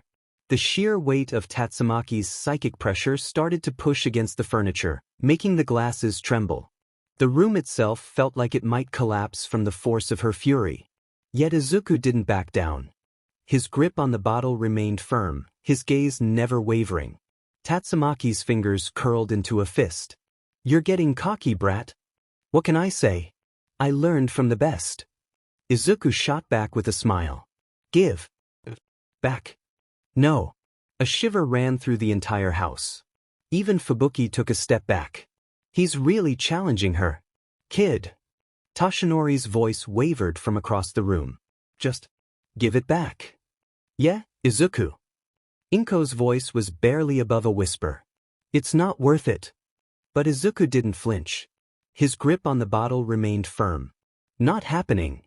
His gaze met Tatsumaki's, unwavering. The two locked eyes, the tension in the air thick enough to cut with a knife. "Don't test me, Izuku," Tatsumaki said, her voice laced with warning. "Don't test me on Samaki," Izuku shot back, matching her glare. For a moment, no one moved. No one dared to. The entire house was frozen, silent. Even the furniture seemed to hold its breath. "Fine. Have it your way, brat." She floated toward the door, her aura swirling around her in frustration. With a wave of her hand, slam, the force rattled the entire house. The spectators gasped collectively. The room, utterly stunned. Izuku exhaled, placing the bottle back on the table. "I'm going to bed." He turned and walked up the stairs without another word. Nobody spoke. Nobody moved. A pin could have dropped, and it would have sounded like an explosion. Toshinori gulped. Did he just? Katsuki was still staring at the door, disbelief on his face. "Holy! Watch your mouth," Inko muttered on instinct. As the quiet settled, Fubuki's sharp mind processed everything that had just happened. Her emerald eyes narrowed thoughtfully, her lips pressing into a thin line. "That's new." Tatsumaki backed down. Her sister, Tatsumaki, the tornado of terror, who had never backed down from anyone, just left. To Izuku. Fubuki's mind raced, analyzing every interaction, every subtle shift in Tatsumaki's demeanor. Her eyes flicked toward the direction where Izuku had disappeared. Interesting. Fubuki's lips curled into an intrigued smirk. "I think Big Sis has a weakness." The tension from earlier had finally dissipated, and everyone had returned to their usual business, or rather, they were trying to act like they hadn't just witnessed the impossible. Izuku, however, was already upstairs. At some point in the night, Izuku stirred. The sound of his door opening echoed in his ears. His half-asleep mind barely registered it. Soft footsteps. The door closed again. Izuku cracked open one eye but was too tired to care. Probably mom checking in or something, he thought before rolling over and sinking back into sleep. Had Izuku been awake, he would have thought more about how odd it was that his mom finally checked on him after years of never entering his room. Midoria Analysis System, Entry Number 09. Katsumi Bakugo. Name, Katsumi Bakugo. Quirk, Detonation. Official rank, Unit Classification, Onslaught. XXXX. Personal Analysis. Katsumi Bakugo is the twin sister of Katsuki Bakugo. While the twins share explosive quirks and their signature temperament, Katsumi's ability is frighteningly distinct. Her quirk, Detonation, allows her to create explosions anywhere she sees. If she can visually lock onto a target, she can snap her fingers and detonate space itself at that location. This makes her horrifyingly effective in mid to long-range engagements. Her signature, snap and boom, technique has ended sparring matches in under 10 seconds. And these aren't random fire bursts, her explosions are precisely controlled, ranged, and multi-directional, pushing her into onslaught levels, allowing for area bombardment. Unlike Katsuki, Katsumi lacks physical reinforcement. She's slower, less agile, and not built for close-quarters combat. But her long-range superiority, strategic zoning, and area denial tactics more than make up for it. In terms of versatility and skill set, she eclipses her brother. Her control is so refined that she can stagger blast timings, chain detonation patterns, and apply knockback to herself for movement options similar to Katsuki's blast mobility. Says, Pow. C+. Int, B+. Die, C+. Wis, B+. LCK, B. Combat Analysis. Katsumi's power is slightly less than Katsuki's but still very high, placing her in the A class. Her detonations can create craters in steel or collapse entire walls. Unlike Katsuki's self-sustained explosions, she excels at controlling the battlefield, using her explosions to create an environment that plays to her advantage. While she may not possess Katsuki's raw physical strength, she can still deliver a solid punch, though not quite at the level of Izumi or Katsuki. She remains strong and capable of chaining her explosions, albeit at the risk of losing control. Her constitution is her most significant weakness. She lacks physical endurance and cannot withstand too many hits without staggering or being seriously injured. Her resistance to critical damage is low, meaning she takes more damage from physical strikes. Unlike Izumi or her brother, she relies heavily on positioning, distance, and strategy to avoid getting hurt. Her endurance is not as high as theirs, having the least endurance among all of us. This aspect is why I rated her as C rank, as she is more balanced in this regard. Intelligence is one of her strongest attributes. She expends less energy for her detonations, allowing her to attack more frequently than her brother. Her casting speed is significantly faster than Katsuki's, enabling her to detonate areas almost instantly. Despite her low constitution, her energy resistance is higher than Katsuki's. I've noticed that when they fight, Katsuki often wins not through sheer explosive force but through physical dominance. Katsumi can withstand emitter effects far better than Katsuki. Katsumi is aware of her slow speed. Her agility is lacking, putting her at a disadvantage in melee combat. However, she has developed techniques to compensate, including defensive detonations to repel close-range fighters. Still, she cannot move like Izumi or Katsuki. Her defense is always offensive. Her attack speed is nearly instantaneous, allowing her to unleash attacks at snapping speeds. Nevertheless, she can react well to threats from her blind side and even dodge them. Wisdom deserves its ranking. Her range is impressive, as she can detonate anything within her line of sight almost instantly. Her recovery is decent. Similar to Izumi, she recovers quickly since she uses less power compared to Katsuki. She has the highest natural resistance to status abnormalities, able to shrug off some emitter quirks effects, second only to Izumi, who relies on her quirk for this. Her accuracy is unmatched in the group, which aligns with the nature of her quirk. In fact, if she were to visualize a map or area as coordinates, she'd be even more formidable. Her affinity for developing new skills is second only to Izumi, who seems to acquire new abilities regularly to cover her weaknesses. When I think about it, she is also the luckiest according to my definition. Her critical hits are surprisingly low unless she uses multiple detonations at once to boost her chances. However, her chance to avoid attacks is exceptionally high. She can evade unexpected strikes and is nearly immune to sneak attacks. She possesses significantly better charisma than her brother and, with her potential, seems to slightly surpass Katsuki. Name: detonation. Type: quirk, offensive utility. Level: E+. Effect: allows the user to generate and trigger spatial explosions within line of sight. Detonations can be instantaneous or delayed. Can chain explosions to create widespread area damage. Drawback: requires visual focus, cannot detonate in blind spots. Name: cluster charge, active. Level. Effect: combines multiple blast points into one massive explosion.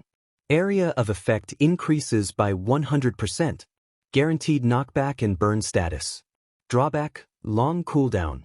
Risk of collateral damage. Name: snap mobility, active. Mobility. Level: C+. Effect: using strategically placed explosions around her body, Katsumi can propel herself in any direction, increasing her mobility. This helps her dodge attacks or close the gap with an opponent. Drawback: the more she uses it, the more stamina it consumes, and she must be precise with her placement of explosions to avoid crashing at high speeds. Name: synchronization, active. Type: utility. Effect: can coordinate multiple explosions timed across the same area, increasing each chained explosion's damage and critical hit chance by 7% up to 8 stacks. Drawback: power increases at the expense of accuracy, meaning nearby allies or enemies may get hurt. Name: detonation precision, passive. Type: utility. Effect: provides precision control over explosion size, shape, and force. 35% chance for microblasts to stun or activate massive bursts for area damage. Drawback: requires extreme focus. Low offensive power. Any distraction or fatigue weakens her control. Name: blast guard. Type: defense. Effect. Katsumi uses her explosions as a defensive barrier, detonating explosions in a protective radius to block incoming attacks. This allows her to absorb 40% of incoming damage while keeping opponents at a distance. Drawback. The blasts can only deflect attacks from a distance and not close-range strikes. The shield weakens with sustained use. Name, Recoil Guard, active. Type, Defense. Effect. Uses directional blasts to push herself away from incoming attacks, nullifying some damage by 50% and repositioning her mid-air. Drawback. Cannot be used in tight spaces. Damage isn't completely negated. Name, Impact Resistance, passive. Type, Defense. Level, D+. Effect. With a body designed to handle blasts and high-impact stress, Katsumi has decent tolerance, able to shrug off 25% of blunt force damage. Drawback. This only applies to blunt force. Name, Abnormal Status Resistance, passive. Type, Defense. Effect. With a body naturally able to resist emitter quirks, Katsumi can withstand a considerable amount of status effects, reducing emitter-related effects by 50%. This includes effects like burn, stun, and dizziness. Drawback. Conversely, her resistance to physical attacks is lessened, making her more vulnerable to critical damage. Name, 360-degree awareness, passive. Type, Utility. Level, D+. Effect. Katsumi can sense spatial tension or movement through her spatial detection, enhancing her awareness of threats from all directions. Increases evasion by 33%. Drawback. None. Threat Assessment Protocol. POW, 9.6. Con, 6.7. Int, 8.9. IGI, 6.8. WIS, 8.1. LCK, 7.2. Detonation, 10.9. Cluster Charge, 9.9. Snap Mobility, 6.9. Synchronization, 7.6. Detonation Precision, 5.8. Blast Guard, 7.5. Recoil Guard, 7. Impact Resistance, 4. Abnormal Status Resistance, 7.9. 360-degree Awareness, 4.9. Threat Assessment, B. Concluding Analysis. Katsumi Bakugo is a potential high threat who may become a significant force in the future. Her quirk, Detonation, allows her to engage opponents at any distance, laying traps and using her environment to her advantage. While her offensive power may not be as explosive as her twin brothers, her ability to control the battlefield with precision and range makes her a formidable force. Although her speed and defense have their weaknesses, her presence in combat, strategic mind games, and versatile capabilities elevate her to a high-tier threat. If she gains a vantage point and has time to strategize, the outcome of the fight is often decided in her favor. Her future potential is exceptionally high. If she can improve her constitution and stamina, and enhance her physical defense and mobility, she could reach A-class status before even entering UA, given her current potential. However, if she continues to be unkind, I may reconsider offering her ideas for her quirk. Name, Tactokinesis, passive. Type, Quirk, Enhancement Mobility. Level. Effect. Enhances physical strength, speed, and durability by channeling telekinetic force throughout her body, increasing these attributes by 100%. Izumi can also exert telekinetic force on objects she touches, allowing her to manipulate or throw them with great power. Drawback. Prolonged defensive use drains stamina. Note, you might expect her quirk to be purely offensive or defensive, but it actually serves both purposes. Name, Flight, passive. Tip, Mobility. Level. Effect, increases traveling speed by 70%, enabling her to move in the air and engage in combat effectively. Drawback, moving faster burns an additional 10% stamina. Her psychic energy forms a barrier that resists air friction and inertia. She has the potential to be the fastest among us, but for now, she's slower than Katsuki. Name, Omnidirectional Combat, passive. Level. Effect, utilizing flight, Izumi can fight in any direction while airborne, increasing her agility by 75%. Drawback: extra psychic power is consumed to compensate for the lack of solid footing. Name: Overclock, active. Level: E+. Effect: temporarily boosts the output of her tactile kinesis, enhancing her speed, power, and durability by 150% for 30 seconds, allowing her to briefly surpass her usual limits. Drawback: after the boost ends, she experiences fatigue, and her overall stats drop by 1 tier for 30 seconds. Name: Thought Acceleration, active. Type: Utility. Level: Effect: Izumi can speed up her processing speed by 77%. Drawback: while her body may endure, this does not prevent internal damage or eventual collapse. Name: Psychic Guard, active. Type: Defense. Effect: reduces physical damage taken by 50% and increases resistance to status abnormalities by 35%. Drawback: while her body may endure, this does not prevent internal damage or eventual collapse. Name: Counterforce, active. Type: Defense. Effect: instinctively redirects the kinetic force of incoming attacks to lessen or negate the impact by 60%. This can be used to reverse momentum and launch surprise counters. Drawback: consumes a significant amount of psychic energy. Name: Impact Burst, active. Level: Effect: releases a concentrated burst of psychic power at the point of impact during a strike, increasing physical damage by 55%. It has an 80% chance of breaking through defenses and applies area of effect knockback. Drawback: consumes a high amount of stamina and is taxing on her muscles, limiting repeated use. Name: Adaptive Combat, passive. Type: Utility. Effect: Izumi can analyze an opponent's fighting styles, allowing her to adjust her tactics and exploit weaknesses mid-battle. This increases her critical hit rate by 60%. Drawback: requires time to analyze complex quirks and strategies, does not work effectively if her mental state is overwhelmed. Name: Tactile Recovery, passive. Type: Defense. Effect: enhances Izumi's regeneration by 63%, allowing her to continue fighting even after sustaining severe injuries. Drawback: while her body may endure, this does not prevent internal damage or eventual collapse. Threat Assessment Protocol. POW, 9.8 Con, 7.5. AGI, 9.2 Int, 11.5.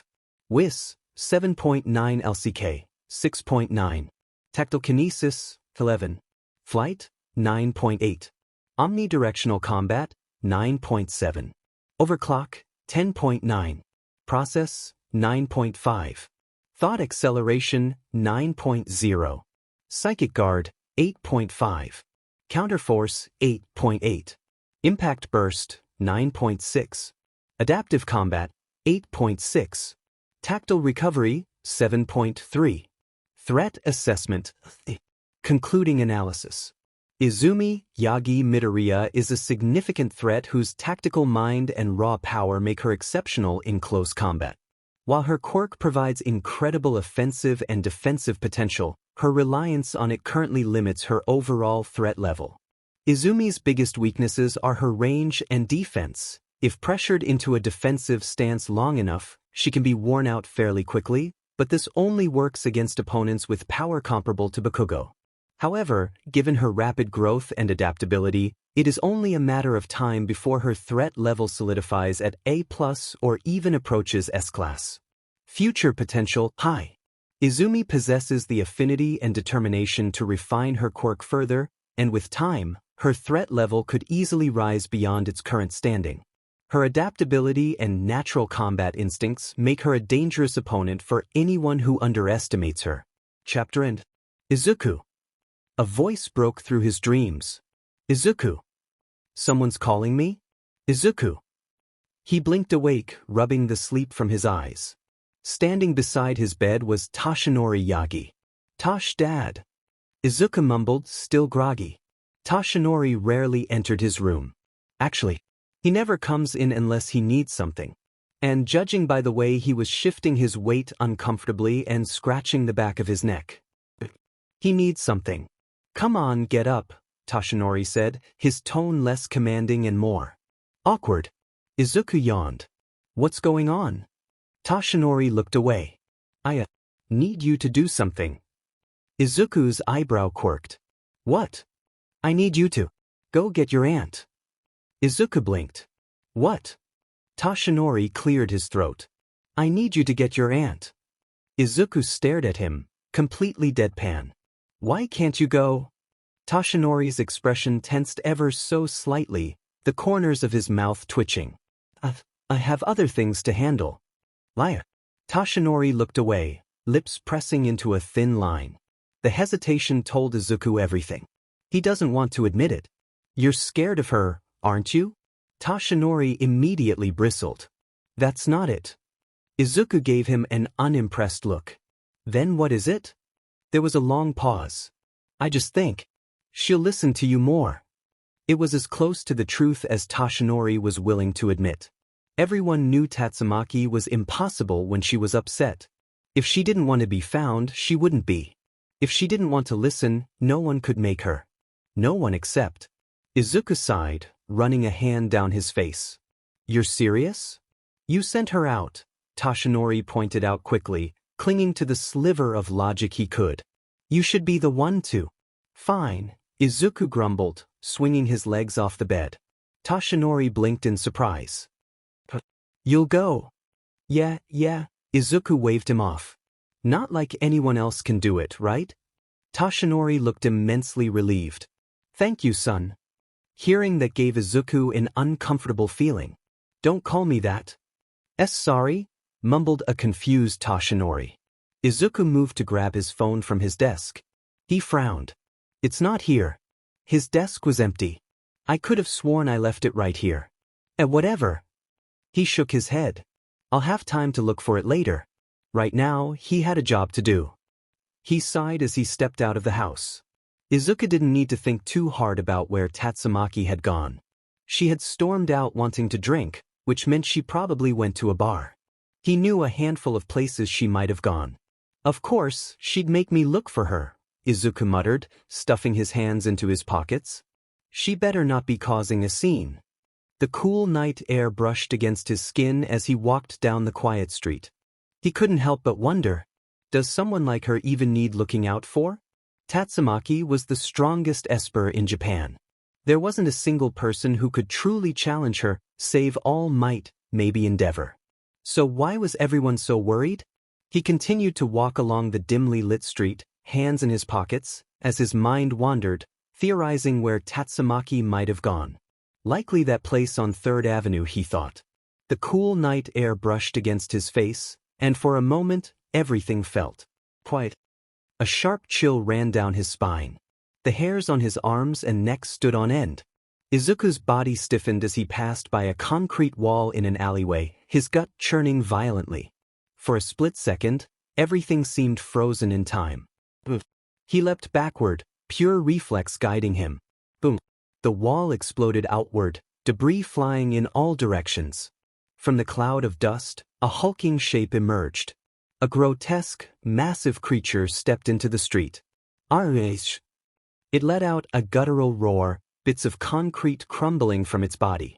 Izuku's heart pounded in his ears. What is that?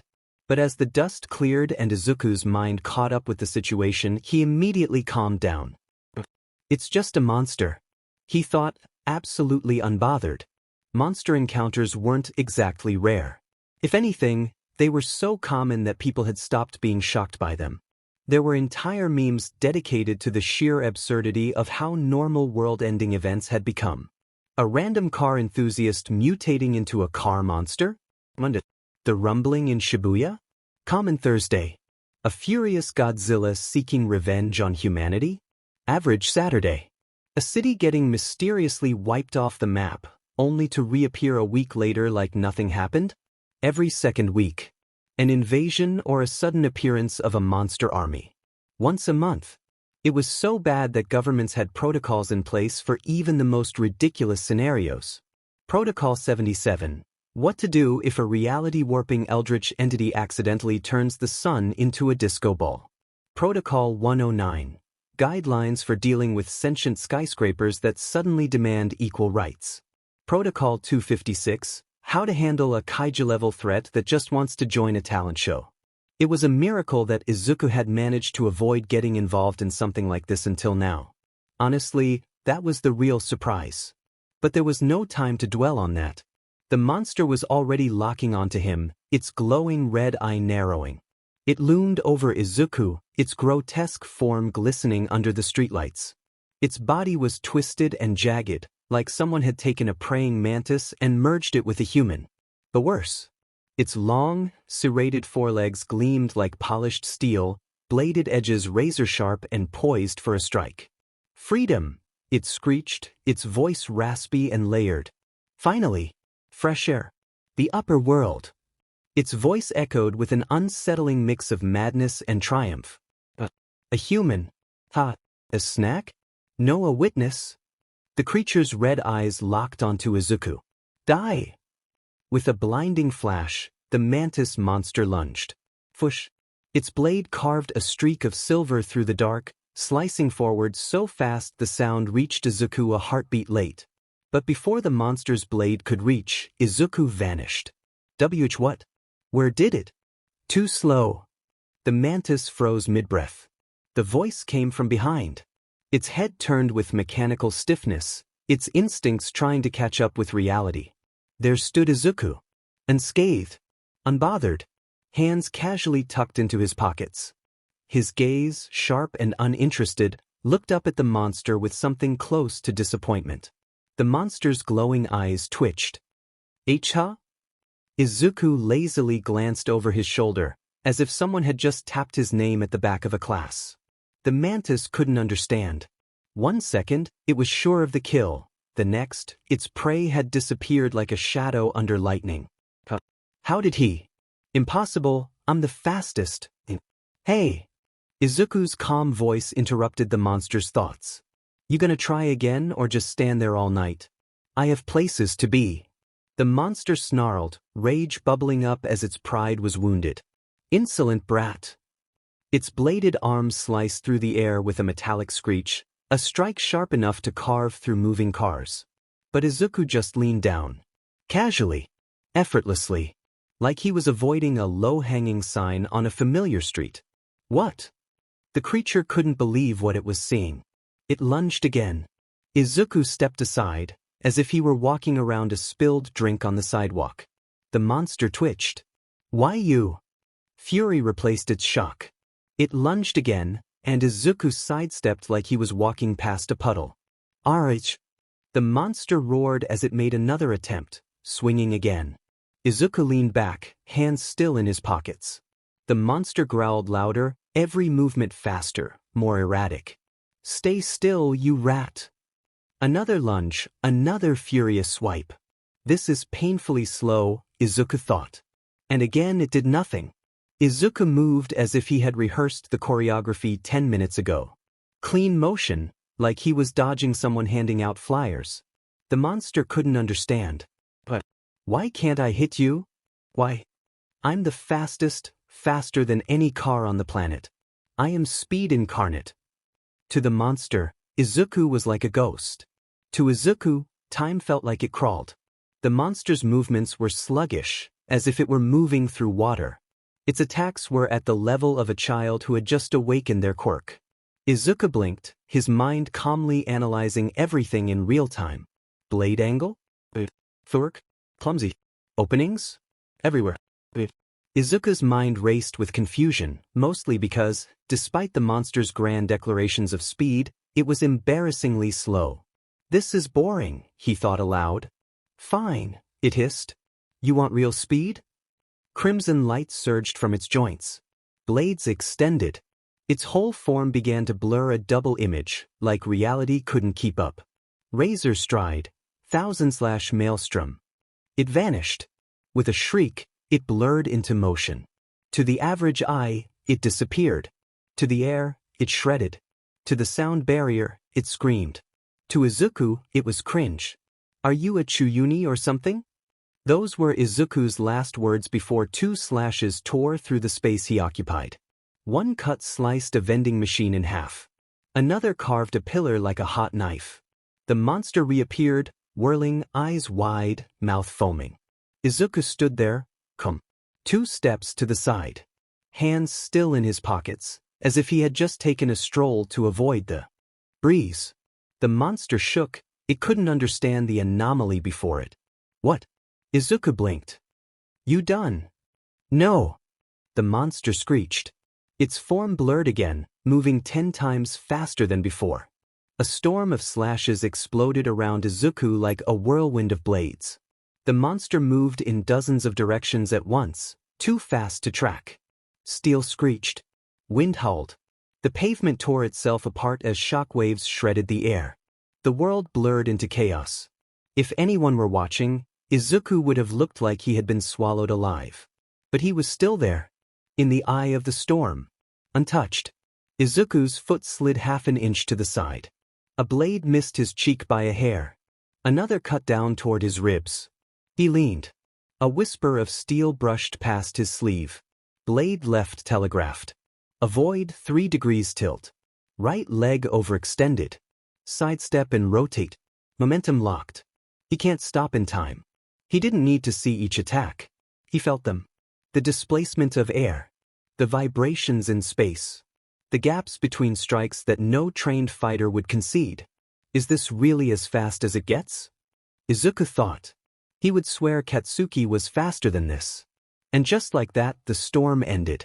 The mantis screeched to a halt behind him, chest heaving. I must have that hit you that right? It gasped, panicked, scanning Izuku's back for a scratch. But there was nothing. Izuku finally turned to look over his shoulder, expression blank. The mantis recoiled, stunned. Impossible. You're a little fast, I guess. Izuku admitted, lifting one foot slightly off the ground. But you have no idea how to use your blades. You're like a child swinging their fists. All right. Enough playing. Let's see if this works. In the blink of an eye, Izuku vanished 50 meters behind it, kicking up a sharp gust that rippled down the cracked pavement. The mantis monster staggered, its compound eyes scanning wildly. Echa? Where? It found him. Izuku stood at the far end of the street, calm, composed, stance steadied like a drawn bow. The monster's instinct screamed. Danger. It couldn't explain it, but every nerve it had was on fire. Something was wrong. But it couldn't stop itself. It lunged forward, blades ready to cut Izuku down. I won't let yo. Izuku was already there. No transition. No blur. Just gone. Then present. Izuku stood inches away. Close. Way too close. The monster's thoughts never had time to catch up. Did. Crack. The air shook. The impact echoed like thunder through the empty street as Izuku's palm connected with the monster's chest. Boom. It was sent flying, rolling, and tumbling into the concrete wall behind it with enough force to break it. Izuku stood there, his arms still extended, the force of the strike leaving smoke in its wake. The monster twitched once. Then it slumped over. Unconscious. What? Izuku blinked, lowering his palm slowly. I knocked it out? Izuku stood there for a moment, his mind trying to catch up to what had just happened. Did I really just beat a monster? In one hit? His heart pounded in his chest. The adrenaline coursed through his veins, making his senses hyper-aware of everything around him. He clenched and unclenched his hand, feeling the slight ache from the palm strike. That was easier than I expected. Sure, it wasn't some high-level threat. Probably just a low-tier monster. But still, I won, he whispered under his breath. A feeling bubbled up inside him. For once. For the first time in a long time. Izuku smiled genuinely. I did it. I did it. I actually won, he murmured to himself, a quiet chuckle escaping his lips. For once. He wasn't the one getting hurt. For once. He was stronger. Izuku reached for his pocket, instinctively going for his phone to tell someone. Empty. Oh right, I left it at home. A small sigh escaped his lips, but the disappointment didn't last. Because the feeling of victory still lingered. Even if it was just a small win. It was his win. Guess I'll just have to keep going, he murmured, shaking his head with a smile. With renewed energy, Izuku continued walking, his footsteps lighter than before. He already had a good idea of where to go. If she was upset and looking to drink, there was only one place she'd go. My sweet gluttony, Izuku muttered, his lips twitching. It was a small bar. It wasn't far. A cozy little hole-in-the-wall joint that served the strongest stuff Japan could legally offer. Found her.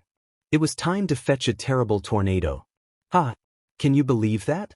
My nephew's grown some serious courage, I tell you.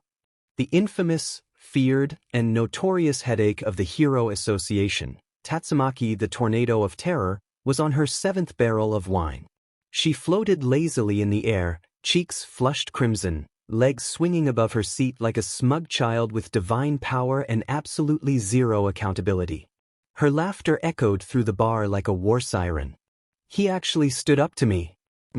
I could flip a city like a dining table. She slurred with amused rage. And what did I do? I left. Ha! The patrons of the bar sat in paralyzed silence. Yes, you read that right. Victims. Not that she was intentionally holding them hostage, but try telling that to the dozens of floating knives, shattered glass shards, bar stools, and corkscrews spinning around her like the rings of Saturn. No one dared to breathe too loudly. The bartender stood completely still, sweat dripping down the side of his face as he silently prayed to every deity known to man and monster alike. One person, just one person. Someone, anyone please. Save us. Oh, come on, lighten up. Where's the music, the food? You all act like I'm going to blow up the bar or something. Everyone blinked nervously. Tatsumaki sneezed, and 3 steak knives embedded themselves into the wall. Oops. A woman fainted, just as a wine bottle uncorked itself and sprayed red liquid across a set of terrified patrons. The bell over the bar door jingled. On Samaki. A voice cut through the tension like a divine hand parting a storm. Every head turned. There he was in a dark green hoodie, sleeves rolled up, eyes calmly scanning the room. I'm here to take you back. It was Izuku, unarmed and unafraid of the terrible tornado before him.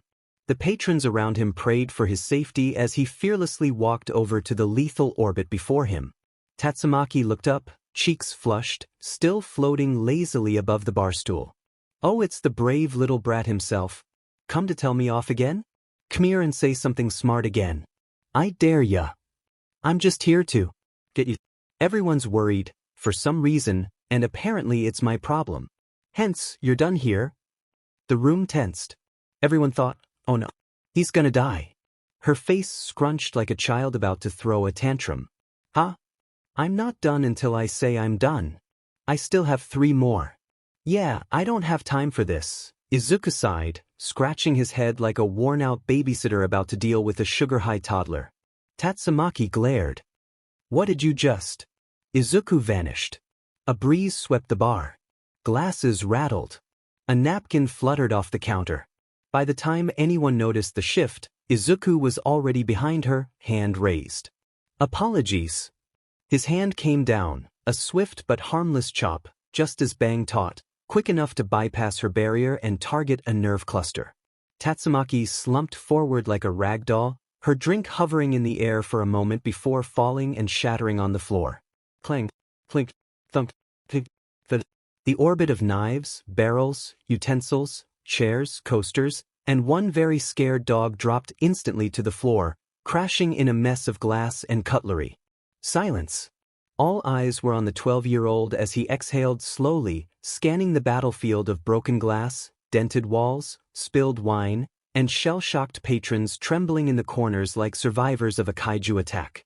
Doubuch, when did he move? Someone whispered, clutching their drink with white knuckles. Teleportation, someone else asked. He bowed deeply, like a monk apologizing for the sins of his order. I am so sorry for the trouble. Please forgive her. She's going through a lot. He dropped a fat stack of cash from his allowance on the counter to pay for all 7 barrels of wine, the damages, and therapy. Keep the change. The bartender, still catatonic, slowly accepted the money with trembling hands. A couple of patrons had tears in their eyes. One guy started clapping. Then another. And then, a wave of thunderous applause. That kid saved us. What was that speed? A hero in the making. That boy is divine. Is he single? Izuku turned red. No. It's not what it looks like. She gets cranky when drunk. Please don't. Flesh. Someone took a photo. Izuku, bright red in the face, awkwardly bowed again and speed walked out the door, muttering, It's not that big of a deal, please stop. As Izuku walked out, Tatsumaki slung over his back like a sack of potatoes. The bartender fell to his knees behind the counter, hands clasped, eyes shining. He looked up at the ceiling. There is a god. He wept openly, placing a trembling hand on a framed photo of his wife. Honey, I've seen a miracle. I saw a god defeat a devil. And carry her like a princess. He would later rename the bar, the Emerald Deliverer. The night was cool, streetlights humming softly as Izuku walked the quiet road. Tatsumaki slung lazily over his back, snoring softly. She was deceptively light, especially for the amount of chaos she caused. Suddenly, a soft grunt escaped from his back. He sighed. Master Bang's technique didn't knock her out for long. Either I did it wrong, or she's just built different.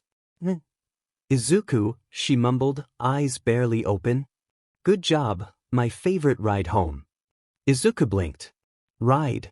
Tatsumaki shifted slightly, and a sharp pang rippled across her forehead. Using my telekinesis at full power gives me the worst headaches, she complained. Especially when I go all out. She rubbed her temples with a grumble, then chuckled softly. Stupid experiments. She started rambling, like a drunk old woman on a train venting to a stranger. She continued, back when I fought that space worm thing, I lifted the whole country's tectonic plate for a minute. Been getting headaches ever since. You did what? But she was already humming nonsense, waving at a lamppost like it owed her money. Izuku sighed again, rolling his eyes, trying to distract himself from her yapping. They then passed by the collapsed monster from earlier, still knocked out, still breathing. Izuku stopped, just long enough to glance at it with a small sense of pride. His first fight. His first win. Tatsumaki stopped mumbling. Her eyes snapped open clear, sober. Deadly. She raised her hand lazily, a glow of green surrounding her fingers. Trash, she muttered, pushing her hand out slightly. A burst of green energy surged from her palm, and the monster's upper body was obliterated in an instant, leaving nothing but a mist of red and pulverized remnants. The nearby wall cracked, splintered with impact marks. Bits of debris slid down the concrete. The lower half of the figure hit the pavement with a dull thud. She lowered her hand with the same nonchalance as someone flicking lint off a shirt. Ew, she said brightly, her voice returning to a cheerful tone. It blinked. Izuku froze, his eyes wide. The sound of the remaining figure hitting the pavement echoed down the block. Oh my god. Did she just? Without blinking. Was that necessary? What idiot left that they're half finished? Tatsumaki added, rubbing her temple as if she were the one who'd suffered. Izuku didn't move. He didn't breathe. Then, very slowly, like someone tiptoeing around a landmine, he resumed walking. No words. No commentary. He simply exercised his right to remain silent, lest he be labeled the idiot his very drunk, very powerful aunt was referring to. Get a move on. I'm cold and sleepy. March along, my noble steed, she slurred dramatically, slumping back down. Izuku, still rattled, glanced back at the chaotic scene behind him. He started walking again, faster this time, hoping to erase the image from his mind. He didn't say it aloud, but he was glad she was on the hero's side. Finally, he reached the Yagi household. The house was still awkwardly quiet, with everyone probably pretending nothing had happened. Izuku climbed the stairs, dropped Tatsumaki onto the guest futon like a sack of flour, and stumbled to his room. He needed rest, a shower, and probably some time to process everything. Somewhere, in the deep trenches of HeroNet. Forum post, HeroLeaks.jp trending. Topic: Kid knocks out S-class hero in one move. Attached, blurry photo of Izuku mid-bow, Tatsumaki unconscious right next to him. At user 420 Godslayer. Guys. Who is this child? I blinked, and Tatsumaki was down. At polite society understands him. The way the knives just drop when she passes out skull. At Green Goblin Fan 88. My dude said, apologies, like it was your fault she was drunk. At One Neck Chupman. Someone edit angel wings on this kid. He literally saved a whole building of civilians from emotional chaos. At Jugs of Justice. Not the bartender crying to his late wife, loudly crying face, loudly crying face, loudly crying face. Bros getting recognized next week. At Barwatch Heroics. Breaking, a mysterious boy in a green hoodie just neutralized an S-class hero with a single move and paid everyone's tab. Is this the rise of a new legend? Hashtag tornado tamed, hashtag kidflash, hashtag hero in training. At Drunk Hero Fails. Imagine being the bartender who had to serve drinks to a psychic whirlwind, then got saved by a child. That man deserves a raise and a hug. At One for the Memes. Photo collage of Izuku bowing plus Tatsumaki unconscious plus bartender praying. Caption. The Holy Trinity, the Disciple, the Fallen, the Witness. At the Emerald Deliver Bar, newly renamed. Yes, it's real. Yes, it happened. Yes, we will be selling shirts soon. Come get your I Survived Tatsumaki's Tantrum mug. Not all this fame would be positive though. I understand that this story is developing slowly. There are many ideas I have planned for the book's direction, but I wanted to clarify things because it seems some misconceptions are occurring. Story so far. Izuku is quirkless, the obvious. His desire to be a hero without a quirk was considered ridiculous. His extended family is the Midoria clan, which I will expand on in further chapters, but they are a clan that produces espers, and Tatsumaki, along with Fubuki, are two of them. Tatsumaki also found Izuku's ambition ridiculous, but interested to see how that would go. She approved of it and demanded that Bang train Izuku. And so he did. Izuku was 6 then.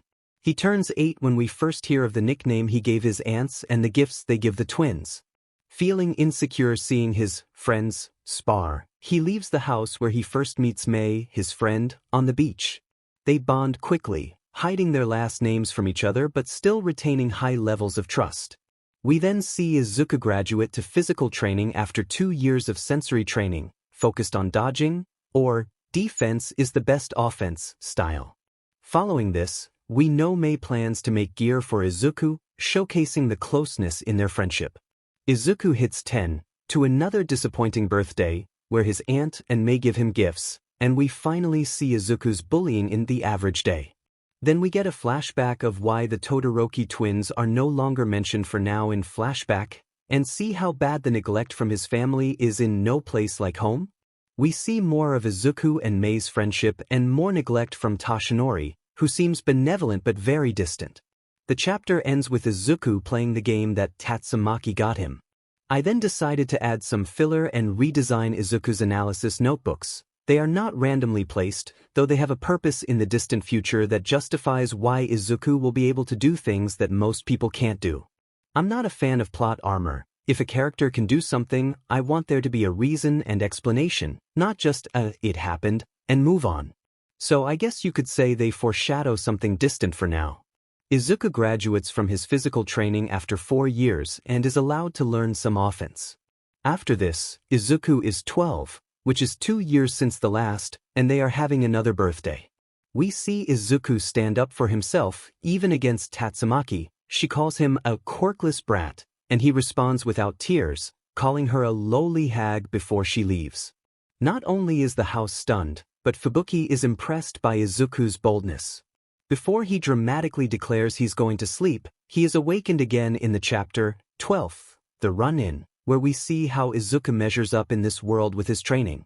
This part is a response to it Yathi. I'm not writing this to attack you, but rather to thank you for your criticism because it has given me much to think about, and to clarify my direction with the book and why I chose the route I did. The Average Day is a chapter one want to address because it is important for shaping how the rest of the book develops. A comment mentioned they weren't fans of Izuku's bullying, and I completely understand. The trope is overdone, especially in Izuku Yagi fics, and the bullying may seem unnecessary. But as a meme, I did warn with memes, like in the chapter, Here We Go Again, and chapter names, such as, The Plan That Never Works. I always intended for this to be the route the story takes and tried to imply what would happen without directly telling.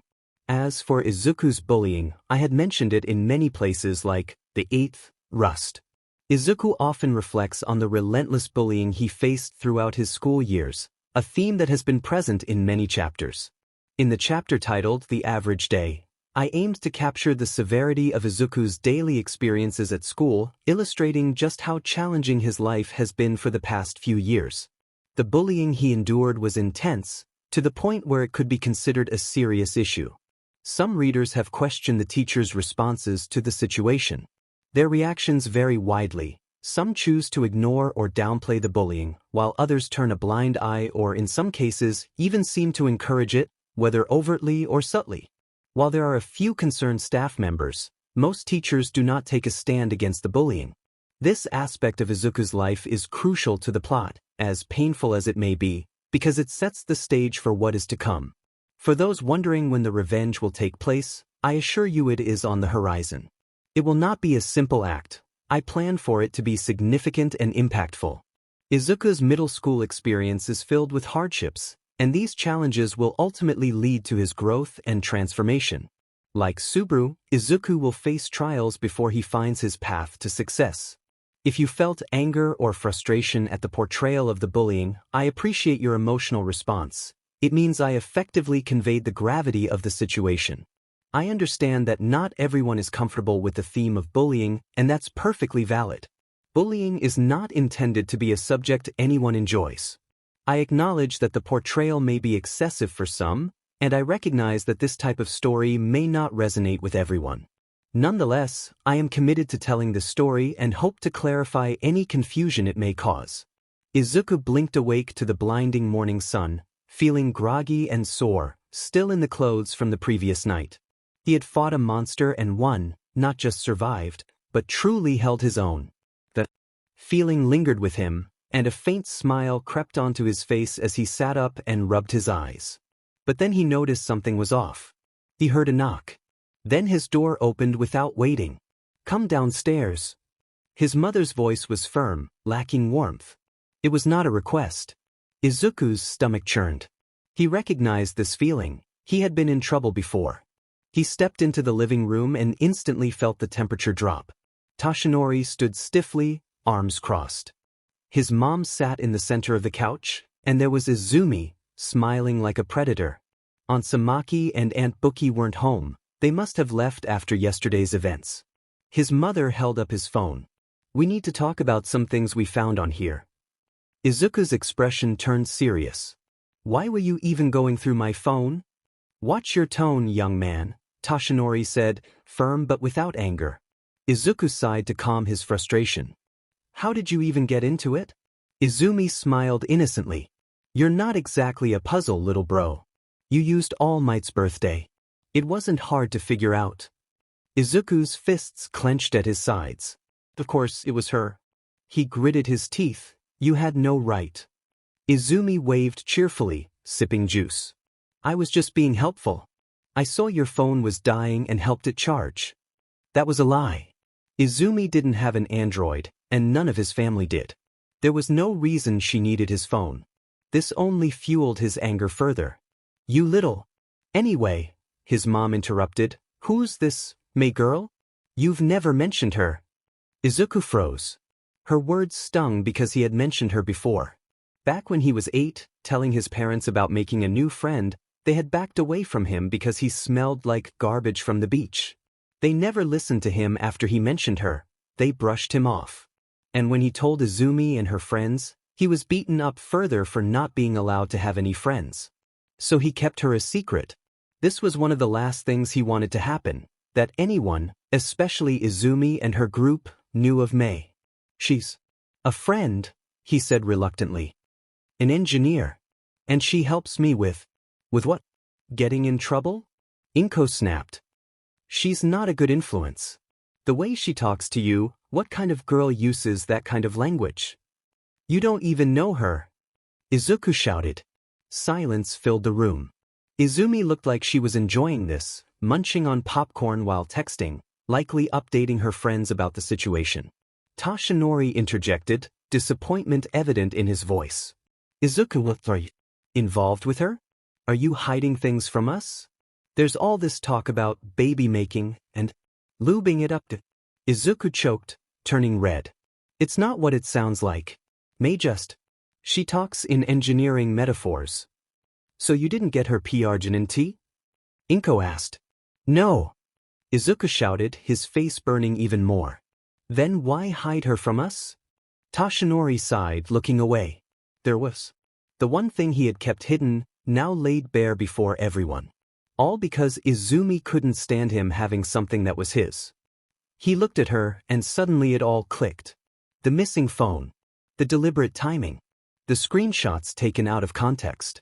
She did it on purpose. And to no one's surprise. They believed her. For a moment, Izuku didn't speak. He just stood there, silent, as something inside him quietly cracked. He was used to being overlooked. Used to being doubted. But to be sabotaged like this and for his parents to just let it happen? Izuku's voice wavered, quiet but clear. You didn't even ask me. Not once have you ever cared if anything was going on in my life. Not once have you asked, how was your day? Or, are you spending time with your friends? You only care when it makes me look bad. The only one you ever pay attention to is her. He didn't have to look at Izumi. He could feel her smirking.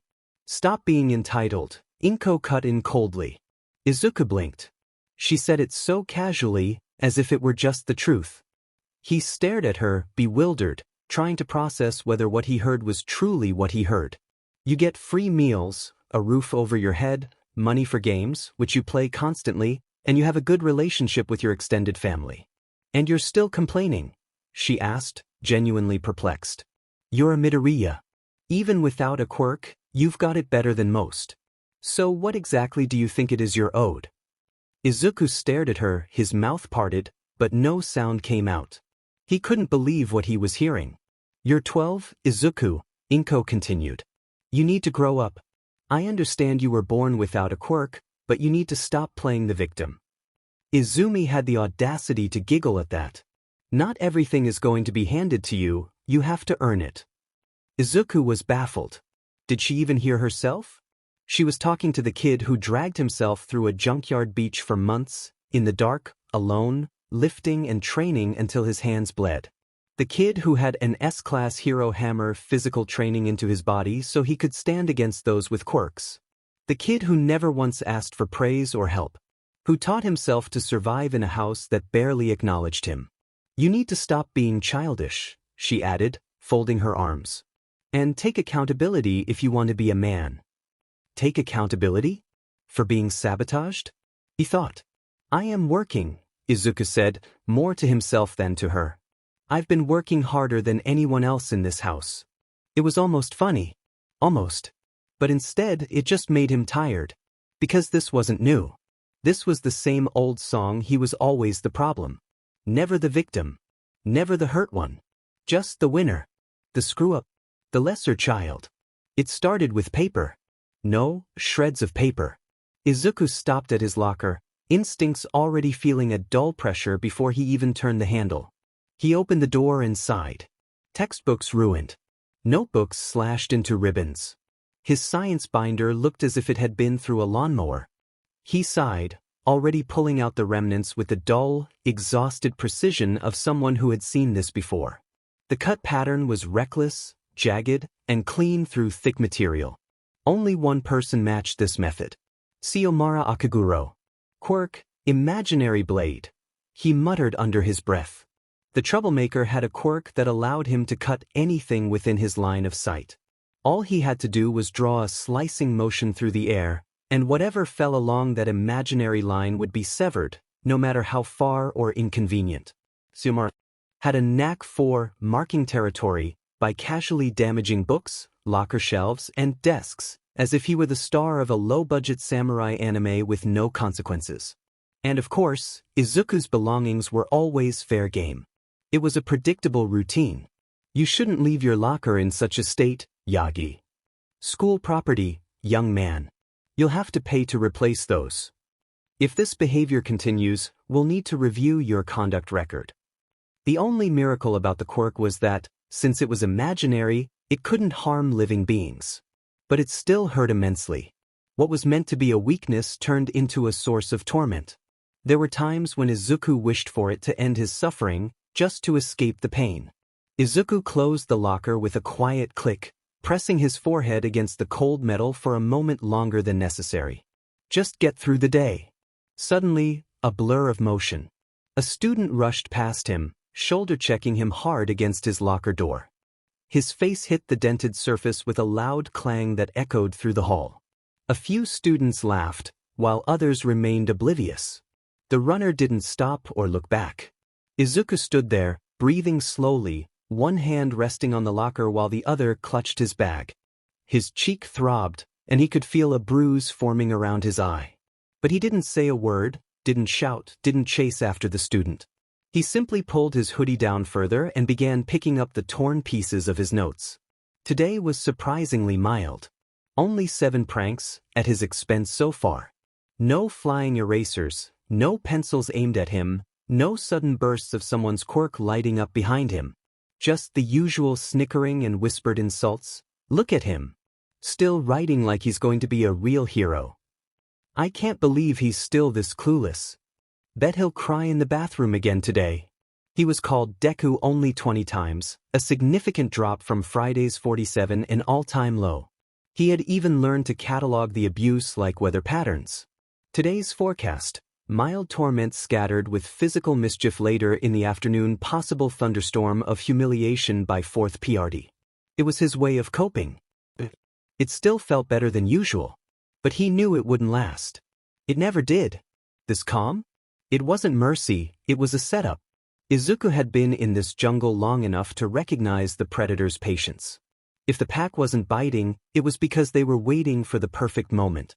In this school, Izuku Midoriya's average day could legally qualify as multiple counts of criminal assault, intentional battery via quirk usage, daily torture of the 2nd degree, public defamation and targeted harassment, hourly quirk discrimination, repeated verbal abuse, property destruction, and willful teacher negligence. A full portfolio of offenses, disguised as kids being kids, all committed under the watchful eyes of faculty who either looked away, pretended not to hear, or found ways to blame him for provoking it. Izuku rubbed his eyes and tried to focus as he made his way into the next class. Applause echoed through the classroom as grades were posted. Perfect score again, Miss Yagi, the teacher beamed, holding up her test like a national trophy. Truly exemplary work in applied quirk sciences.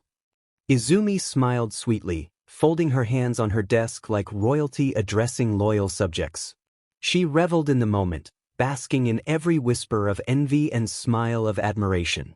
You're incredible, Izumi. How do you get perfect scores every time? One classmate gasped. You could be a hero and a scientist, another gushed. Don't let it go to your head, Izumi, Katsumi warned. We're still right behind you. Katsuki cracked his knuckles, grinning. Yeah, better keep an eye on your back, egghead. Izumi laughed, but only half-heartedly. Their rivalry was a game.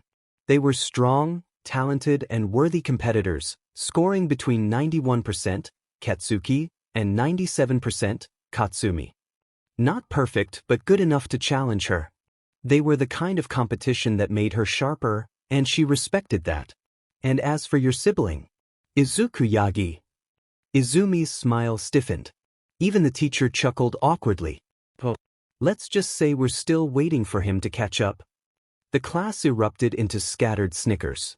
Someone coughed a laugh. Another muttered, bet he got a perfect score too, just backwards. Deku, that dropout? He got a 32 on the midterm, didn't he? Pretty sure he burned his eyebrows off in chem last semester. More laughter followed. Even the teacher chuckled awkwardly, trying to steer the conversation back. Well, let's focus on the lesson, but the damage was done. Izumi's smile tightened, her eye twitching slightly. That again. Always him. The embarrassing anchor dragging her otherwise perfect image through the dirt. She laughed politely along with the others, but inside, her mind raced. Of course, they'd compare us. I'm the successful one. The capable one. The useful one. And him? What is he even trying to be? He's like a stray dog chasing a car. Even if he caught it, would he know what to do with it? She kept her face pleasant, but inside, she was burning. The moment her brother was mentioned, the room felt tainted. Her spotlight dimmed. Every time. No matter how far above him she rose, his shadow still reached her heels. Perhaps, if he weren't her brother, he might have a chance to live in peace, a quiet, forgettable life in the background of someone else's story. The comparisons wouldn't sting as much. He wouldn't be dragging her name through the mud like a stubborn embarrassment who refused to know his place. But being her brother meant he was always compared to a masterpiece. And he didn't measure up. Not in strength, not in intellect, not even in social status. He didn't even have his own quirk. And it was all his fault. He could have learned. He could have adapted. But no, he just kept chasing that ridiculous dream. No quirk. No power. No future. It was pathetic. Almost admirable, if it weren't so infuriating. His entire existence was like watching a fish flop around on dry land, insisting it could fly. It was embarrassing. And worst of all, it made her look bad. She was the future tornado of terror. He was the walking cautionary tale, a reminder that not all children were born equal. Yet he wouldn't quit. No matter how many times he failed. No matter how many times life knocked him down. He kept getting up. The class still laughed. The Bakugas rolled their eyes, but even they cracked grins. She smiled a little hollow and turned her face to her notebook, letting them think she was unbothered. But inside, she raged. She thought bitterly. Why don't you realize I'm doing this to protect you? She loved her brother, she truly did, but sometimes she questioned if he even deserved that love. Why couldn't he understand that she was doing this for him, shielding him from a world that would consume him? He couldn't be a hero. She knew it. The world knew it. That should have been obvious, right? So why was he still trying? Still training behind their backs? Still hiding things? I train harder. I rise higher. I shine brighter, so he won't have to suffer that fate. I'm saving him. Why can't he see that? Why does he make me feel like the villain? And now there was this girl. Since when did he have secrets? He wasn't allowed to have secrets. Izumi's smile faded completely. She's probably feeding him delusions. Telling him he's special. Telling him he's got a chance. She knew what this world did to people like him. But she did. She had seen it. I'll make her see. I'll make him see. She clenched her pencil a little too hard. The tip snapped, but she didn't react. He's my brother. Mine to manage. Mine to protect. Mine to fix. This is for his own good. He'll thank me someday. If humiliation is the only way to get through that dense, idealistic skull of his, so be it. She inhaled deeply and smiled again. Everything was under control. After all, she had a plan. She'd show him. Humiliate him in a way that even he couldn't ignore. Drag him back to reality before his delusions got him hospitalized or worse. After all, she was his sister. She knew best. The bell rang, and Izuku was quick to leave. Aside from a bit of embarrassment, he was doing better than he had been on Friday. He turned to walk down the stairs to the lower floor for English classes. It seemed like some of the birthday luck was still with him. He hadn't had a single interaction with Katsumi or Katsuki today. He took the first step down. Please stay like this, he mentally prayed. Please, whoever is out there, let today. Then it happened. A foot shot out from behind the wall at the corner of the stairwell. His ankle twisted, and his body launched forward. Time slowed just long enough for the panic to catch up. He hit the first step face first, then the second, then the third. The stairs weren't kind. The sound of his nose hitting the concrete echoed. His elbow twisted painfully as his arm was trapped beneath him until something snapped. He tasted blood, hot and metallic, gushing from somewhere. He barely heard it through the haze. Eyes watery, vision spinning, body trembling in pain. A chipped tooth hit the stairs like a tiny bell. He lay there for a moment, breath taken away. Then there was laughter. People stepped around him, some even on him. One student whistled. Some snickered. A few whipped out their phones. A few mimed slow-motion replays. He couldn't even tell who was laughing anymore, it was just noise, above him, around him, beside him. Blood dripped from his mouth, pooling faintly on the stair edge. He coughed, pushing himself up with his unbroken arm, breathing shallowly, vision swimming. His right arm screamed in agony. Dislocated. Fractured. He didn't know. He couldn't think. Still, he pushed himself up with his left, using the railing to steady himself. He gritted his teeth or tried to, through the broken ones. Blood dripped down his chin, his temple, and his uniform sleeve. Someone above him whispered, "Deku's gotta be built like a crash dummy." Another added, "He's got a dentist appointment every week." Don't cry. Don't scream. Just move. He knew this would happen. Today was going far too well for him to believe that maybe, just maybe, he'd get away with a little teasing. He made his way to the nurse's office in silence, teeth clenched, head down. Room 3B nurse's office. The door creaked open as Izuku staggered in, holding his limp arm with his shirt sleeve half soaked in blood. Darren Bryant didn't say anything at first. He just gave Izuku that look. Tired eyes. Coffee mug in one hand. Clipboard in the other. "Already?" Darren muttered, standing from his chair with the same energy as a war-weary veteran getting ready for another tour. His long black dreads were tied in a thick bun, and his scruffy goatee twitched when he frowned, which was always. He eyed Izuku's busted lip, crooked nose, and swelling arm. "But it's not even afternoon yet." Izuku coughed a bit and offered a sheepish smile through the blood. "But at least I'm always on schedule?" Darren looked at him for a moment, no sign of humor on his face. "Tough crowd." Izuku tried to joke. The man sighed through his nose, set the clipboard down, and walked over with slow, heavy steps. He didn't speak, he just pointed at the bed in the corner, the one tucked behind a curtain, with a little green sticker that read, "Izuku Yagi." Yes, Izuku had been here so often that he had his own custom-made, exclusively owned bed. Izuku limped toward it. Bryant pulled on gloves. "Your arm." Snapped. "Maybe a chip fracture. I think I bit my tongue too. And I may or may not be concussed." "Lovely." He held out his hand, palm up. A faint humming buzzed from his forearm. Clunk. A cold, metallic can slid out from his palm like a drink dispenser. Quirk, vending machine. Function. Any drink Darren digests successfully can be regenerated and redistributed as long as he's had a good meal. Weakness. Potential dehydration with every use. Izuku blinked. Still one of the coolest quirks ever. You've inspired over 30 new flavors of trauma tonic. Congratulations, I'm a caffeine factory now. Izuku took the can and cracked it open. The label read, Ultra Mend, Citrus Burst Recovery Tonic. Warning. May cause mild euphoria and existential dread. Oh, so nothing new then. He downed it. His arm snapped back into place with a painful JRK. He hissed. Okay, that this one's got a little kick. It's medicine. Not magic, Bryant said, scribbling something down on his clipboard. Silence lingered for a moment.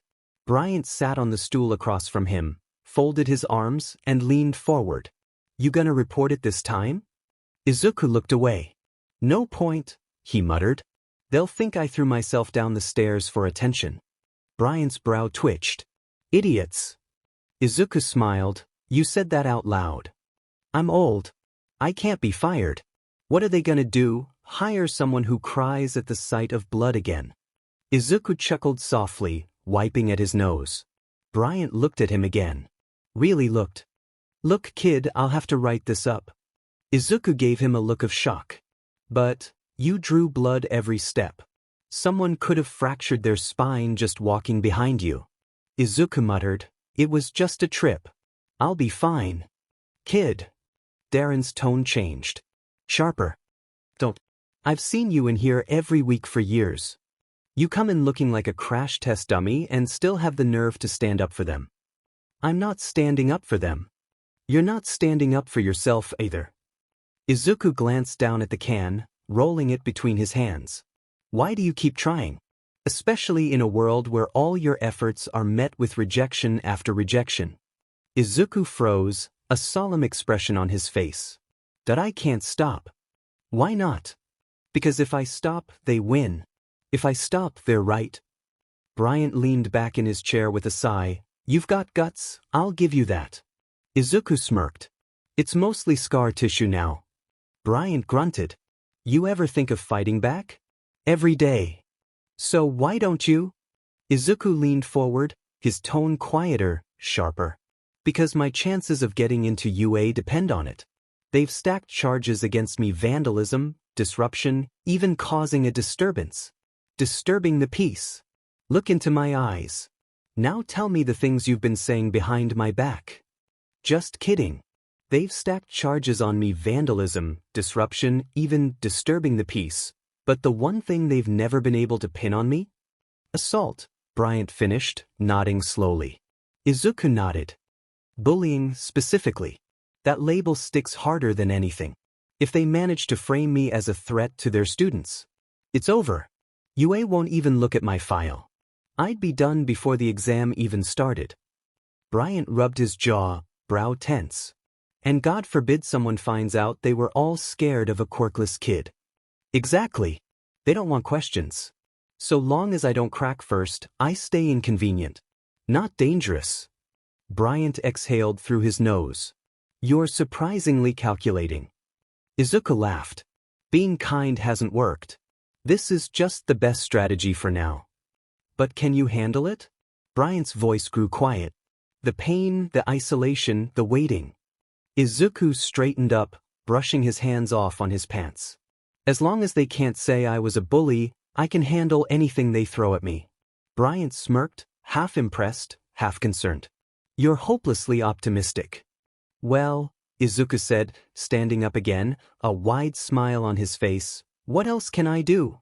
All Might once said that no matter how bad the danger was, a real hero knows how to smile. And keep moving forward. Bryant scoffed. You still look up to him that much? Izuku turned toward the door, expression soft but resolved. He's the reason I still believe any of this is possible. Izuku stood up, stretching his now-healed arm. Same time tomorrow?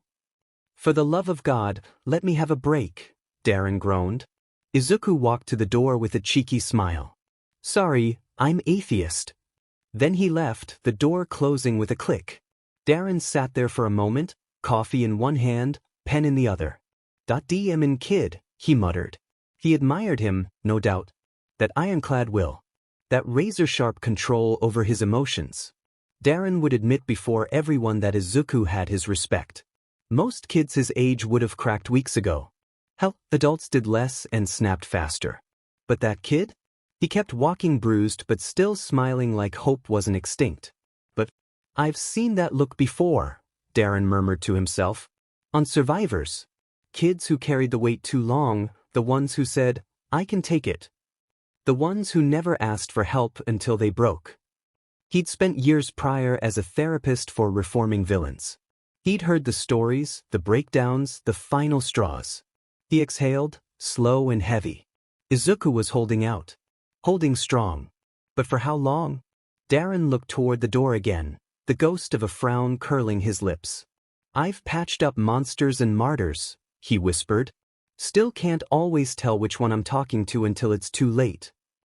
He stared at the green-stickered bed for a long second. Hang in there, kid. Then reached for his pen again. Back to the paperwork. Back to reality. Reorienting. For once, the final bell wasn't a death knell. No blood, no detention, no mop to clean up a mess he didn't make. A miracle. Izuku adjusted his bag strap and stepped into the fading afternoon light. His arm twitched slightly, a phantom pain from the earlier fall and another trip that scraped his elbow during P. Today brought only 6 extra glares, 3 more Deku chants, and 1 flying eraser to the head. Overall, it was one of the better days on record. Which was sad, but we move. His steps quickened. He had 15 minutes before May started dismantling her latest project out of impatience. With luck, he could arrive before she tried strapping hover boots to a blender again. He turned a corner and froze. There was a shift in the air. Subtle. like the drop-in sound when someone holds their breath. He was being watched. He was being followed. That wait, the shift in the air pressure.